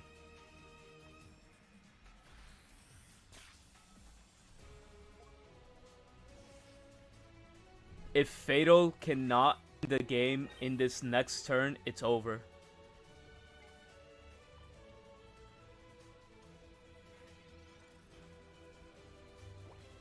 Does Fatal have it? Yes or no? Has the Indeedee. Has the Cyrus. But this isn't... Is it enough? Yeah, you have 100 damage on the board.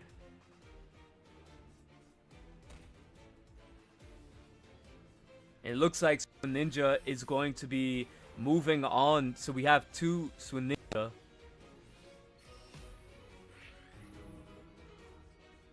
Insane.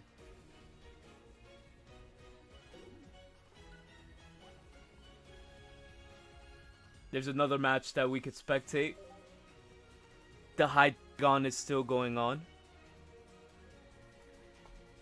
This is the final game in top 8 right now. Final game in top 8.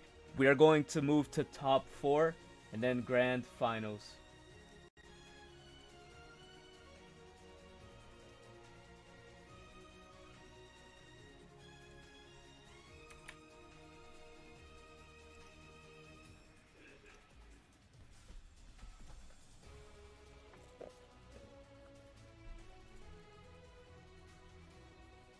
Suninja might be coming back, Your Highness. It might be coming back.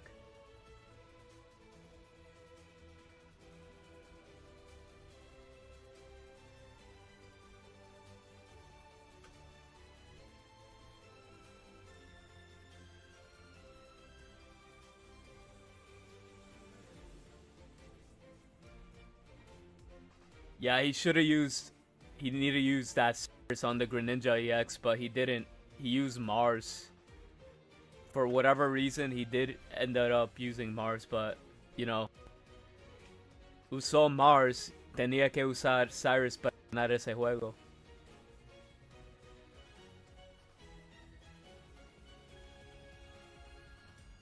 Okay, he dropped Absol, right?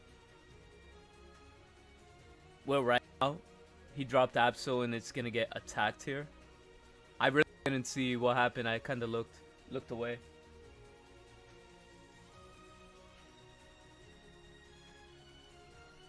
So, if you guys are enjoying the stream, we're heading into top 4. Make sure to like the stream and join the Discord if you guys are not, because we do host all the tournaments all the time. And also, sub to the channel if you guys are brand new and enjoying the content. It would definitely help us out.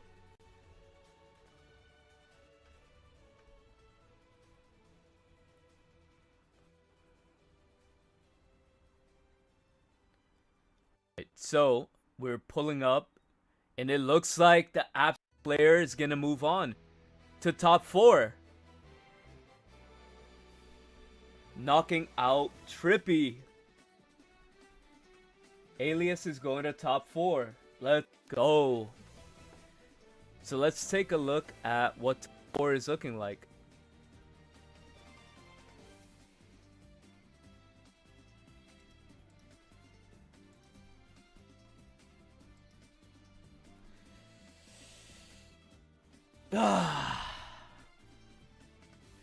I need a stretch, bro. I need a stretch.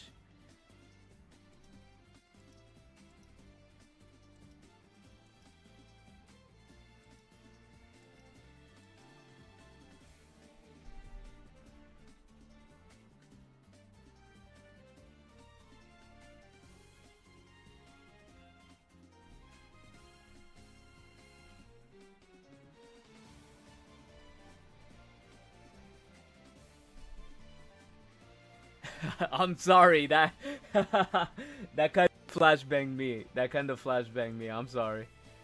All right, a Moose versus Isla, Almez versus Fatal. We got Greninja versus a Moose, which is Altaria, and then we got Hydreigon versus I forget what the fuck. Oh, another Swinninja player. So I want to spectate a Moose. A Moose's match. That's gonna be a really good.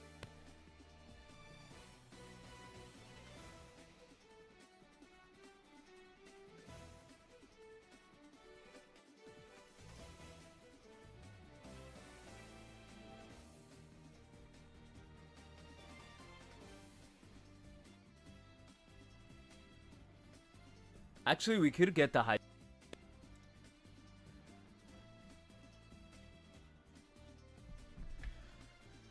Alright, starting off, it looks pretty good for the Suicune, because Suicune has Suicune and Froakie.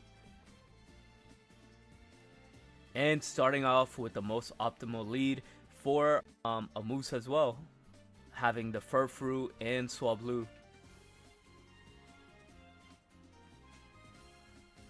Again, we will transition from games to game so we could see everything. Top 4, Alms is going crazy. He's going crazy. Good luck, bro. Good luck. Rooting for y'all. Going to draw 2. Having multiple answers and putting out the Suicune, ending the turn by drawing a card. Now, Copycat would be an amazing card right now to have. It would be insane to pop off.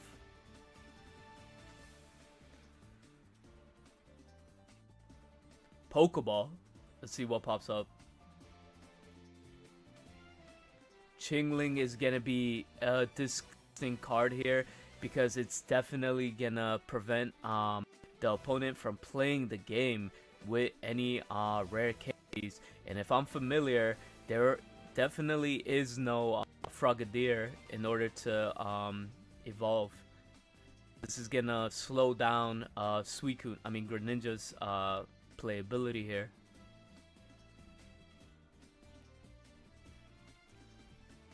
Now, the scary part here, Suicune could get knocked out real easily, but getting access into the Indeedee, so Indeedee is gonna be able to heal off those 10 damage like nothing ever happened.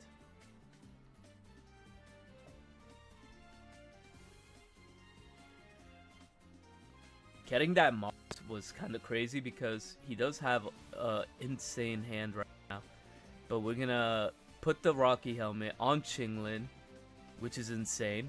Because now if Suicune attacks, they're gonna get punished here heavily. Because even if you get the 20 healing, you're gonna be put in a situation where you could lose the game. Lose the Suicune if you invest too much on the current one that's active. But it looks like we're gonna set up the Suicune in the back as well, so you could have a backup attacker. Having access to the Ninjas, but no item cards hurt right now.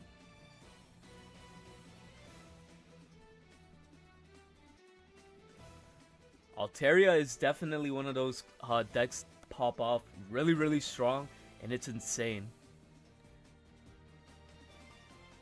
Coming out with the Altaria. Wonder if you're just gonna be super aggro here, or if you're just gonna keep hitting with the Chingling, because if you keep hitting with the Chingling, you definitely know your opponent can't play the game. So it really comes down to it's chicken, right? Who's gonna play what first?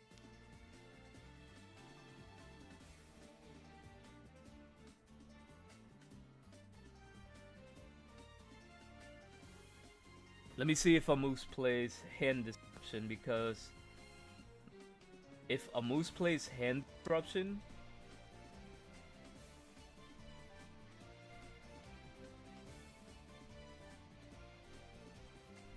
Amoose does play Hand Disruption, so this could come back and bite the Suicune player in the long term if the Suicune player doesn't commit an attack first.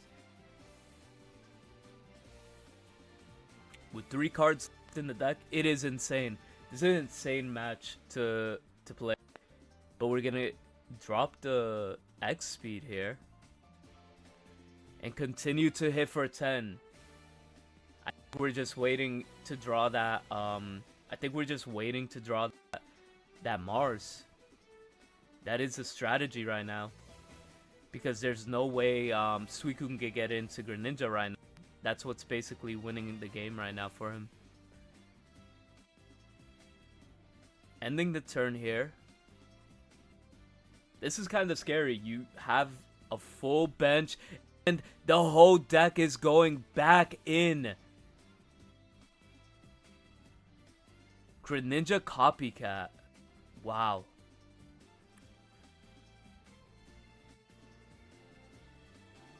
Triple energy is insane. Making sure the Froakie doesn't evolve. Double Greninja in hand. You're gonna have to try to Copycat here in order to see if you could get your plays off. Chingling is insane in this match. Can they get the rare candy Greninja? One card short. They were one card short. Now, Suicune has to be aggressive. Has to go for the attack.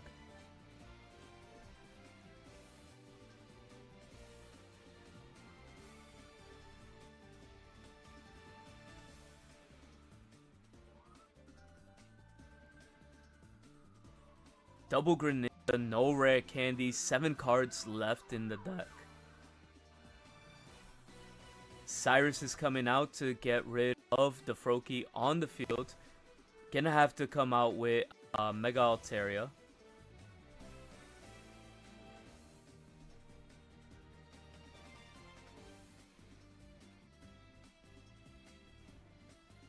giving the first point to Moose right now.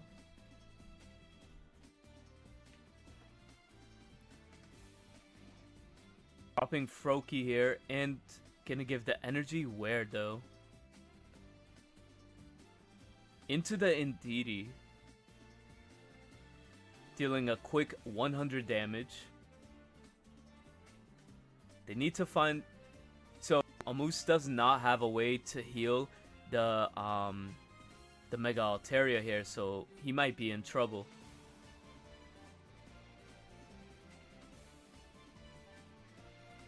Drawing 2 cards here.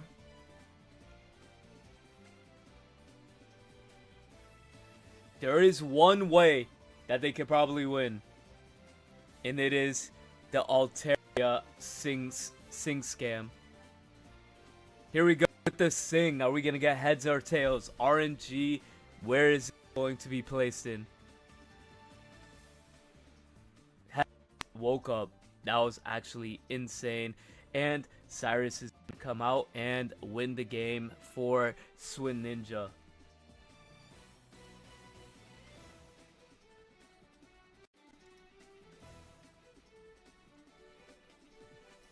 Spectate Hydreigon. Hydreigon was actually... Oh my god. What's going on here? Not playing their match? Okay. They are playing their match. So it looks like... Okay. It looks like the Hydreigon player definitely has two points here. Trying to figure out what to do. It's playing the Indeedee.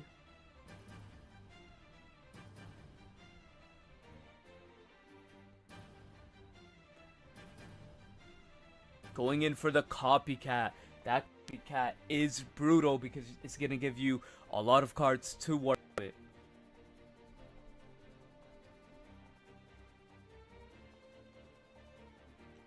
Is Swin Ninja back? Is Swin Ninja back into the format? It's looking like it's back in the format. I'm not going to lie.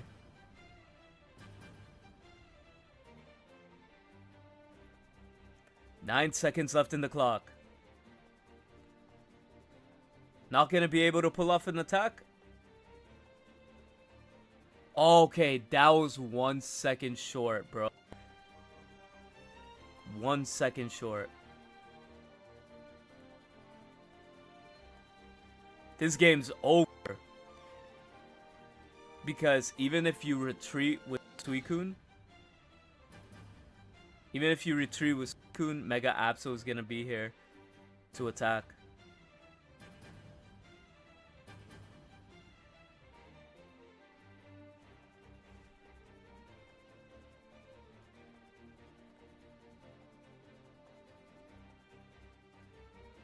He has to choose wisely. He has to choose wisely what card to play because this is life or death now. Going in for the Mars for 1.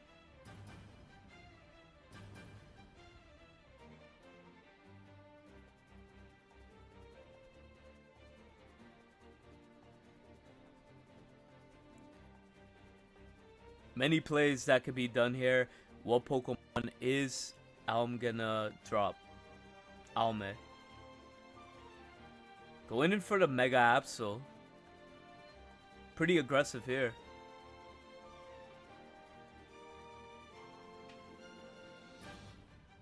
I'm pretty sure he's waiting for a Irida or something because Irida will win him the game. Has the Frogadier, but it doesn't matter because we have the rare candy. Going to be forced to bring out the Indeedee and win the game here with Suicune EX.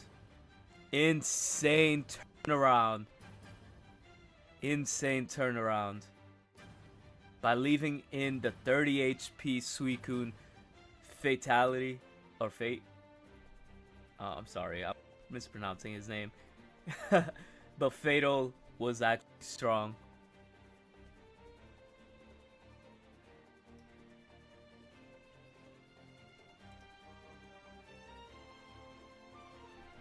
Let's take a look at a Moose. A Moose has a nice field here. Has for Furfru. But also has a Mega Altaria, which is kind of insane.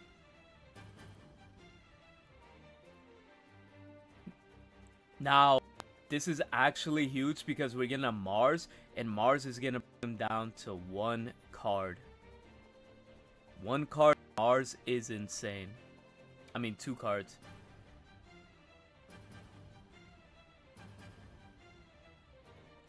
Here, we're doing the math out to see what the best course of play is, because he could get punished by placing down a bunch of cards on the field.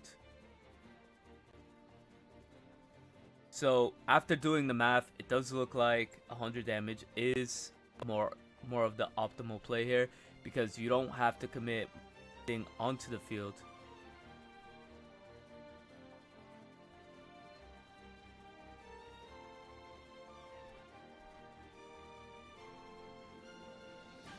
This game will definitely be going to game 3.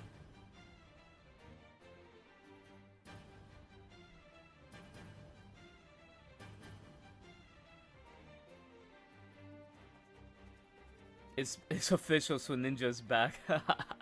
I hope not. I hope not. That's crazy because the Greninja, Suicune in the back could definitely do enough damage to knock out the Altaria.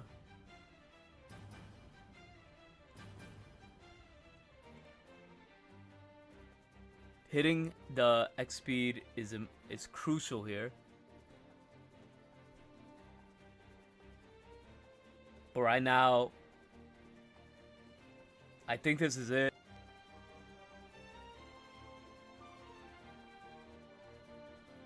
Because he can hit for 80 right now, right?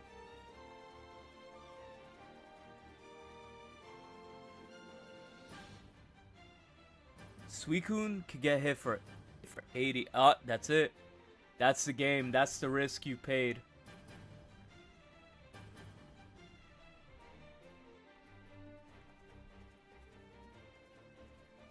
And the Suicune is moving into the finals.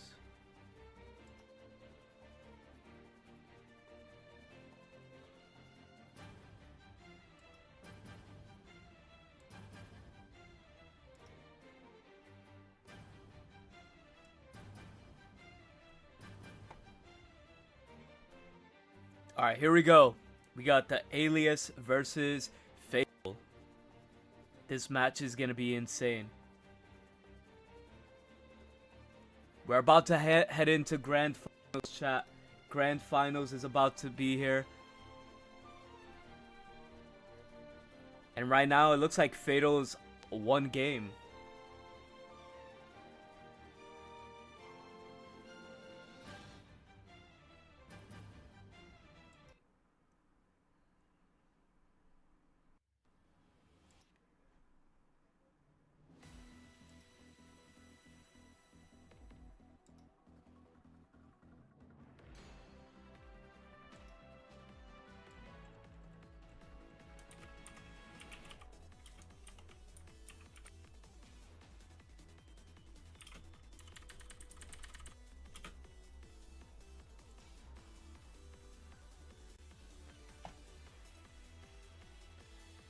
Alright, so it looks like the Hydreigon has like the most insane back row.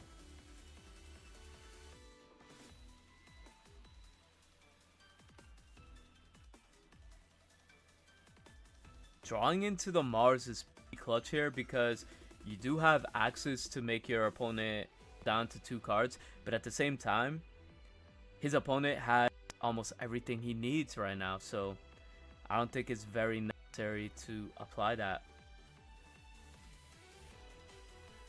We're going to get in the free point here. Let's take advantage of that. Now there's only one downside to this, right? The downside here. Does he have access to the Geo?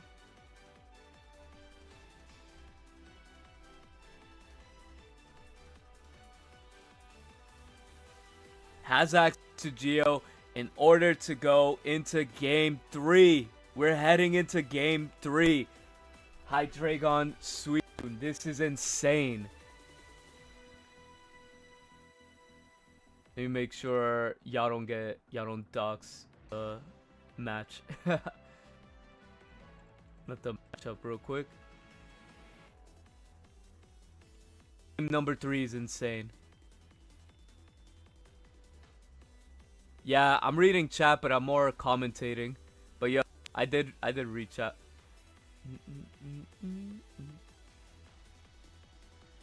All right, Alias is here. Let's go.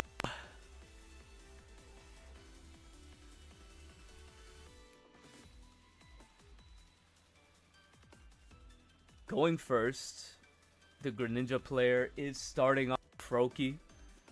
This is insane.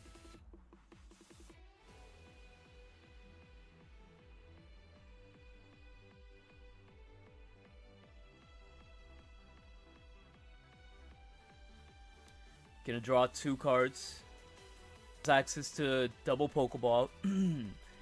But now, here's the thing. Do you want to commit into the field while your opponent has an Absol?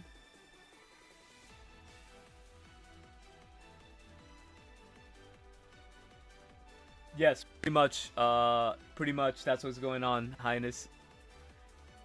So it looks like we are going to drop in a caped up Suicune.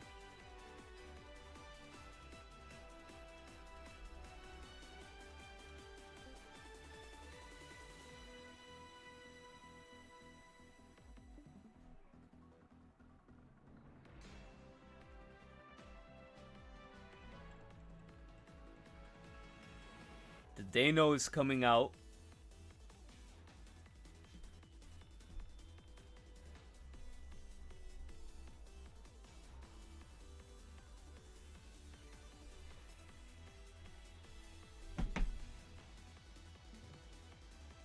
Pretty much, you have whoever's winning this. Congrats on your run to grand finals. It's exciting. Let's go. So it does look like Absol is gonna get the free damage on Suicune.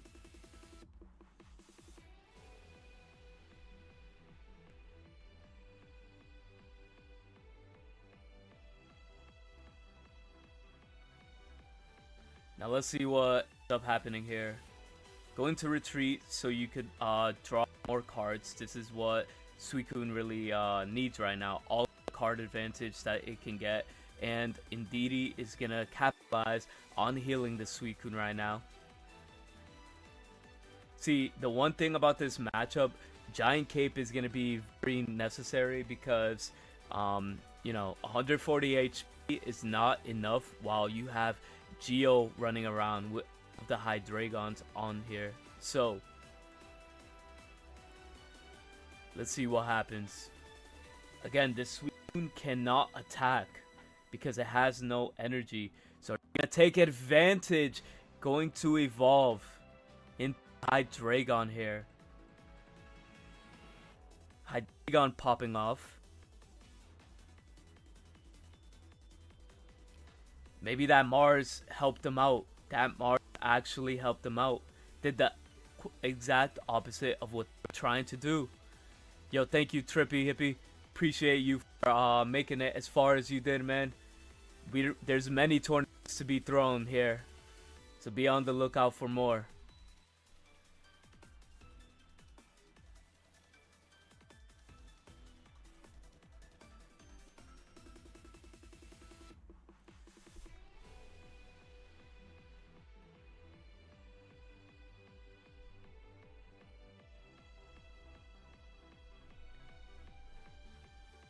Hold on, chat.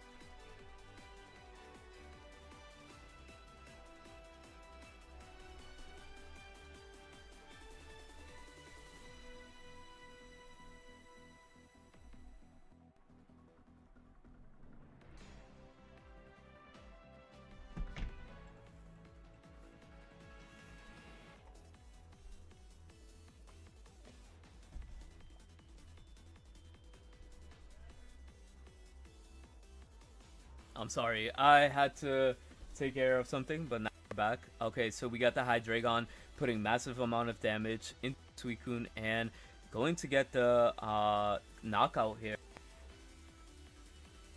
But the Suicune could potentially, get 80 points, putting Hydreigon in a situation where he cannot get that, power boost. Now, the thing is, you can do it. You could win this game by, knocking yourself out.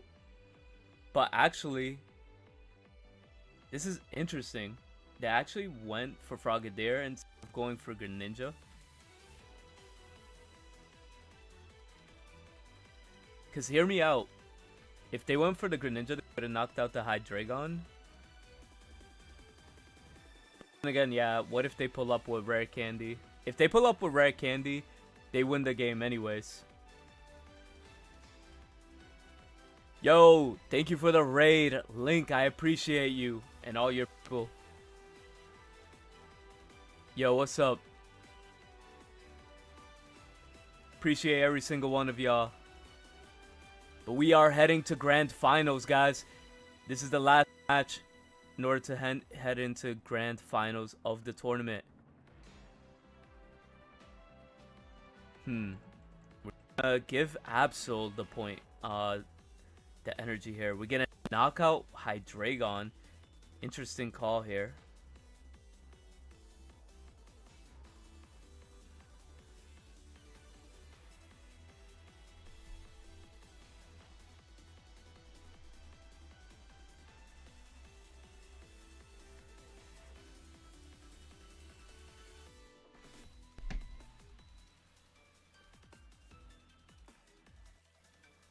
Swinging in with Indeedee.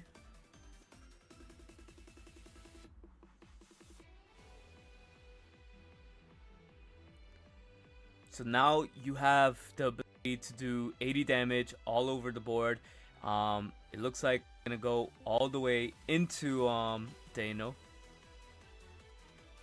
Nah, Cyrus is just gonna end the game. Cyrus is going to end the game. It is over from here. No rare candies is going to save you.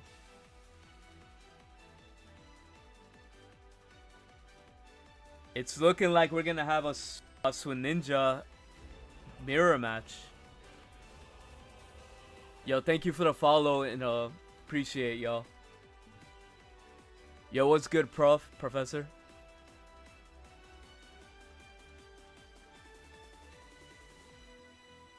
This is insane. We're gonna have a Suicune mirror match in the finals.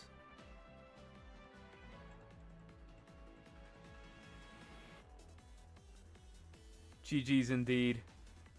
Just in time for finals. Yeah, that was a crazy way to join. Good games, good games. So it's gonna be double Greninja finals.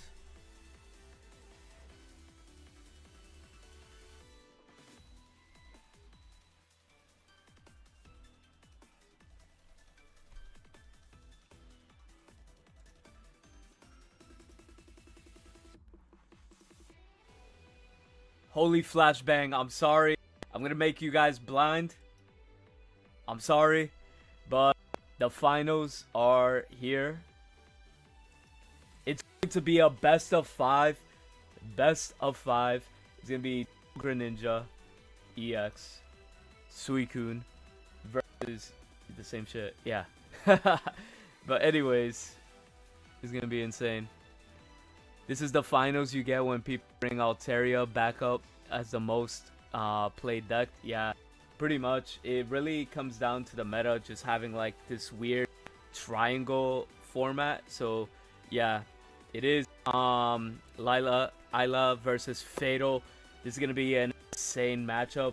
What I like about the best of 3, the best of 5, it really shows who is the better. The better player should win statistically. So we're gonna see how it ends up going.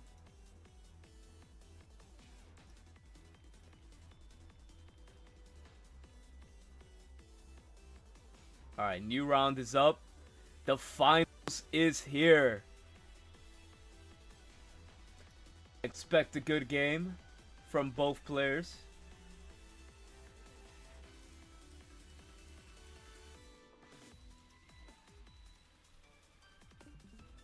All right, when they find each other, I'm going to match up with them. Yo, have a good night, Link or Professor or whoever's leaving. But yeah, thank you for coming through. All right, let me double check if we could get like a better playlist because this is again the finals.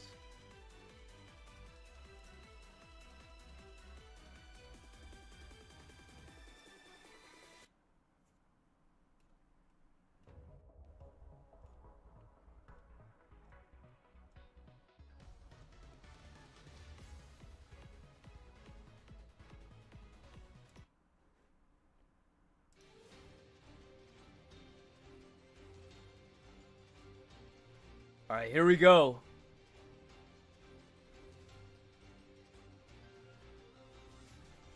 We will be switching people's point of views, so we have everybody's point of views.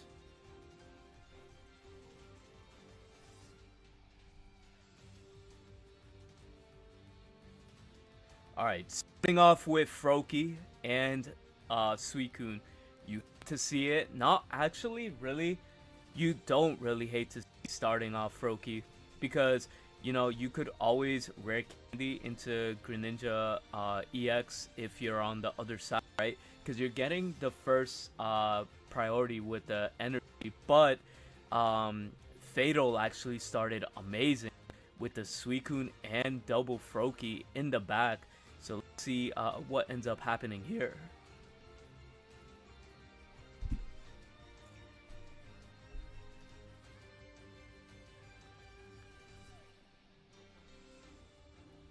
Let me just make sure this looks a little bit better.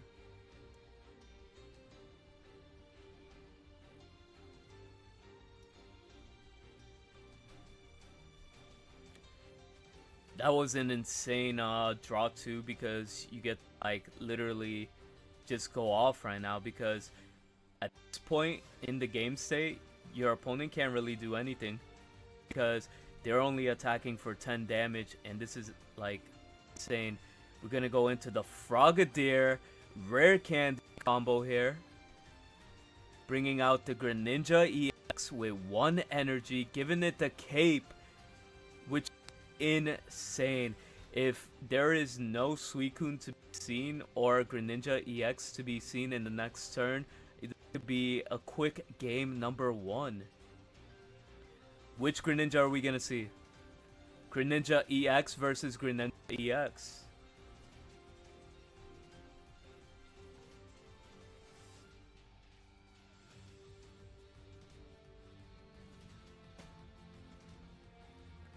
But we're able to get a Pokemon to put on the field. That's going to make it or break it here.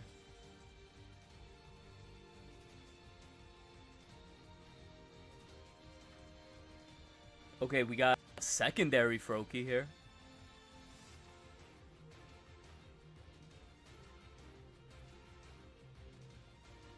This is insane, bro. Fatal had everything. Fatal had everything to work with. Having the Suicune in the front for 2 turns really advanced the game state really well for him. So he's gonna take game. Well, it looks like it. You never say never. This is grand finals. These 2 players definitely could play out of this. They could pivot, maybe come back. You never know.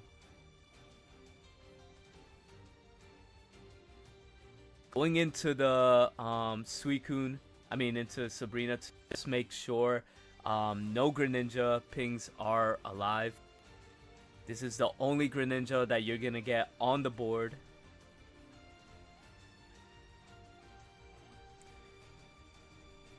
I think with the Indeedee being out on the field, they're safe right now to just attack with Greninja and heal. So there is a lot that the Fatal has going for himself. Go buy a lottery ticket, yo, for real. At this point, is it 2 ninjas with with an Ndidi setup is insane.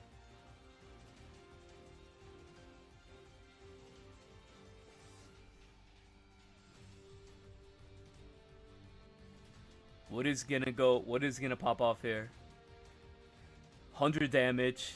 Irida is gonna be very important for both players. And nobody plays red anymore. Nobody plays red. That extra 20 damage is insane. Extra 20 damage is absolutely insane.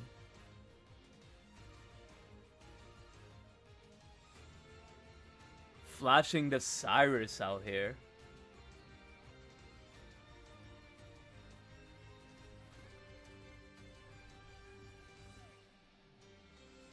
Irida going all the way back up to 90. But at this point, you definitely need that Suicune in order to tank whatever hit comes out here. But as you saw, the Cyrus was flashed, and that's gonna be it for him.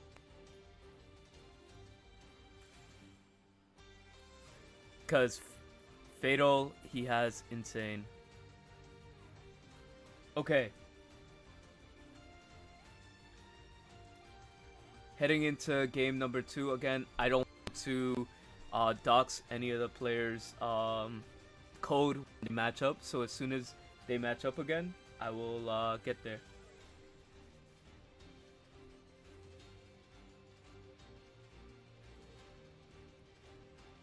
Yo, thank you, Leo. I appreciate you. Appreciate the kind words. I'm glad you guys enjoy the comment. I mean the channel and everything else.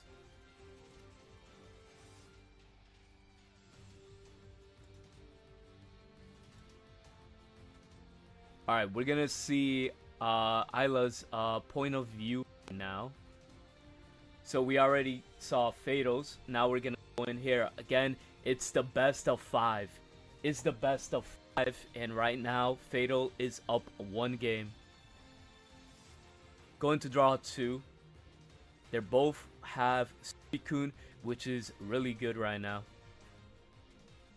for both players. But Fatal has access to a Froakie on the field. Let's see what happens with Isla. Getting the first energy is always important in you know, this mirror match. And not dropping anything on the field prevents like being, you know, stalled by energy. But Fatal gets a rare candy real quick, which is insane. This is insane. They have more cards in hand plus a Greninja EX on the field. Being able to search your own Froakie is amazing right now, but going in for draw 2 is pretty good. Going for Pokeball. Having Suicune. So the Suicune on Fatal side is not going to be really active anytime soon now, so if anything, it's going to be more of a card that's going to be a liability towards the end of the game.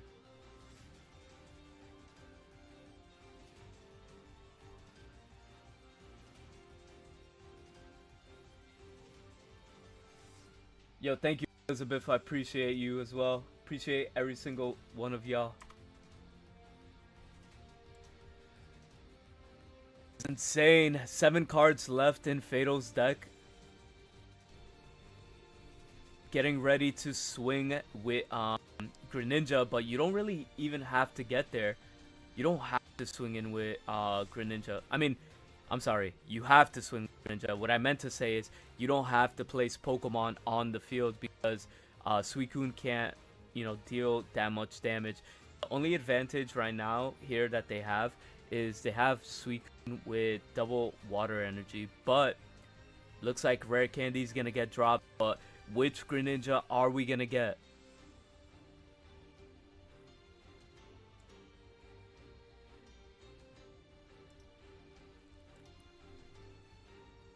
All in for Greninja EX.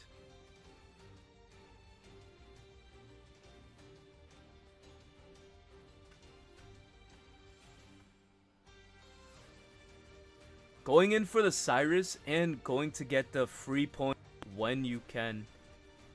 This is kind of looking like the last match, but in kind of reverse, right? This is the same position Isla was on in the last game 1 with the one Froakie. I mean with the one what do you call it? But it is insane right now. There's 6 cards left in the deck. There is another rare candy. Let's see what happens. Going in for the draw 2.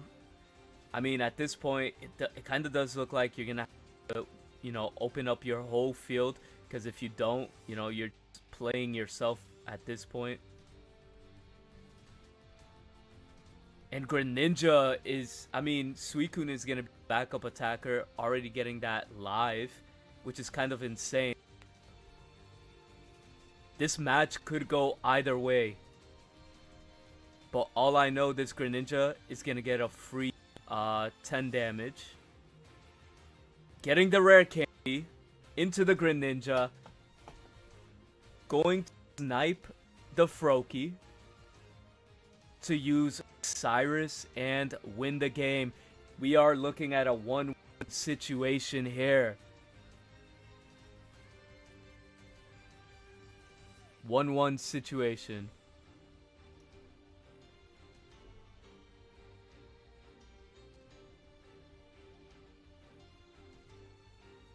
And as soon as they match up, we will switch in other person's perspective. This is insane. Again, it's the best of 5 here. The best of 5.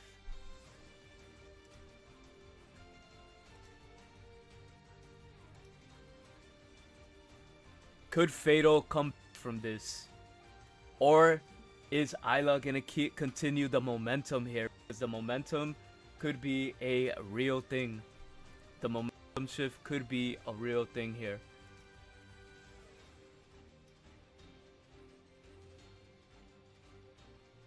Gonna wait until everybody's fully connected here.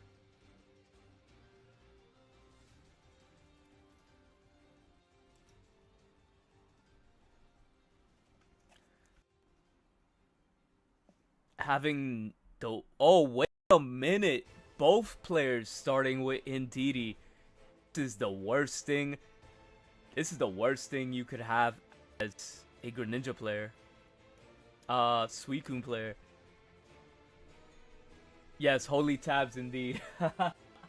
Holy tabs indeed. This is what happens when you run tournaments. This is insane. Double Indeedee on the field, getting ready to pop off.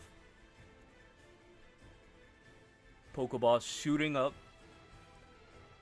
So both players are going to have access to their Froakies and Suicune. Again, this is looking like a mirror match the whole way there. And it wouldn't be much of a mirror match if they both weren't holding 3 cards as well. But I wonder, are we going to switch out and go into the Suicune? No, we're going to give the energy into Suicune. But wait a minute. We do have access to the Greninja. Giving the energy to Suicune. Pinging the Froakie. It looks like we don't want to have Froakie with anything. We don't want to see the rival Greninja, but the rare candy is coming out anyways. Bringing out Greninja EX. Greninja EX is insanely strong. You do not want to mess with that. But looks like you want to... We're switching into the Greninja EX for the front lead here. To heal up. Definitely makes sense here because having full 170 HP is insane. And then you get to pull out the Suicune. Greninja EX is insane right now. That was a nice play. I'm not going to lie. But it looks like, are we going to be able to do the same thing? No, we're going to ping the Indeedee. And then Indeedee potentially becomes a liability game.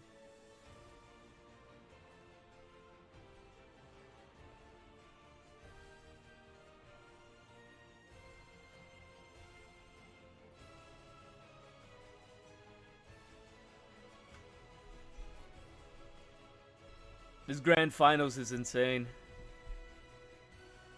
Suicune just pops off or it doesn't, you know? Having the Irida out, which is pretty good. Irida is just super strong card overall.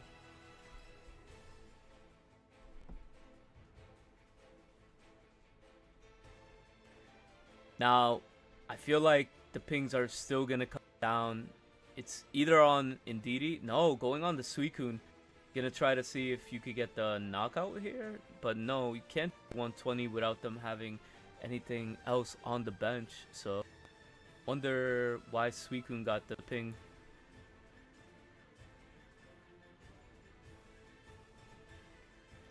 Well, then again, you know, they're in a situation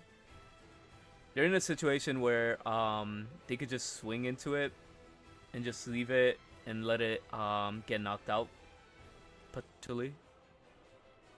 But I don't know, there's so much right now that could go wrong.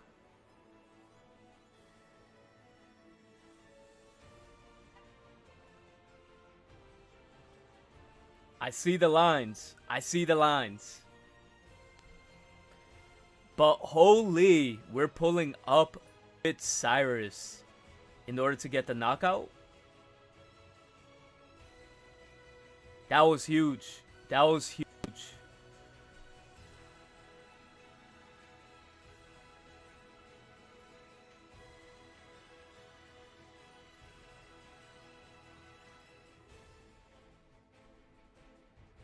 Wow. There is potential to have a full board state right now. And going to the second Suicune, Greninja, into the Indeedee, and going to swing to knock out the Suicune EX, which there is a crazy line of play here. 2 points for Fatal.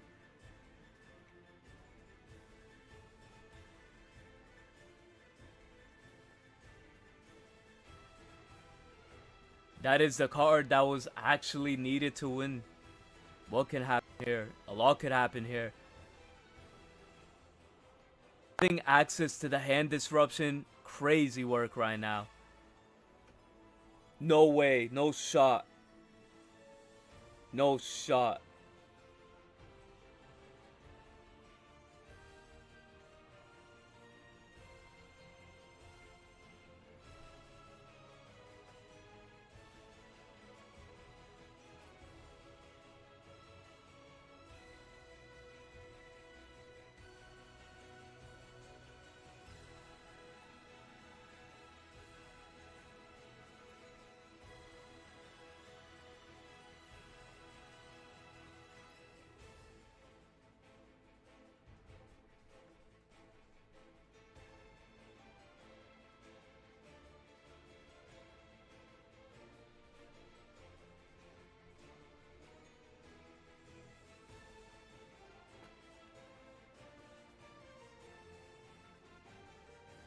Dude, this is insane, bro. This is an insane matchup right now. Because, like, a Cyrus on the opposite side could also, you know, be a game-winning decision, too. So, being able to do 100 damage, they're both doing 100 damage to each other. Let me see, do they play an extra Cyrus?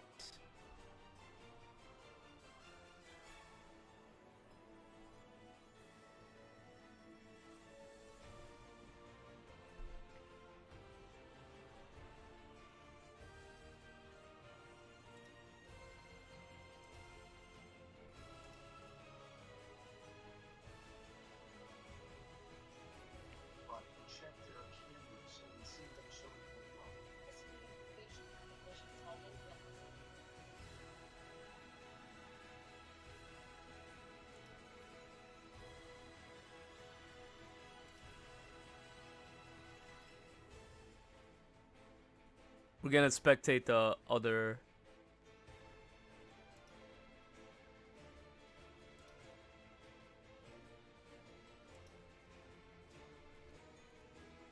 Again, we're going back and forth on streams.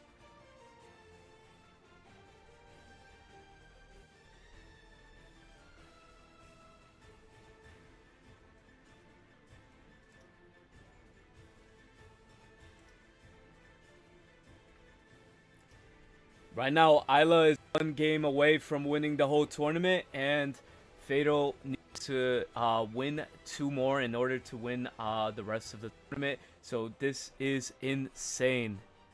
Who do you guys think is gonna take it, chat? Which Greninja player is gonna take it? It's whoever sees the Froakie first, kind of, maybe.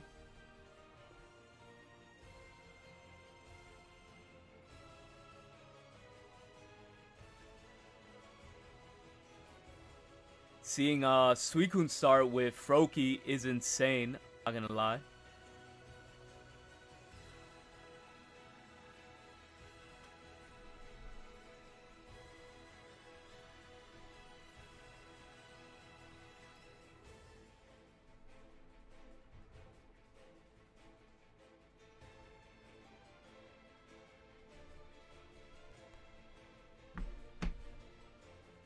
Second Tabs. Yeah, Tabs is gonna go crazy.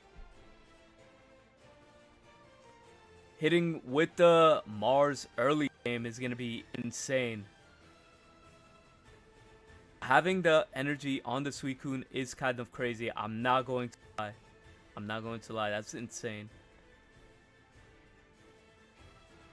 Dropping the Suicune. Are we gonna sacrifice Froakie?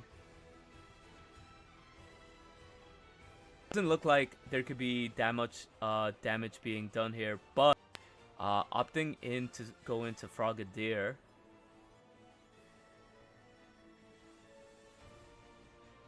Able to find another Pokemon to bench.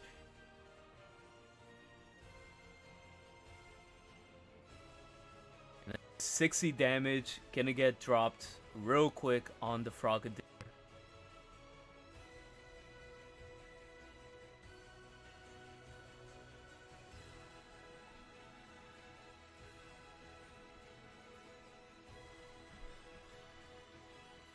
Greninja EX popping off. This is not over yet.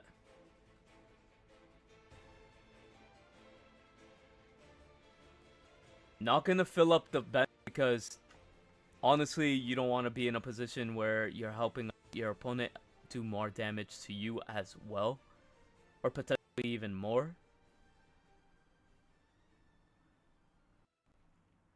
Go into Professor's Research to draw 2.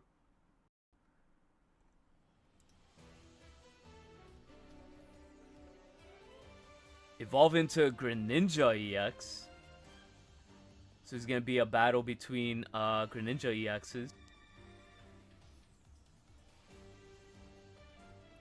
He's going to go up on the field in order to give energy, healing to the opposing, to their Suicune. Swinging in for 80 damage. There's 60 HP left on the opposing Suicune. What could Fatal do here? I think he has to commit into the attack here, or either summon more monsters on the field in order to pop off, because if not, he's gonna be cooked.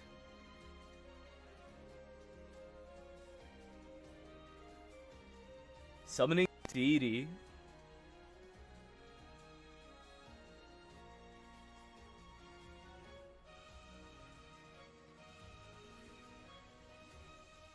They have to have a lot to happen to move here.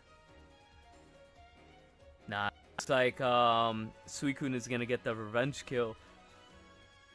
Has enough to get the revenge kill, and this is major.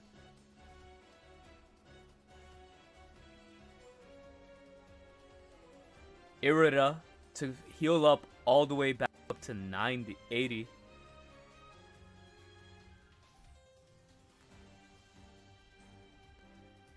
Doesn't want to give up any points here or risk anything, so Greninja's gonna come out on the field and swing for 100 damage.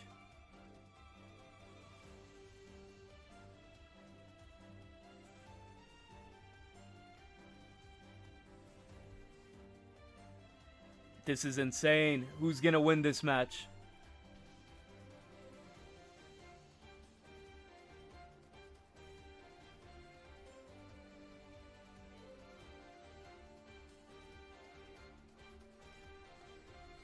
for the healing. It's still a 2-shot. You still have to do 2 attacks here. Gonna punish the Sweet.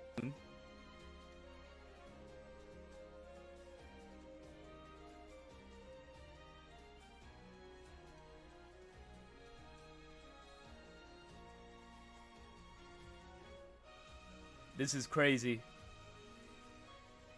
Because right now it looks like, just based on the board state, it looks like Isla has the advantage here.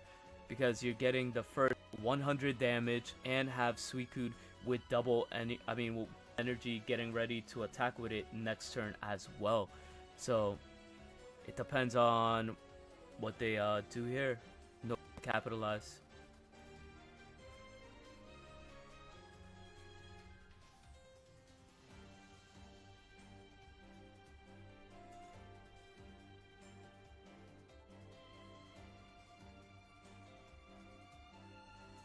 Reviewing the graveyard and the deck just to see how many cards are left.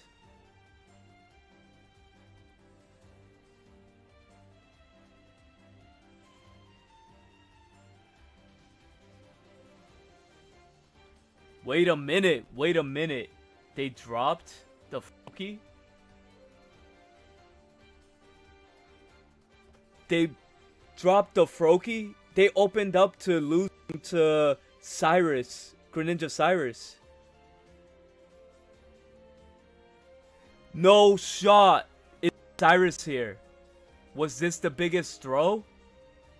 No shot. Oh my god, that was insane.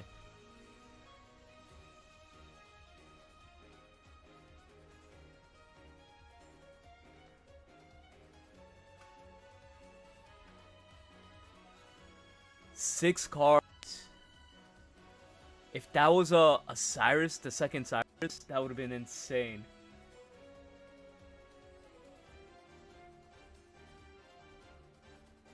Indeedee's coming out.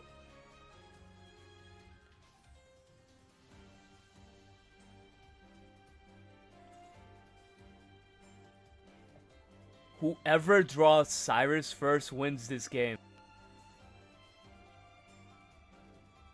Whoever draws the Cyrus first wins the game. That's what we're looking at. Greninja dead draw.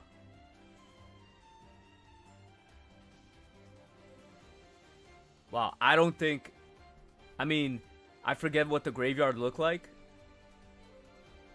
Didn't he play 2? I thought he played 2 Cyruses. I recalled that. Let me double check. Oh, it is 1 Cyrus. You're good.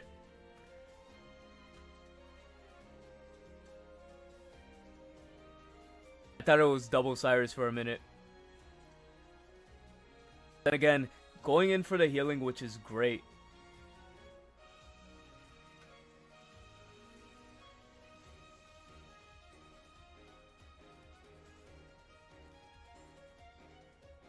Yeah, 1 Cyrus, 1 Sabrina. Yeah, I just took a quick peek at the deck list. But this is still looking super strong for Isla. Everything is about almost 1 shot.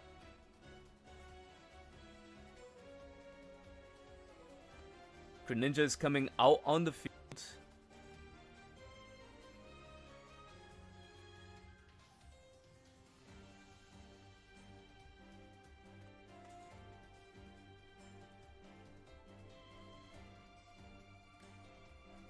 I think here you might just have to consider attacking, right?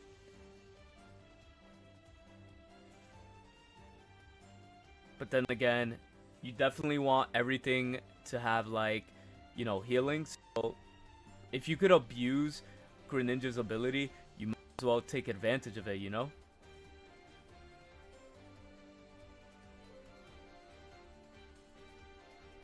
And that's it. Isla wins the tournament. Ninja EX. Congratulations. Let's go. That is insane. Grand finals. Let's take a quick peek on the chat. in the desktop stream. I'm gonna flashbang you guys because that shit is a bright screen. I'm not going to lie.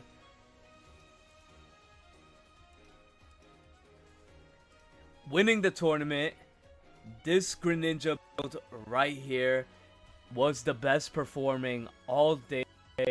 You don't really need the Frogadier in order to pop off.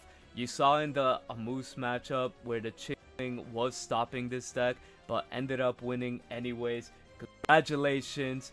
The matchups here were insane, actually insane. From like Top Cut, they just went undefeated in Top Cut, facing 4 Mega Alterias, 4 different variants of Mega Altaria to come back to fight a Suicune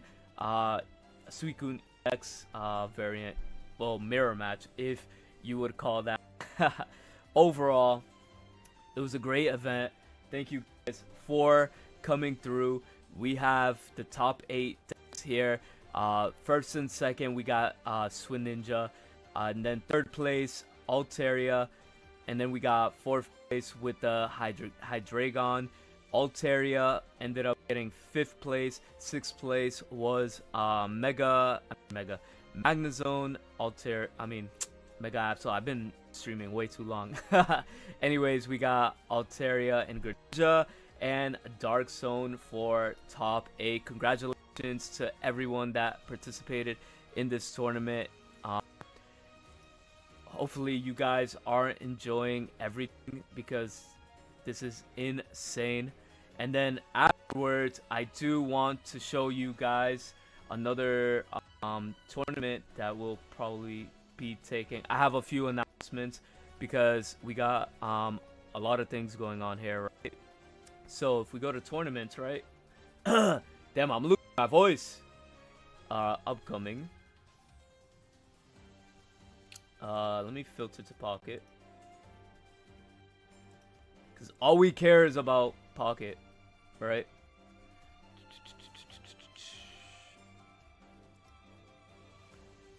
I want to advertise on Friday, 5 p.m. EST.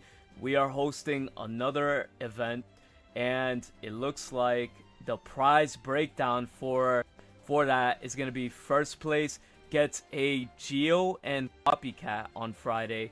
FA Copycat, second place. Third place gets a Mega Absol. Fourth place gets a Mega Absol. Fifth place gets Leaf, full art. And Rainbow Jolteon for 6th. 7th gets Megalopunny, and 8th gets that. But that's not the only announcement I want to have here. But if anybody wants to participate in this tournament, feel free. I got one more tournament that I want to announce because this tournament is going to be pretty big as well. So let me just get that pulled up for you guys. So from the Umbreon side of things, they're going to throw their own regional, and we are going to be streaming their matches, their tournament on our channel. So the region is here. If you guys are available, Friday, January 2nd, 12 p.m. EST, we're going to be streaming the Pocket Regional for 207 USD and Professor's Research. So be on the lookout for this tournament as well. This is going to be huge. And if we look at here, the first prize is $120 with full art Professor's Research. Second place, $75 with Professor's Research as well. Third place, $50 and 1 card. Fourth place, $25, 1 card. Fifth place through 8th, they get 1 card. And the cards in that prize pool, you get to choose according to like what place. You get Mars. You can pick Mars out of that pool. Pokemon Center Lady. 3 full art Copycats or Serena. So this tournament right here is going to pop off. So be on the lookout. January 2nd. And I'm gonna post the link on the description in the chat too. So you guys could go check that out, and we all could have great events. I'm excited for the future of Pokemon Pocket tournaments because the community is just getting bigger, and you know, it's looking so many people are entering, so many people are enjoying the live streams and the battles, so much competitive. Even though we don't have rank, we are here. So congratulations, I love for winning. And with that, I think it's good to wrap up this stream. I'll say Merry Christmas Eve to everybody that celebrates it, and we will see you guys next time. Peace out and have a good night.